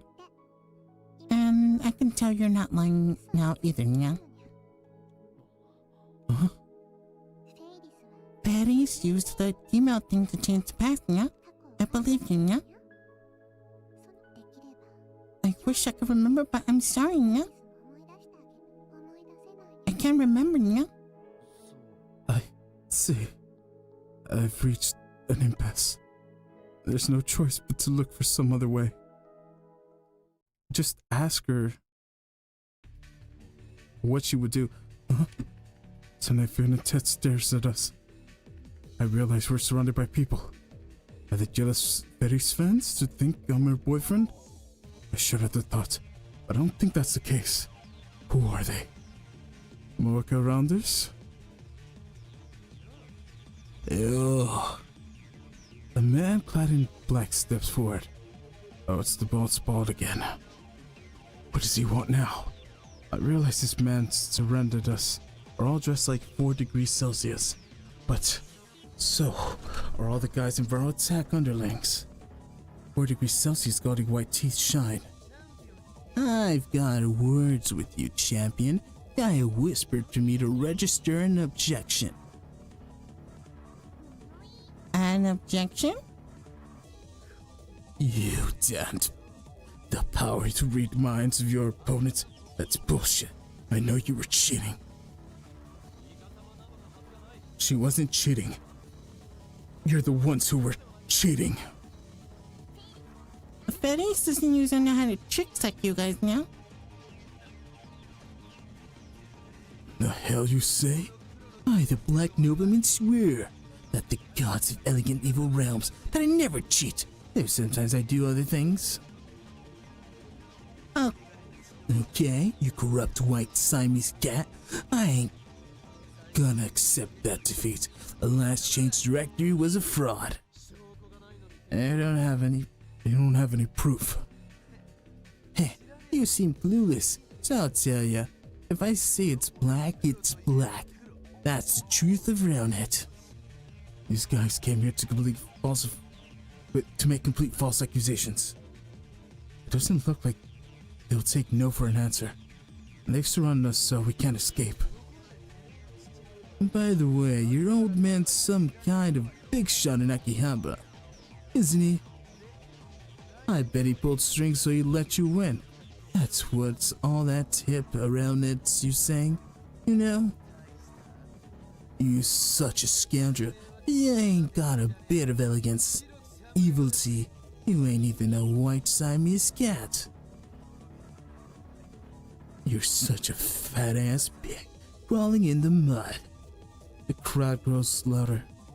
Beyond the wall of viral henchmen, there are some homebound RoNet spectators watching from the distance. The viral starts jeering loudly. Seriously, I thought it would be I thought it went way too well, but you're telling me it was rigged? It's Catgirl's the worst. So, the kind of person Ferris is a filthy cheater. That's how it is, champion. No, champion. On your knees, bow before me, the black newsfare. 4 degrees Celsius, rub your head on the ground and beg for mercy.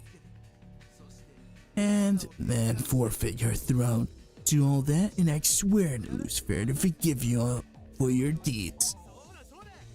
That's right, turn down your victory. And you never come back to round the Axis battlers again. Quit round that, you bitch. Cheaters fly from the surrounding virals. None of the onlookers approach. I guess they don't want to get involved. What a farce. How long do we have to listen to this? Let's go, Ferris. Yeah? I grab Ferris' wrist and force our way through the surrounding virals. As we run from the place, I look back and see. Hold it right there. 4 degrees Celsius group are chasing after us. All I could do is run.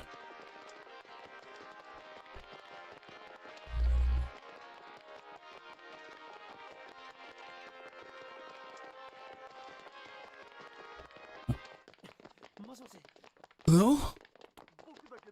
It's me. What? I'm busy right now.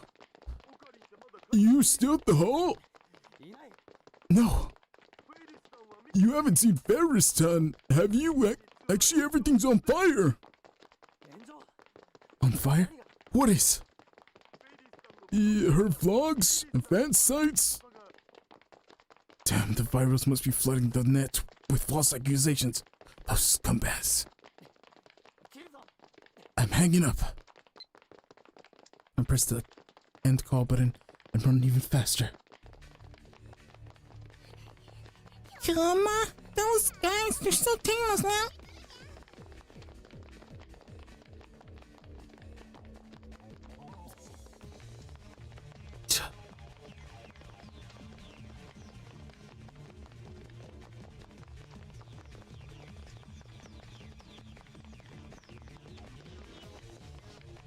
Keep running. Just keep running.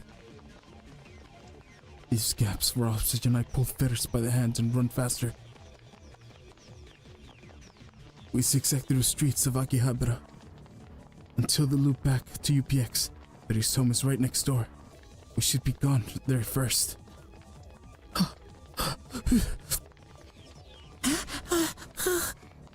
My lungs are on fire.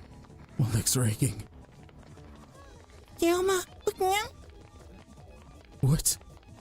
Ferris tugs at my sleeve, stomping me.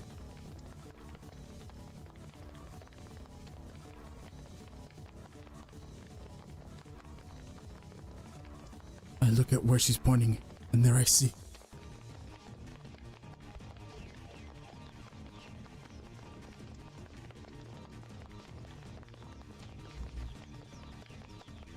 Several unsavory-looking men clad in black leather loitering near the apartment building entrance.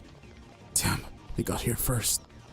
We can't get in like this now. Let's get out of here. We try and cut through Yodobashi and head to Showado, but we get caught en route. There they are. Tax that location. Damn, how many are there? All we do is turn back.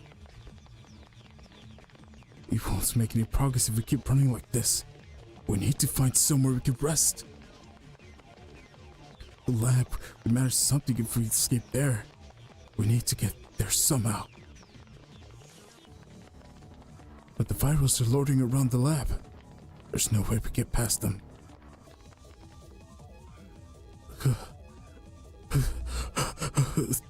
We're seeking refuge in the ramen shop behind the lab. The ramen shop behind the lab. There's on another world line. This was May Queen plus Nyan Nyan, where Ferris and Mai worked in raids. Why are we stopping here, Nya? We need to run. May Queen's second floor now seems to be a storehouse for ramen shops downstairs. Actually, it might be the perfect place to hide. I take Ferris's hand and run up the stairs. In the empty room are piles of what seem to be bags of flour. Ferris and I hide behind one such pile. I just hope nobody saw us come in. Let's wait here until those assholes give up. I take up my phone and open the composed email screen. I send Daru an SOS. Ferris and I are hiding above Ramen Tatsubasuru.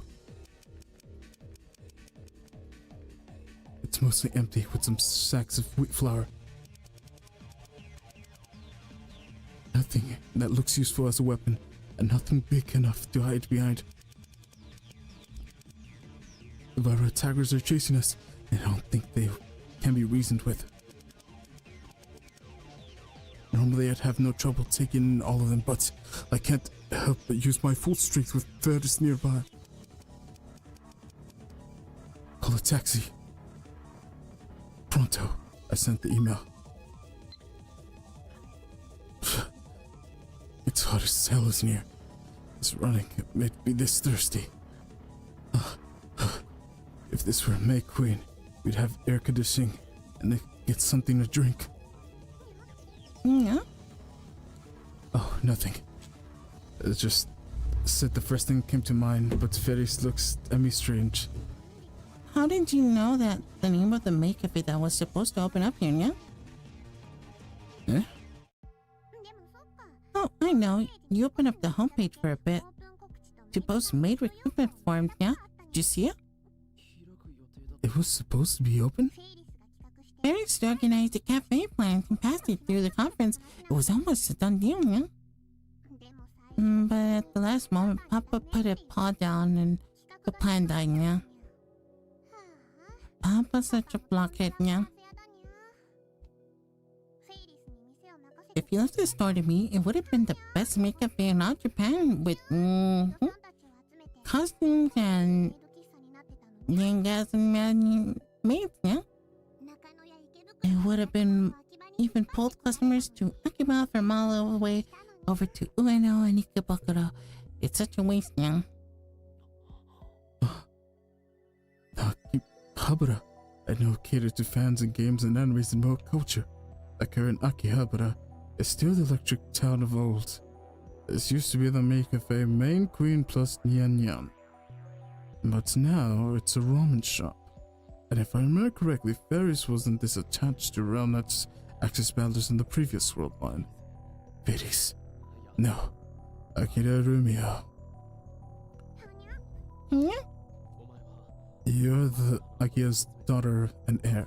So you go to the Akihabara City Development Conferences too, right? Yeah? I didn't think, yeah? You don't? But didn't you say that? She did say that before and the world line changed. Papa's the one who goes to the conferences, yeah? Why would Felix go, yeah? Then why did you go to the conferences? Like I said, I don't, yeah? That's right, it makes no sense for a high school girl to participate in development conferences. One just has to be the mastermind behind the modification of Akiba. Most shops began to spring up in 2002, didn't they? Back then, Ferris was 9 years old. Could it be a clue to the contents of Ferris's email? Your dad's into retro PCs, right? Yeah, by the way, we still haven't found the IPN 5100, yeah? Has your dad ever sold any or given one away? On another world line, Ferris's dad donated the IBM 5100 to Yoshiba on a Shine. Or was it Ferris who did that? Never, yeah? Papa loves all PCs he's collecting, yeah? You never get rid of one, yeah? What? Then why did he donate the IBM 5100? Do you have any retro PCs, Ferris? I don't get Papa's hobby at all, yeah? But it's like cosplay and anime and cute things, yeah? The reason Maui Shops disappeared was because Ferris didn't participate in the city development and conferences. I guess that's what the D-mail was about. Let's say you participate in city development ever since you were a child. I put Moisham's over Akira, yeah? Just like Kamika, and you'd see the wonder of otaku power, yeah? I'm sure more people would visit Akira, but then, yeah? That's aside.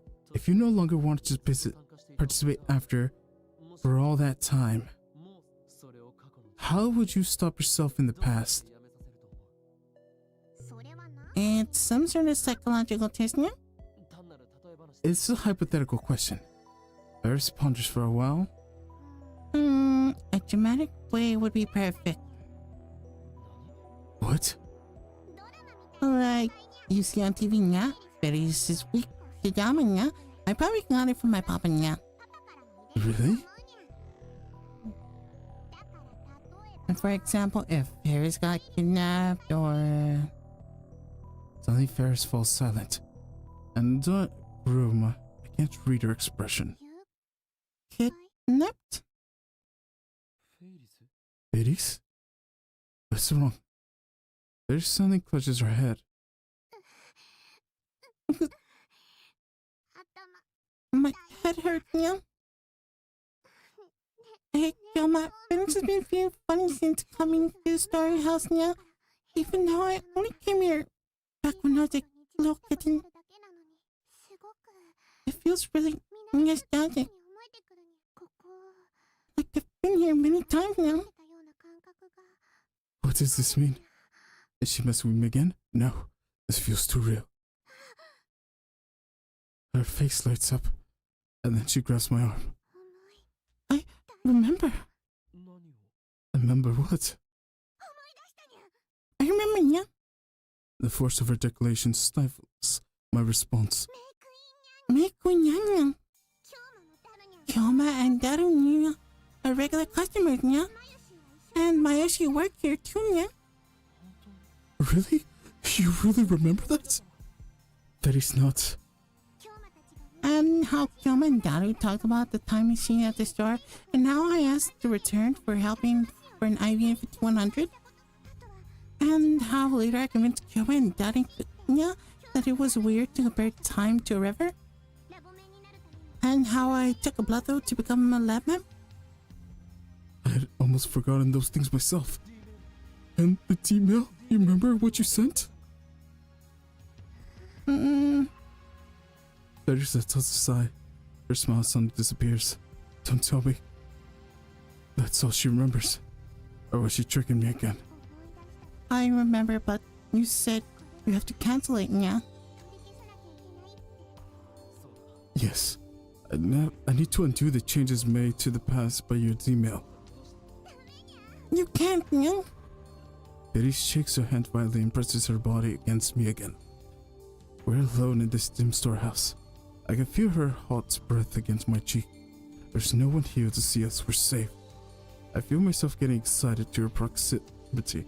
No, I need to keep my cool. You can't undo it, yeah? Please, listen. Betty's, my Yuri's life depends on it. Ayushi? If we don't return the world line to normal, if I don't get the IB-150-100, then Mayuri will die. I know this sounds ridiculous, but it's the truth. So please, I need to send another email. Cancel the one you... The wish fairies made with her email. Fairies cuts in as if she signs me. Her eyes are wet, reflecting the dim light. The wish fairies made was to save Papa, who died 10 years ago, Nyang. What? What? I exchanged the past where Papa died for the past where he didn't die, Nyang. You mean that kind-looking man, her father died 10 years ago? It's consistent with everything now that I think about it. Fairies really has remembered her email. Not that I know the results. All I have to do is send a cancellation email. But it's not so simple. I need to cancel email to prevent her father's death 10 years ago. Isn't that the same as killing him again? I hear the door open, quickly cover Fairy's mouth with my hand. Is Fairies really hiding in here? And someone saw the two look up. Like two of them go inside. Crap! Someone saw us? We need to do something. They call their friends we're done for. Shit. Where are you? So, you're here, Fairies. Yeah. Okabe, can you hear me? We called a taxi, but it'll take some time to get there. Kirisu, you exposed us and the pursuers. They're right in front of us. Hey, come out. There's no point in hiding. I see, then I'll lecture you on how to escape.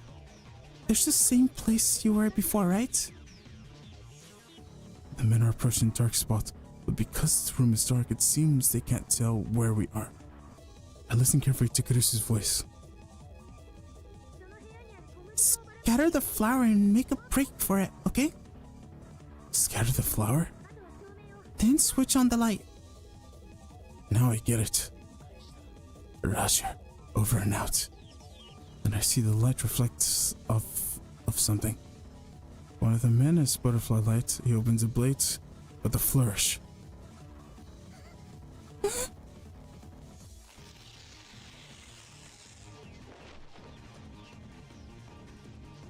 I quickly rip open nearby wheat sour sack and toss its contents in the air.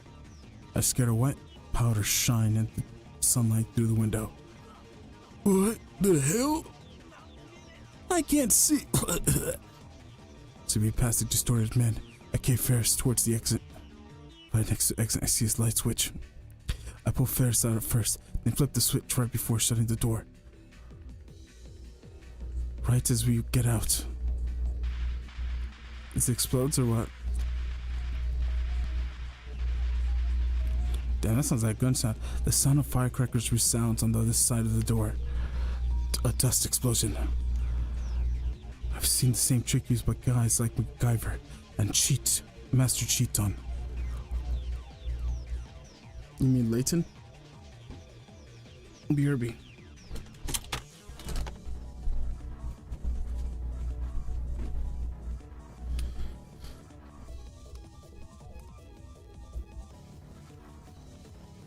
Alright, I have returned. So why is the music still playing? Oh, never mind, that's the game music. My bad. I got confuzzled. Ironically, I need a pee. This should distract them long enough for us to escape.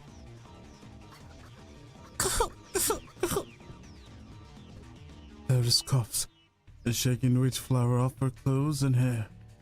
With no time to spare, the taxi still isn't here. It's not like we can wait for it. We need to leave here now. However, you're not getting away. Get him! Crap. We're heading to the lab. We got ambushed. Oh no. Soon Ferris and I surrounded by men, with the fires of hatred burning in their eyes. Yo, we got you now. A crowded parts down the middle, and see 4 degrees Celsius steps forward wearing a hat. I'll teach you one thing. You can't escape my totally bad black aura. I shield Ferris with my body.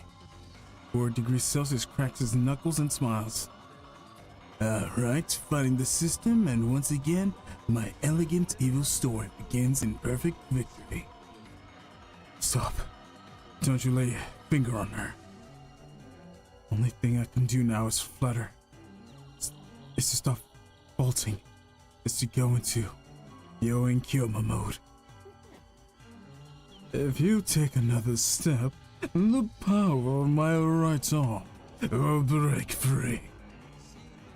I to the front line of the scenes. The one man of the peacock flaps its black wings. Calm down. Right arm of mine. No, the seal is coming undone. Run away. All of you, your lives are in my jeopardy. I'll elegantly floor you with crazy dance. The one chosen in ship luck wins is none other than I. My right hand! My right hand! Please, stop! I don't want to kill any more! Hey, what the hell is he doing? Something strikes at the top of my head. The one vitals through a cannon.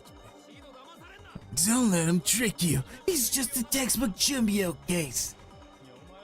Yeah, like you guys can talk.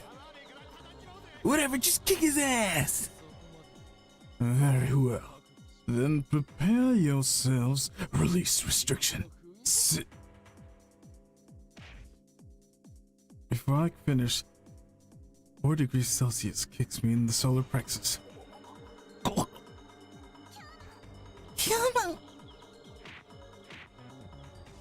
He grabs the top of my head and my knee and knees me repeatedly.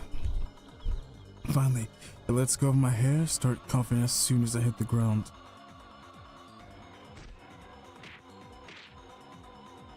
Next, 4 degrees Celsius lays into me with heavy kicks to the head and body. I raise my arms to protect my face. I told you, man, the coldest ice burns. That's frostbite, you idiot. Why, you? He starts stomping on me with his booted heels. Kill me! I can feel his pain. I abandon all thoughts and wait for the storm to pass. Stop it, man! Don't hurt Kyoma anymore!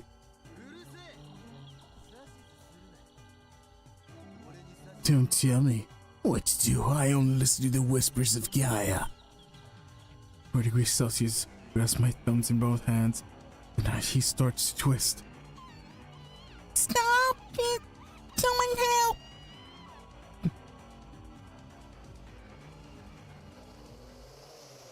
Is it Mr. Braun? I hear a sound. A car engine. A honking of the horn. Limousine barrels the alleyway at terrific speed. Everyone screams and shatters to avoid it. The smell of burning rubber. The tire tracks of the asphalt. The limousine stops in the front of the fallen body. It's the butler, isn't it?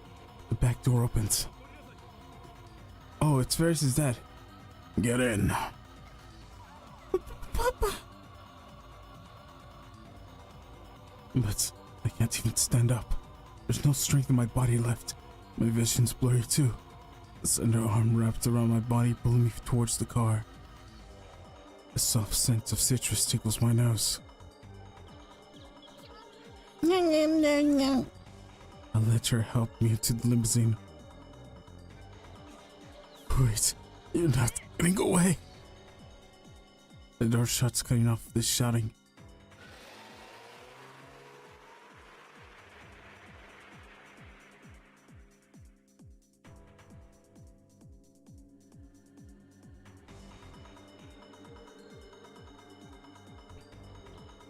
That car speeds like a bullet.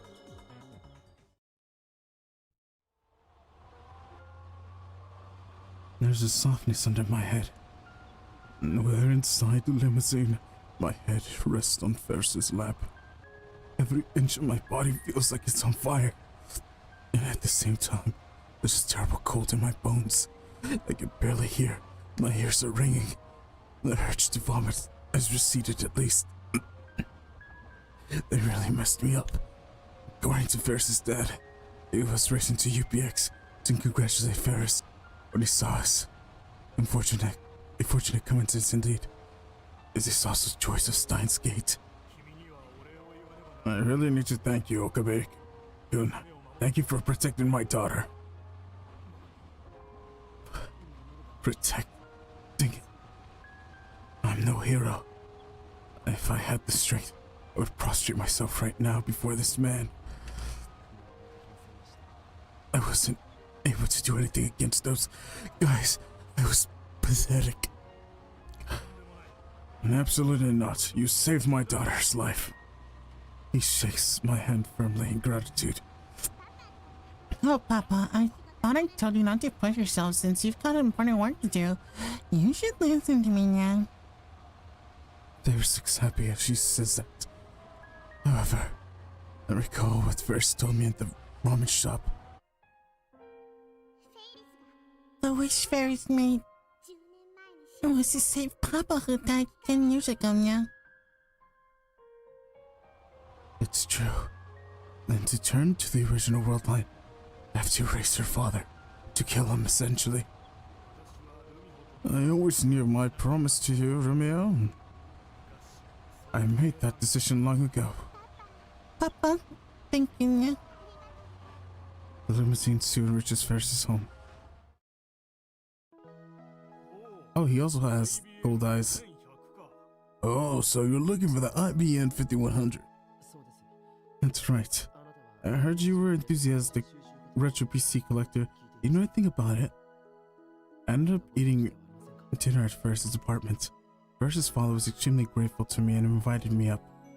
It would have been okay with just borrowing the shower, but he even prepared a change of clothes for me, and he even told me I could stay since it's still too dangerous to go outside.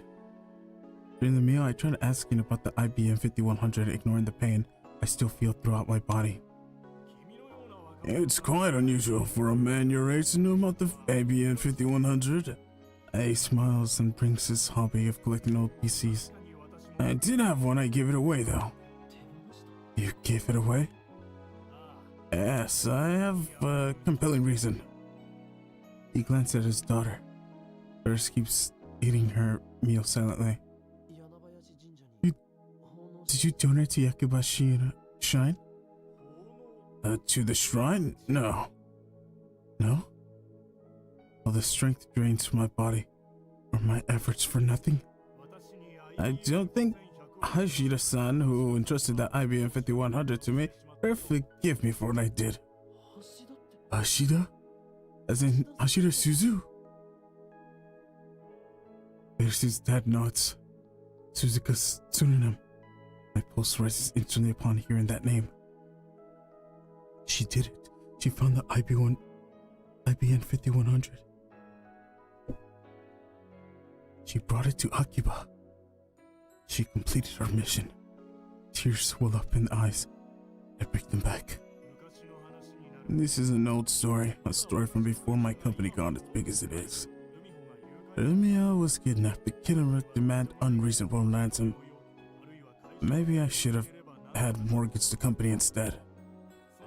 But at the moment, someone appeared like God sent, offering a large sum of money to buy an IBM 5100.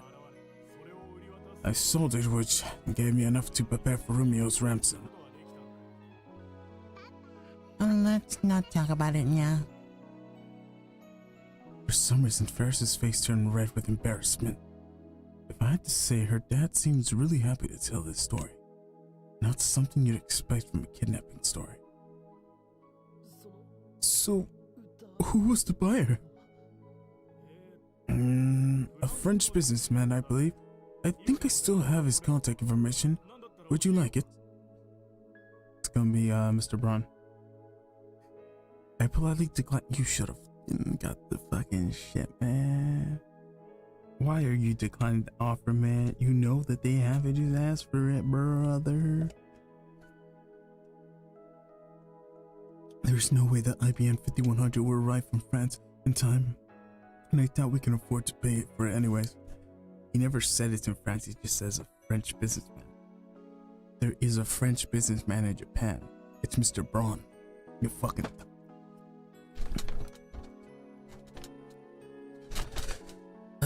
Plus, it's a high possibility the buyers relate to CERN with the rounders. I clenched my fist, then opened it again. I want you to return to me the IBM 5100.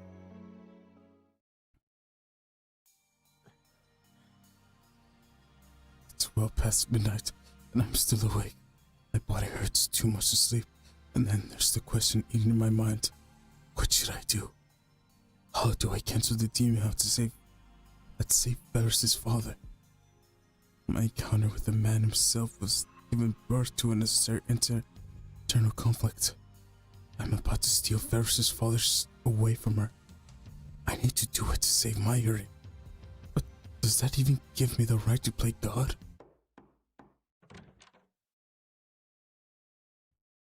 I hear a knock and then the door opens. Kilma. Oh, Ferris. Still awake? May I come in? Normally Ferris would have added yeah at the end of that question. Without waiting for my answer, Ferris steps inside. Then she sits next to me in the bed. She's not wearing her cat ears. Thanks for earlier.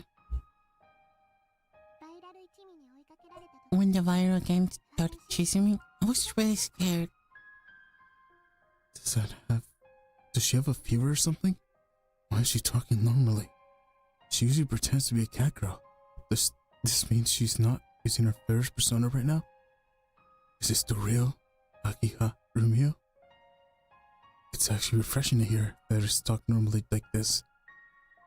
It excites me for some reason, like she's showing me a side of herself that no one has ever seen. That was the first time I ever felt such black emotion from a huge crowd of people. Those guys were obsessed with black. She slaps me in the knee lightly. Come on, I'm trying to be serious. What? Even her retort is normal. The person sitting in front of me isn't a cat girl maid. And she isn't the RailNet champion. And she's just a normal girl. Does it still hurt? No, I'm fine. Kilma, Okabe-san, I don't know what would have happened if you hadn't been there. I shiver just thinking about it. Don't correct yourself like that. Just call me what you usually do. Fair size. Anyways, Kilma, I can't thank you enough. Thank you, honestly. You know, Kilma, you're my prince. Prince? What's with the fairy tale talk? She's giving me goosebumps. This calls for and Kiyoma. I am not a prince. I am insane, mad scientist. And before I finish, Ferris throws herself on top of me. She wraps her arm around me tightly. Ferris?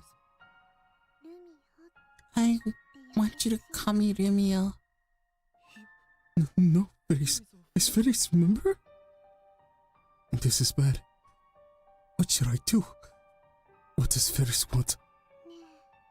Hey, I think it's time to end this. Huh? You went back in time and risked your life to save me. And so, I want to grant your wish too. But I still have the rest of my words.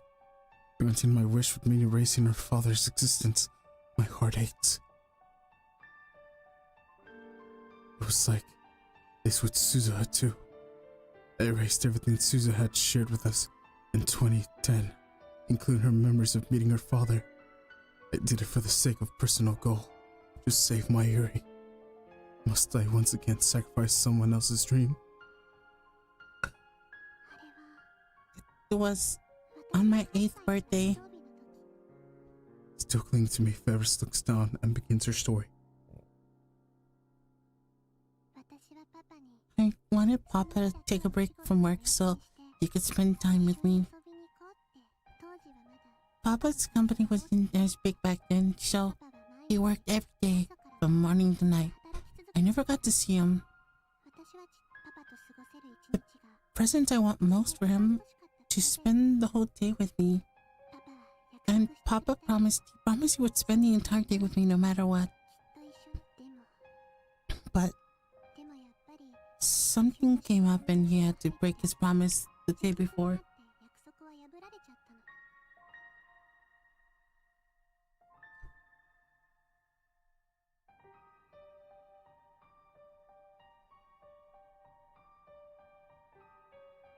Promise he would spend the entire day with me no matter what.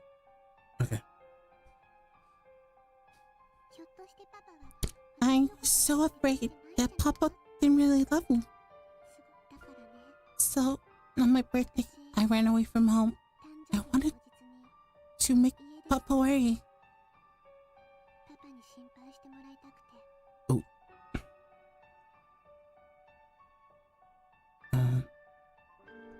Iris pauses here for a time.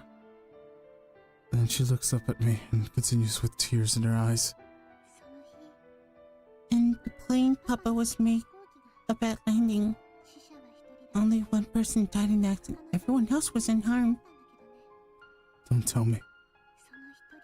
And the one casualty was Papa. That was before the world line changed. I couldn't believe the world would be so cruel to me.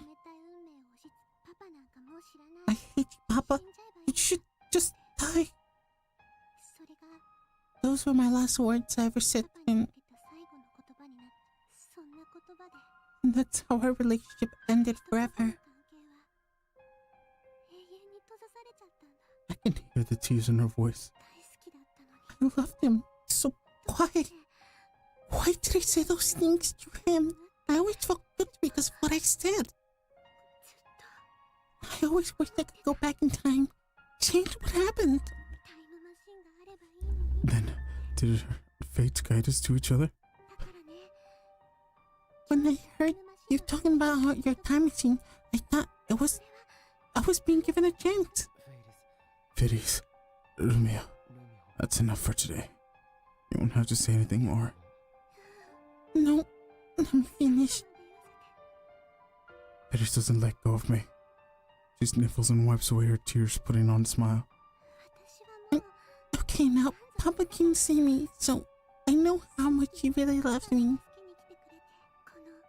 I really enjoyed having this time spent with him. It was a really great gift from heaven. But now you need to change things back the way they were. What? She's a very important friend to me. If she's in danger, I'll do something to save her. I'm sorry. Weren't you listening? This current rally isn't rally at all, but rather a gift from my father and me. Or maybe I should call it a dream. Papa doesn't belong in this time. You're just turning things back to normal. Thank you for letting me have this dream, Kyoma. Are you really okay with that? Ferris buries her face into my chest. Actually, I'm not actually okay at all. I remember how things were before the world changed. But I also remember how things was after the world changed. You know? I'm actually kind of freaking out right now. What happened before the change and after the change? all mixed up inside of me. I don't know which one is real anymore. But if I try to fight it, I'll just make you sad, won't it? I don't want to make you sad. You're my prince after all. We can do something that might make the world where you don't lose your dad and Mary doesn't die if we try. It's okay. I've accepted it. I don't want to run away anymore. There's nothing I could say to that. So instead, I gently embrace her slender body. Thank you. Hey, is this okay if I cry a little before we change this thing? It's okay if I cry for Papa. She's already crying. I don't say anything. Instead, I silently nod. Ferris's body trembles with emotion as I hold her. Her father is sleeping in the room next door, so she probably doesn't want him to hear. She cries into my chest, muffling her sobs. It's almost noon. I feel dizzy. It's like my brain is rusty. My whole body is heavy with fatigue. Pain from my wound has subsided, thankfully, but in the end, I couldn't sleep a wink. I promised Ferris that we'd commence operation at noon. Until then, we waited at Ferris' apartment. I already contacted Daru and the others back at the lab. I told them that we'll be performing an experimentation today. Yama. Fairies. I can see the trace of tears in her face. The sight makes my eyes ache. I'll go say my last goodbyes to Papa now. Oh. Her usual speaking habits returned the second she donned her cat ears. What a nifty piece of equipment. Let me be alone with Papa for a while now. Maybe I should say wait? Maybe I should say sorry. But I say nothing to Ferris's back as she heads her father's study.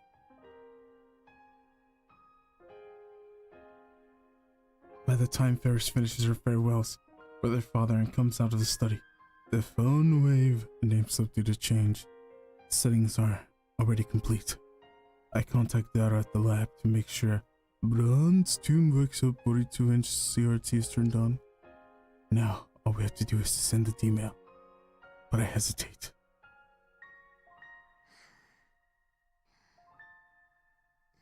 Instead of meeting Ferris' eyes, I look down at my feet. Internal separation from her father. I wonder what Ferris is thinking now. Don't feel like that, Kilma. I've already done nothing wrong, yeah. But Yeah. No more talking, yeah. okay. I can't stay sad when Ferris is trying to cheer me up. I steel myself for what I need to do. Yesterday, before she left the room, Ferris told me the contents of the first email she sent. 100 mil for your kid? Take the train. The mill stopped her father from getting on the airplane. As a result, he didn't die. But that wasn't the only effect it had on the timeline. Her father needed to sell the IBM 5100 to prepare the 100 billion yen ransom. As a result, Ferris never donated the IBM 5100 to Yanabayashi Shrine. With her father's life, Ferris didn't participate in Akibabara's seed development conferences. Otaku-oriented businesses never took root in Akiba. May, Queen, plus Nyanya never opened. Ferris wasn't as busy, which allowed her to join the Roundnet tournament circuit. In other words, this world's line's Ferris has a normal life. On the world line I came from, Ferris was not only a student, but also the heir to the father's company, an influential member of Akiba's development board, and a part-time maid waitress. Which life is better for her? Which will give her greater happiness? It's not my decision, it's hers. It's her decision to return to the way things are. I'm just here to help her wake up from the dream. Ferris has already entered the cancellation email.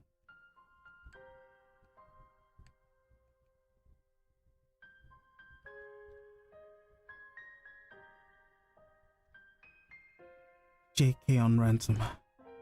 I love you, Papa. See you soon. These are Ferris's true last words to your father. When we change things back, will my memories of this world disappear now? Of course not. You'll remember. You have memories from both worlds right now, don't you? That why you were so desperate to help Ferris now? Open to your interpretation. I feel my cheeks getting warm, so I hang my head to hide my face. Ferris doesn't want to forget her time with Kelmania. Thank you. I take Ferris's phone. I'm sorry, Ferris. I lied to you.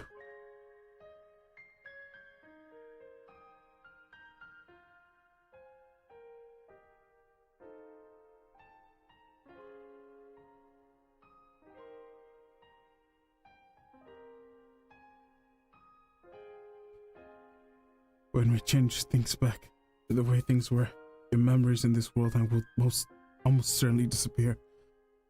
Perhaps another miracle will happen and you'll regain your memories of this world line too, but I can't be sure. There's no guarantee. And so, I will engrave these memories into my heart. The memory of Ferris, the Roundnet champion. The memory of her father who gave thanks to a stranger like me for protecting his daughter. I will carry them for you, always. Bye, Papa. It must be done. For my Yuri's sake. I must erase Ferris's memories, just as I did Shusha's. There's no other way. To give Ferris back your phone. Yuma? No. I won't. Let this dream end yet. Don't jump to conclusions. We should explore more methods. After all, your father's life hangs in the balance. Let's try another way. I can't kill your dad. Yuma. I'm sorry, Nyang. Ferris said to us, Nyang. No, it's okay. This is my decision. I don't have what it takes to be a god. That burden is too much for me to bear.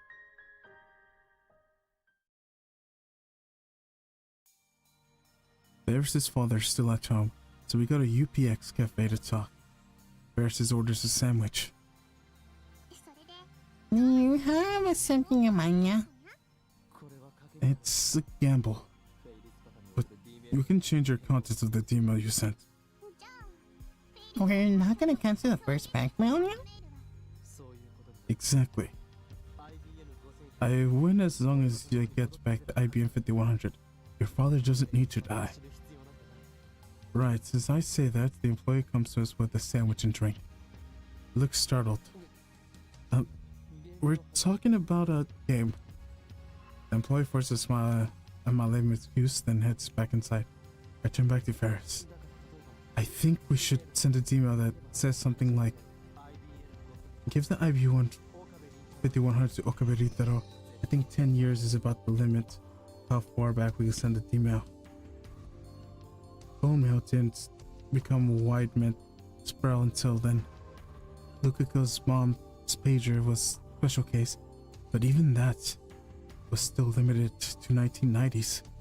So I don't think we could do anything fancy, like tell Ferris's dad to start stockpiling IBM 5100s in 1975. But, you know, back then, Papa's company was down and he didn't have much capital, yeah? I doubt you could say anything to stop him from selling the IBM 15100 if he needed money to save me, yeah? Ferris frowns and takes a bite of her egg sandwich. That depends on what we sent. If we make it seem like it came from the kidnappers, then your father has to find another way.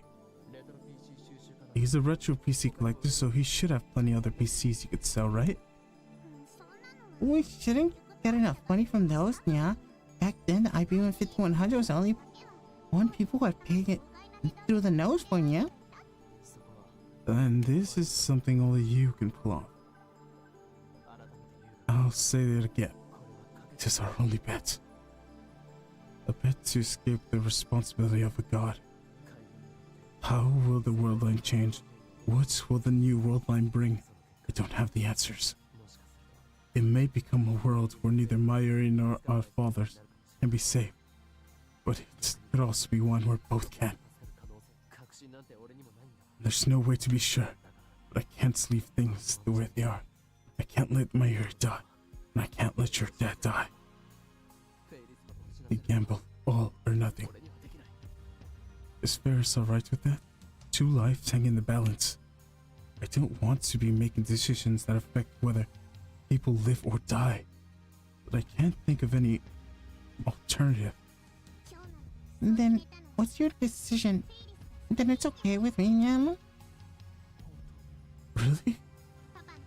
I know what you're trying to say, Papa, yeah. And I'm really good for that, yeah. I think I'm falling in love with you, yeah. Don't tease me like a... But I'm not just teasing, yeah. Ferris pouts cutely. Nah, Kilma hate girls like me, yeah. She stares into my eyes, saying nothing. No, what's your make queen's #1 maid? You know how to flatter your customers. I don't like it when Kilma answers the question, yeah. Now she's making a sad face that drops her shoulders. Don't tell me that was a real confession of love to me. Sure, Ferris is cute. I don't have much trouble dealing with her as I used to. I could certainly get used to the idea of being with a girl like her. I'm a man after all, and any man would be overjoyed to win the heart of a girl like Ferris. But this is no time for romance. Biddies, let's do this together. I'll come out all right. Trust me. I guess you're nervous. Never gonna answer me, yeah. Ferris looks a little sad, but after a deep breath, she smiles. I'm with you, Kilma. Just send the email, yeah. We have a plan.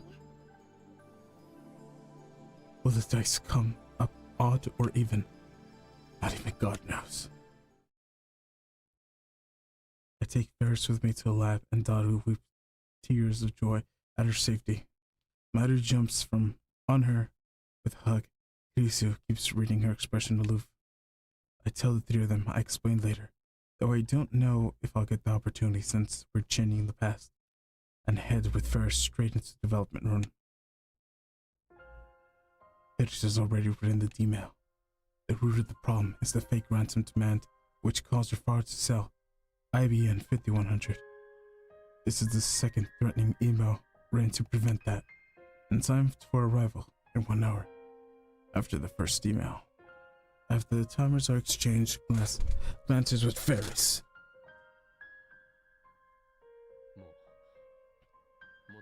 There's no turning back. I hope you remember. I hope I still remember you, yeah, after the world line changes. Even that is no guarantee. It's like Suzu's case. If I return the warped world line back to normal, or warping it, and even more. I wouldn't be surprised if there were changes more drastic than the elimination of Moe from Akiba. Even if you forget, I'll remember. Kilma, I want to hold hands. I take Ferris's hand, then activate the microwave. Go for it, Ferris. Something. Yeah.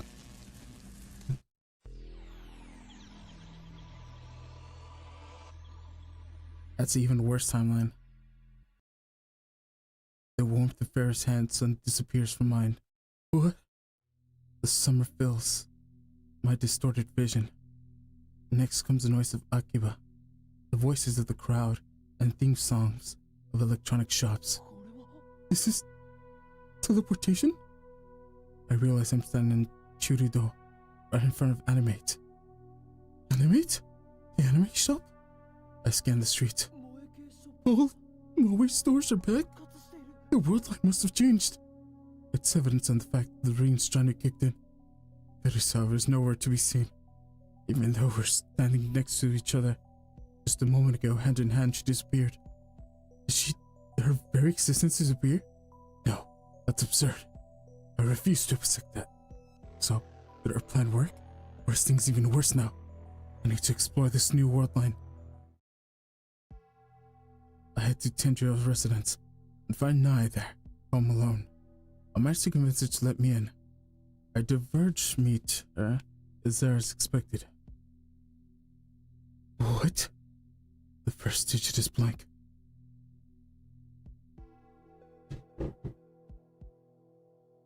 It now reads 0.275349%. Is it broken? Or is there a reason for a missing digit? Anyways, better make a note of this number on my phone. Should I check the divergence meter after erasing our memories with Suzuha? The number was above 0.4. The current number is significantly lower now. But the bigger question is the missing first digit. Who are you? What do you want? Nai peeks at me from behind the sliding door. He's acting more afraid than usual. I don't want her to tell me, or Dad, I better calm down. Better calm her down somehow. Sorry for the sudden visit. I'm done. But by the way, your old man's the one who showed me how to get here. This doesn't seem to allay her nervousness, and she still doesn't come any closer. Who are you? Please get out. If you don't, I'll call the police. And my dad's really strong. Huh? What's going on here? Who am I? Come on. We've met a number of times. I rented out the second floor of your old man's shop, remember? Oh, Dad. Whoa, now hold on a second. If you touch me, I'll bite my tongue and die. I'm not gonna touch you, okay? You really don't remember me? Nai shakes her head frantically. We've never met? She nods. Oh, sorry about that. I'm friends with the old man. I'm done here, so I'll be going now. My thoughts are a jumble, but I force a smile and hide my confusion and leave the Tennojo residence behind. Something like this was bound to happen. I'm a little it's a small comfort, but I knew the risks when I chose this path. Even the channeling Suzuha's email will change divergence from 0.07 and change of 0.2 likely means a dramatic shift in the world line, at least from my perspective. It's entirely possible the past events of the world line, my relations including, are very different from what I remember. As proof, with the sole exception of FedEx, all context has disappeared from my phone. It's nothing but pure horror to me. To save my own Ferris's father, it warped the fabric of time even more than had been warped already. To lose everyone other than Ferris, that would be unbearable. That can't have happened. They can't have disappeared. I'm sure they still exist. My phone is just broken is all. Yeah, it's probably it. And yeah, it might happen. I accept the risks. But at the same time, I don't want my relationships with my friends to change. I hold a desperate wish in my mind. Mayu, Daru, and Kurisu should be in the lab like usual. Once I get there, Mayuri will greet me cheerfully, right? I will climb the stairs to the second floor, praying that everyone will be alright. And there I realized that my prayers were for naught. The second floor is vacant. Of course, the time Bushi is nowhere to be found. So, May Queen exists. Still in a daze, I wander to the maid cafe in search of a familiar face. It feels like 10 years since I saw the cat logo. I take a deep breath and open the door. Welcome back, Master. Fairies? Mayuri? Thank God. I feel an indescribable relief when I see the two girls standing there. They didn't disappear. They still work here. Just as I remember. No, master. It's Mayushiri Nyang. Mayuri smiles at me and strikes a cat-like pose. You're Ferris-san's dual partner, aren't you? She turns to Ferris. Ferris-san, did you tell him Mayushiri's real name? Yeah, I do remember telling him, yeah. But you don't call yourself Mayushi, so maybe he guessed.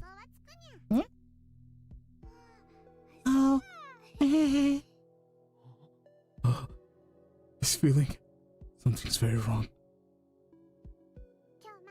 Yama, Ferris brings her mouth close to my ear. thanks for coming, yeah. But please don't act like my boyfriend in front of the customers, yeah. Your boyfriend? Oh, can't use that word, yeah. You can sweet talk all you want after work, so enjoy yourself until then, yeah. What are you talking about? Oh, I see, I get it, yeah. You're one coquette, yeah. Come on, Ferris-chan, you can't flirt with him here. What do you mean, actually? I didn't know such thing, yeah. Mayuri, do you remember Daru and Krisu? Mayuri tilts her hand with a confused expression. Daru? Frisu? Coldness of the pits of my stomach return. There's something odd about how Mayuri and Ferris are acting. Does it mean my relationship with them has changed as well? Where's the laboratory? Laboratory? Laboratory? What the hell? Ferris grabs me by the ear. What are you doing? Yama, what is this about? Yeah, don't tell me you made plans to my city laboratory, yeah? Yama's such a pervert. You think you'd do something immoral things with the minor like her, yeah? Laboratory, not love hotel. Don't mix them up. Laboratory? What do you mean by laboratory, yeah? Laboratory as in the future gadget laboratory? You remember, don't you, Mayuri? The future gadget laboratory? Mayuri doesn't know what that is, sorry. She doesn't remember. It can't be. Anyway, why do you keep talking to Mayuri, yeah? You trying to flirt right in front of your girlfriend, yeah? Girlfriend? Ferris? Who? Mine? If that's how you're gonna be, then I'm not gonna have to ask you to leave, yeah? So what it be, yeah? Right. Sorry. I apologize and ask to be seated. And inside I find Daru sitting on the table for two. He's fidgeting for some reason. Why is he glaring at me like that? Daru? There you are. I sit in front of Daru and let out a sigh of relief. I drink my water in one gulp. I was really thirsty. I doesn't try to hide his displeasure. Hey, what's your relationship with Ferris-san? What? I've seen you somewhere before. Where was it anyways? You're being way too familiar for Ferris-san. Are you filthy normal, are you? Aren't you? Wow, Daru, just what are you... I shut up as soon as I start talking. Given how Mayuri and Ferris are acting, it's entirely possible my relationship with Daru has changed too. Better make sure. Have we met before? Of course not. This is your first time here, right? As a regular customer, I make sure to remember the other customers' faces. No, I'm pretty sure I count as a regular here. This taste is the taste of a liar. How can you tell without even licking me? Anyway, answer me. What's your relation to Ferris-san? not direct enough. Fine. Question one. What is your name? Why do I have to be cross-examined by Daru? It's unpleasant, but I don't have any want to anger him anymore. So I answer on to say, the question to which name to use. I'm in Kyoma. Seriously? Daru suddenly bent forward. His attitude changes completely this time. He grabs my hand, suddenly happy to see me. Oh, yeah. Now I remember. I was sure I've seen you somewhere before. Yeah, fairy times dual power.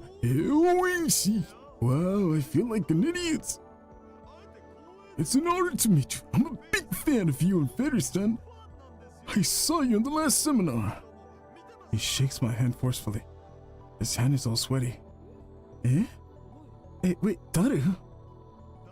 Daru? How do you know my nickname? Well, these pieces are starting to fall into place. The lab is gone. Maya and Daru don't know me. We haven't met. We're not friends. We're nothing. See.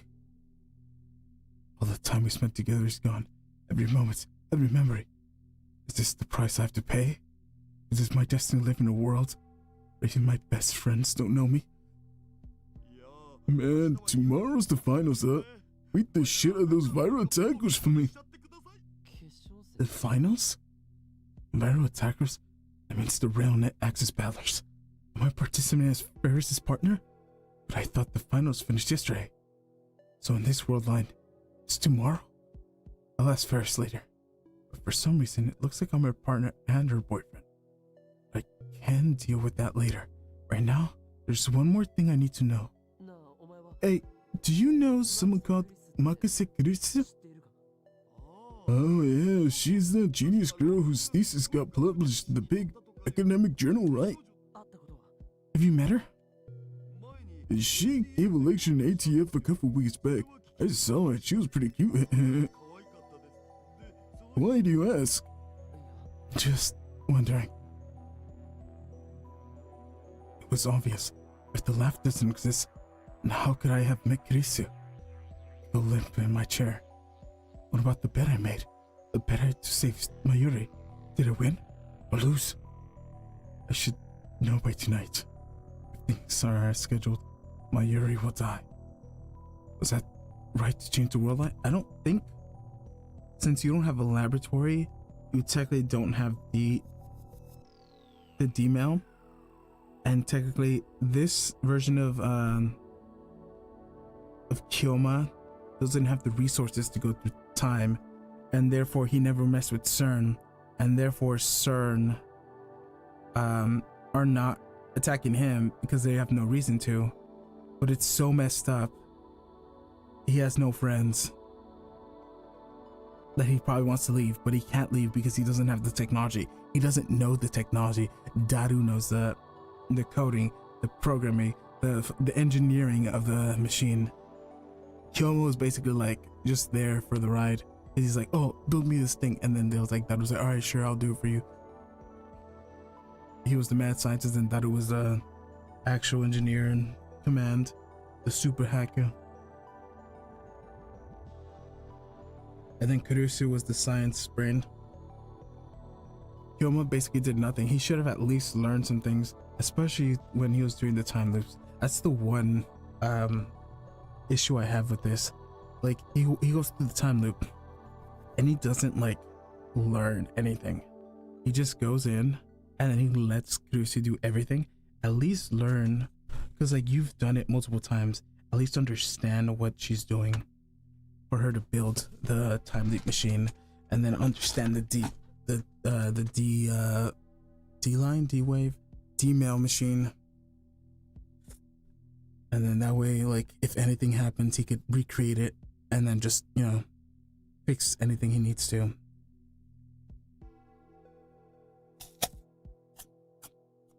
Technically, it's the perfect world if Ryoma was a normie. Nothing bad will happen. I mean, for now. The future still gets taken over by CERN. No? Honestly, Kyoma was the, what is it called? The epicenter of the CERN projects. Because Ryoma discovered the jelly banana, that CERN was able to get it from the future and then get the information and then create time travel. And then if Ryoma never created it, then that means CERN never created it. So this is the most normal timeline. But this is not the timeline that he wants. He wants a timeline where everyone is his friends and CERN doesn't get the technology. So the only way for that to happen, the dad has to die. I'm sorry, but that's the only way.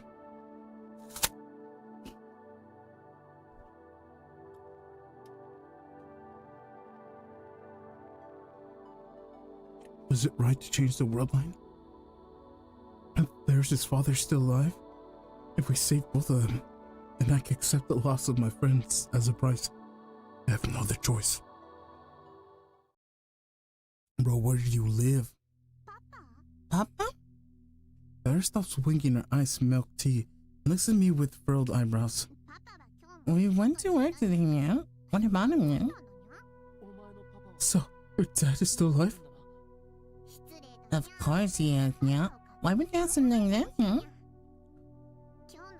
You've been acting weird today, yeah? What's wrong, yeah? Nothing. I see Ferris's dad is still alive. Thank goodness. Now all that remains is to learn Mayuri's fate. Will she die or will she live? The answer will determine if all of this has been worth it. Is it true that you and I are a couple? Yeah? Ferris's face freezes. Her lips start to tremble. But don't tell me Kyoyo was only praised with Ferris, yeah? You're terrible, yeah? How can you play with this hard cure of a 17-year-old maiden? I see Ferris is as melodramatic as ever. Smiling wearily, I slump down in my chair and look up at the sky. I feel the emptiness filling my heart. So that's how it is. The world line has changed and only one out of place is me. I feel so alone. My friends want to know me, don't know me anymore. Myra isn't even my childhood friend. I won't let you go anywhere. I won't let anyone take you away. That didn't happen in this timeline. Myra is no longer my hostage. I was willing to do anything to save her, even sacrifice the time she has spent with us. And yet, no, think possibly, now that Myra is a stranger, there's no reason for her to die. Just think of it this way. I sacrificed her memories in order to save Myri. What does a little of alleviate the sadness? Yama, what's with this Jimmy all around, yeah? You're in the middle of an important conversation, yeah? Hey, Ferris. It looks like I have amnesia now. It's not a lie. I have no memories of this world line. That's the world famous mad scientist for you, yeah? Did your organization and the headshot to make you lose your memories, though? Yama knew that the location of the stolen nuclear weapon and the organization is trying to take those memories, yeah? Huh? Yama? Ferris frowns and leans forward and stares straight into my eyes. Is she trying to use her powers? Cheshire break? Was it to see into my mind?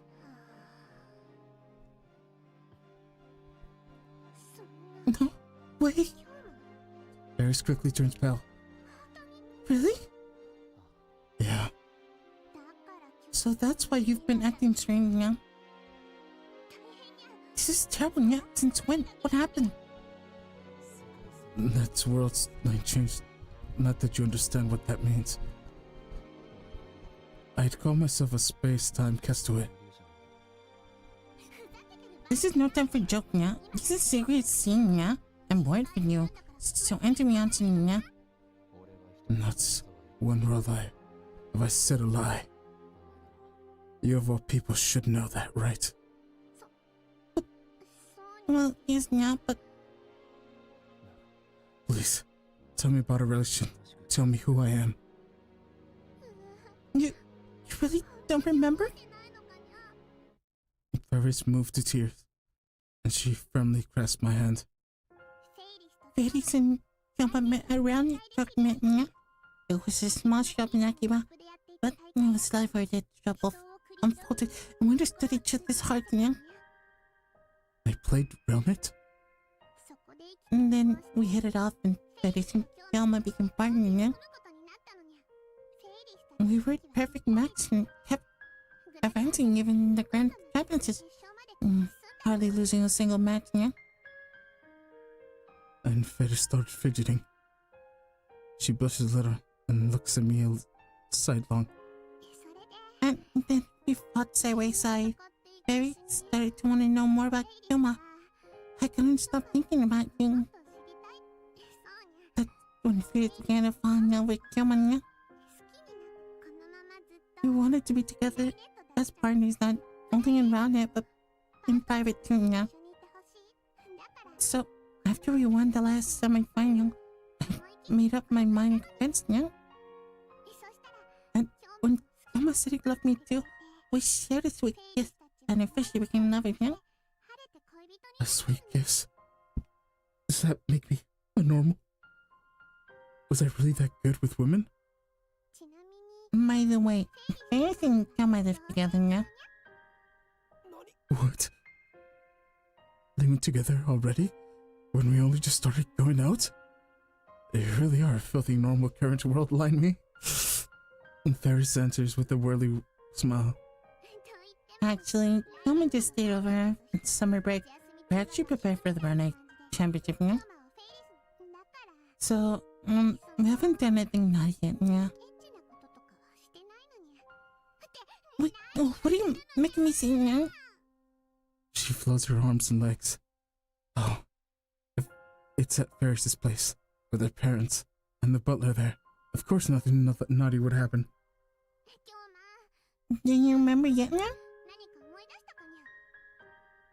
I shake my head. It's fundamentally impossible for me to remember the events of this world line. I didn't forget those memories. I never had them in the first place. Ladies, I have a favor to ask. Yeah? What is it, yeah? I'll do anything if it helps you remember, yeah? No, it's not about my memories. It's about Mayuri. Mayuri? Come to think of it, you're awfully candid with her, yeah? Tonight, around 8 p.m., Mayuri might die. Huh? Can't you keep an eye on her? She might die, but you've gotta be joking this time, yeah? I gaze straight into Ferris's eyes. I'm telling the truth. She might die, or she might not. I'll say it's 50-50. You don't have to do anything. Just keep an eye on her and tell me what happens. Can you do that? I don't understand, yeah? But Ferris clasps my hand again. Tightly, very tightly. I can feel her warming emanates through her palms. But Fairies have come out. I love you a lot. So, I trust you, yeah? I trust you. Thank you. This is the only one I can rely on now. I keep staring at the clock at the wall. I was told to wait at Ferris's place, but I've been sitting here for 2 hours. I haven't heard her since she told me she was going to karaoke with Mayuri. Several hours have passed since Mayuri's scheduled time of death. Ferris hasn't contacted me yet, which I guess means nothing happened. I wish I could know for sure. If Mayuri were to die now, it would mean that I have utterly failed. I have no way to return to my original Tawad line. I have no way to change the past again. The lab doesn't exist, and neither does the phone wave. Name subjects change. Can't even send a D-mail to say nothing of timely through time. Okabe-kun. There's his parents made an appearance. They smile when they see me. Come to think of it, this is the first time I met Ferris's dad. Ferris's mom. She seems like an elegant lady. Is Rumi still working? No, she went out to her friend from work. Ferris's dad is alive. I learned the fact that Ferris did earlier, but it's really good to see him in the flesh. At the very least, I did have to kill this man. I see. It's not good to have a high school student be out this late. You need to warn Okabe-kun. Understood. Zari have such a troublesome daughter. I hope she's not too hard to deal with. I want you to know I have a great respect for you. Thank you very much. I can't believe I've done anything to warrant that sort of praise. Sorry about this, but my wife and I have to fly overseas for a business trip. At this hour? Kuroki will be here, so just ask him if you need anything. Well then, we're off. Take care. Once the parents leave, I drop onto the sofa relieved. He's a really nice guy. I'm glad I was able to save his life, if nothing else. Why do I feel like he's gonna die in the airplane again? I mean, there's a lot of deviation, but still. I'm home.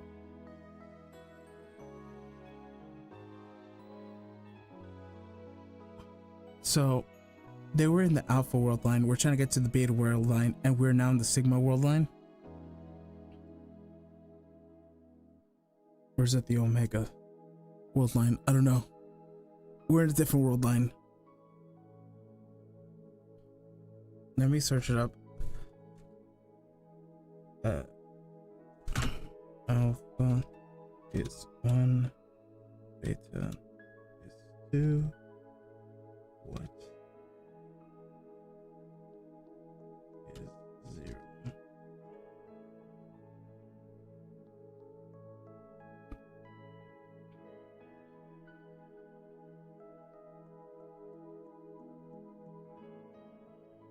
What are the other names? F1, F2, Beta 1, Beta 2. That's not what I want.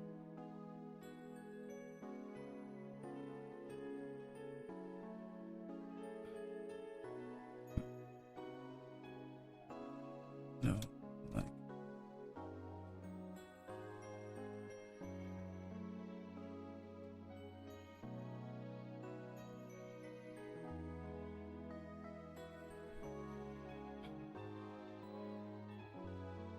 That.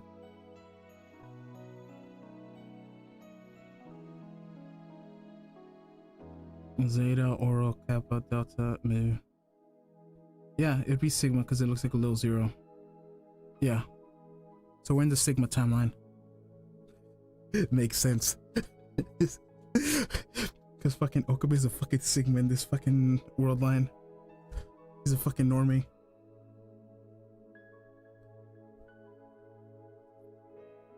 I don't think they planned it like that. Because I don't think Sigmas were classified like that back in 2010. But yeah. I'm home. Sarah returns right after her parents leave.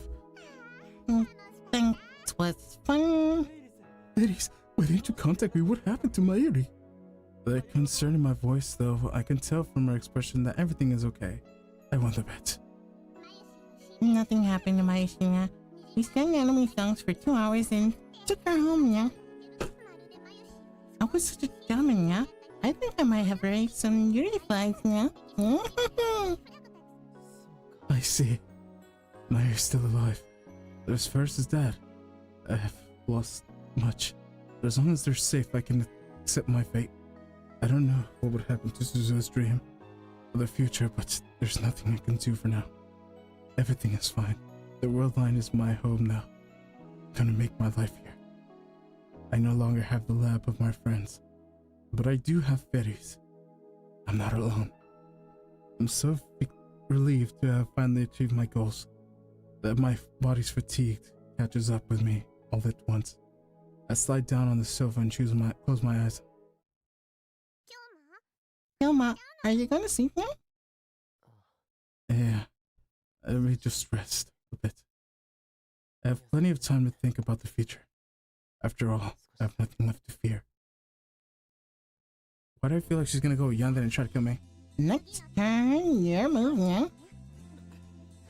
It's a little early, but I guess I should use the terminal card and turn the tables. No, it has to be a trap. What do you do is up to you now. Wait, there's no problem. My mighty brain cells can't handle. But no matter how hard I try, I simply can't visualize Varys' piece placement. I'm still new at this game. I barely know the rules. And the finals are tomorrow. Today, actually. There's no way I could defeat Virus' attack like this. But since my Varys partner, I have no choice but to participate. That's why I've been training all night. Alright. After careful consideration, I use Virus Checker. Nice trying, yeah, but Fanta's plans and Mac plans to counter you now. What? You say? Now, Yoma's server is fully exposed now. I use this human account to pounce on you now. This game is only 10% luck. The rest depends entirely on your round strategy and ability. And Varys has the power to read people's minds or emotions. Or at least it's easy for her to see through my plays. The power is truly overwhelming. Her tears apart. She tears apart carefully through the plan, defeating me easily. Another loss? That's 17 losses out of 19 matches. I'm disgraced to mad scientists everywhere. I'm still able to learn the rules about these 19 matches, but I'm still nowhere near tournament level as a player. Is I really on the same caliber as Varys in this world line? I suddenly see a frown spread upon Varys' face. Yoma, you really did forget Ronet's Art of Warnia. It didn't feel like Yoma lost his memories for real until now. I didn't think you'd be this pooky now. Oh, excuse me for being pooey. Did Yoma forget everything about Varys too? Nah, everything. I just don't have a single memory of us as a couple. Varys feels more and more downhearted. Now she's on the verge of tears. Then that means you don't love me anymore now?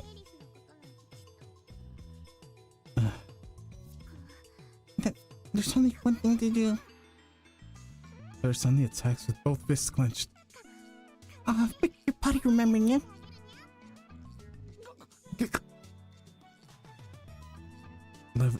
Varys approaches with bloodlust eyes, her fingers ringing lavishly. Are you going to assault me? That's certainly an option now, but this is my first time, so I want to do it gently now.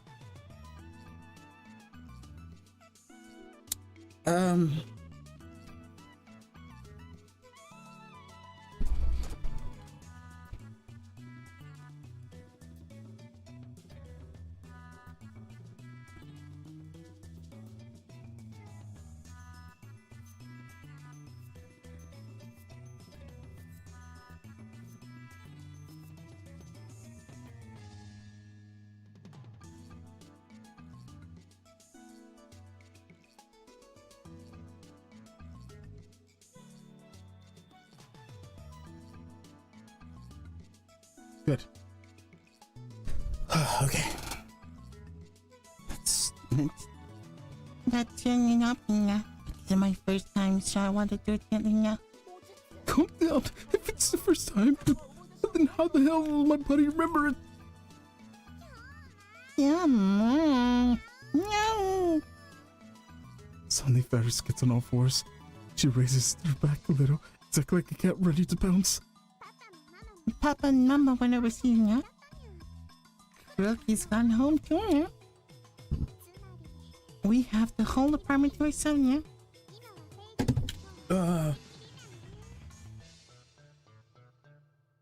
I would also be panicking, not gonna lie. She approaches slowly. What will you do now, even without your memories? And you resist me now? I must be tempted, girl. don't know what I should do in a situation like this. Can't think clearly. Come on. Finally, Ferris blasts off. If I dodge, Ferris will sure to fall flat on her face. That's how fast she's going.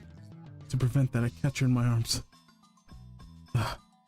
There's where I lose my well, I would have preferred to give it away rather than have it taken by force, but oh well. All I could do now is prepare myself. Suddenly, Ferris falls slightly.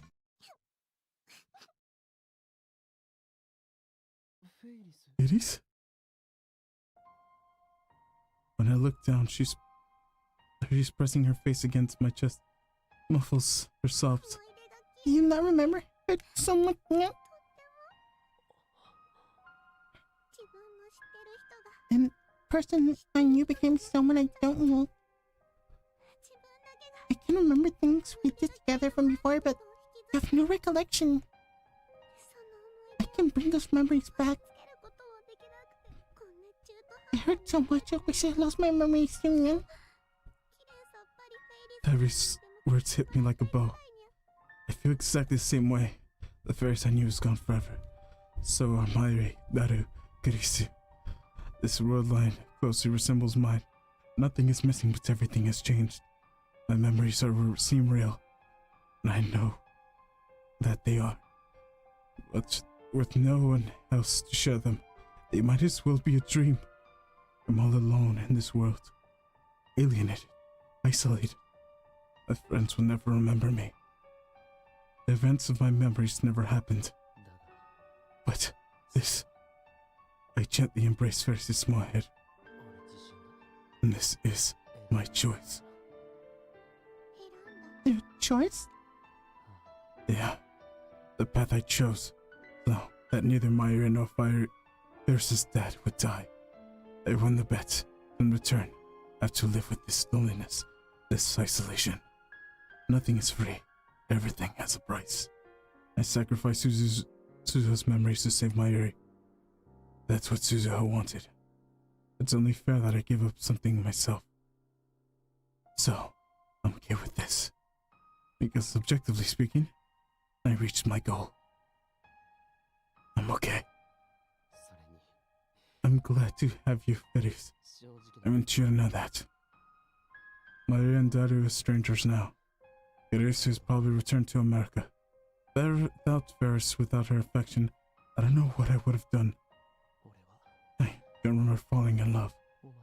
But I'm glad we did. Yoma? Ferris lifts her head. You're the only person who knows me here, Ferris. As long as we're together, everything will be fine. I hope you'll stay with me even now. I probably won't get my memories back, but I want to fall in love with you all over again. Yoma? Ferris wants you to take off her cat ears now. Cat ears? Oh, I see. Back to Romeo mode. I gently take her cat ear bandana off Betty's head. Her long hair falls down and dangles into my face. I comb through her hair with my fingers and Ferris' eyes smile as I soothe by my touch. She really is like a cat. Well, you call me Romeo? It's the second time she's asking me that. I was too self-conscious to say it the first time, but now, Romeo. Ignoring my inner shyness, I say her name. Our faces draw close. But you kissed me?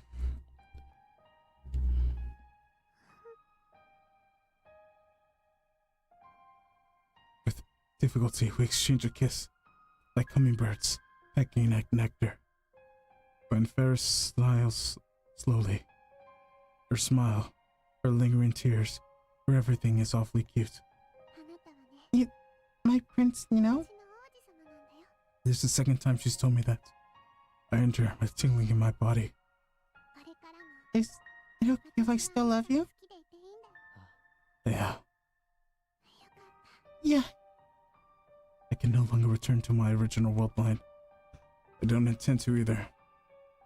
Because I saved both Mayuri and Ferris's dad. I'll keep living in this world line. And Ferris will be by my side. Damn, you're... He's gonna fucking lose the rail net, bro. It's fucking garbage.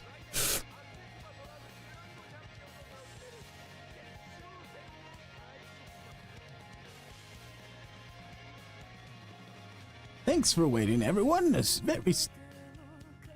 Damn, they put in the bangers right now? Holy... Damn. Is this one of the Chaos Heads people's artists? Thanks for waiting, everyone. Very soon you will start the finals, and once again, and for all, who is the Rail Net Axis Battlers Grand Champion? I hear cheers. The finals are about to begin. And of course, your opponents are the Vile Tacklers. On the previous world line, Ferris's victor turned into a desperate chase through Akiba. But in this world line, nothing never happened. Normally, I would have refused to stand here. Since I didn't get my memories back, I would have probably stepped down. And the cheerful Kakarot probably would have accepted and proceeded to fight alone. But still, I'm standing here, even when I'm aware I'm a burden. Hilma, are you sure you'll be fine now? Ferris turns to me anxiously, one last time. Answer with a firm nod. I've decided this is my home now. The story of Hyo and Kyoma, the Okabe Rintaro, begins here anew. This, the first line on a blank page. I described my feelings for the world line that never happened. I locked those memories deep in my heart. In order to live here from now on, I will become this world line's Okabe Rintaro. Besides, the viral attackers are the troublesome opponents, win or lose. I have to protect you from them. Ferris's dad won't come to his embassy and save us. This time, I'm the only one who can protect Ferris now.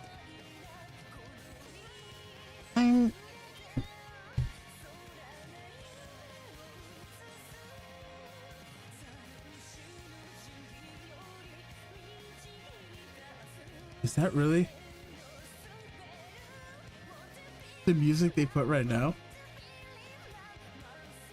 Not gonna lie, I kind of thought that was the music from like one of the playlists because it was so banger. I'm so happy now. Ferris turns to me deeply moved and hands holds out her hand. Golly. Together? Yeah, together. There's his hand. My only connection to this world line. I gently take hold of it and squeeze. I know it's a bad ending, but also feels like a semi-good ending. I'm gonna mute myself and you will hear the thing. Ending.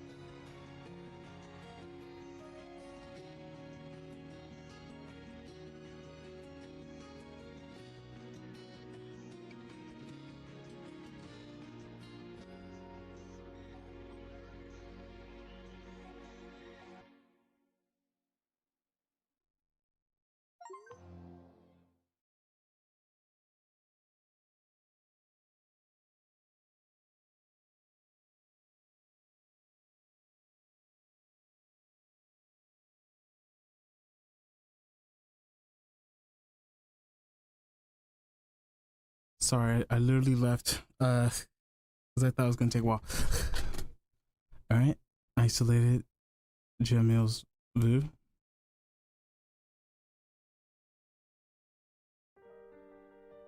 And we're gonna end it here. I'll see you guys next time. I'll probably stream next week and see what happens. I wish you guys come again. So, see you later. Goodbye. And later.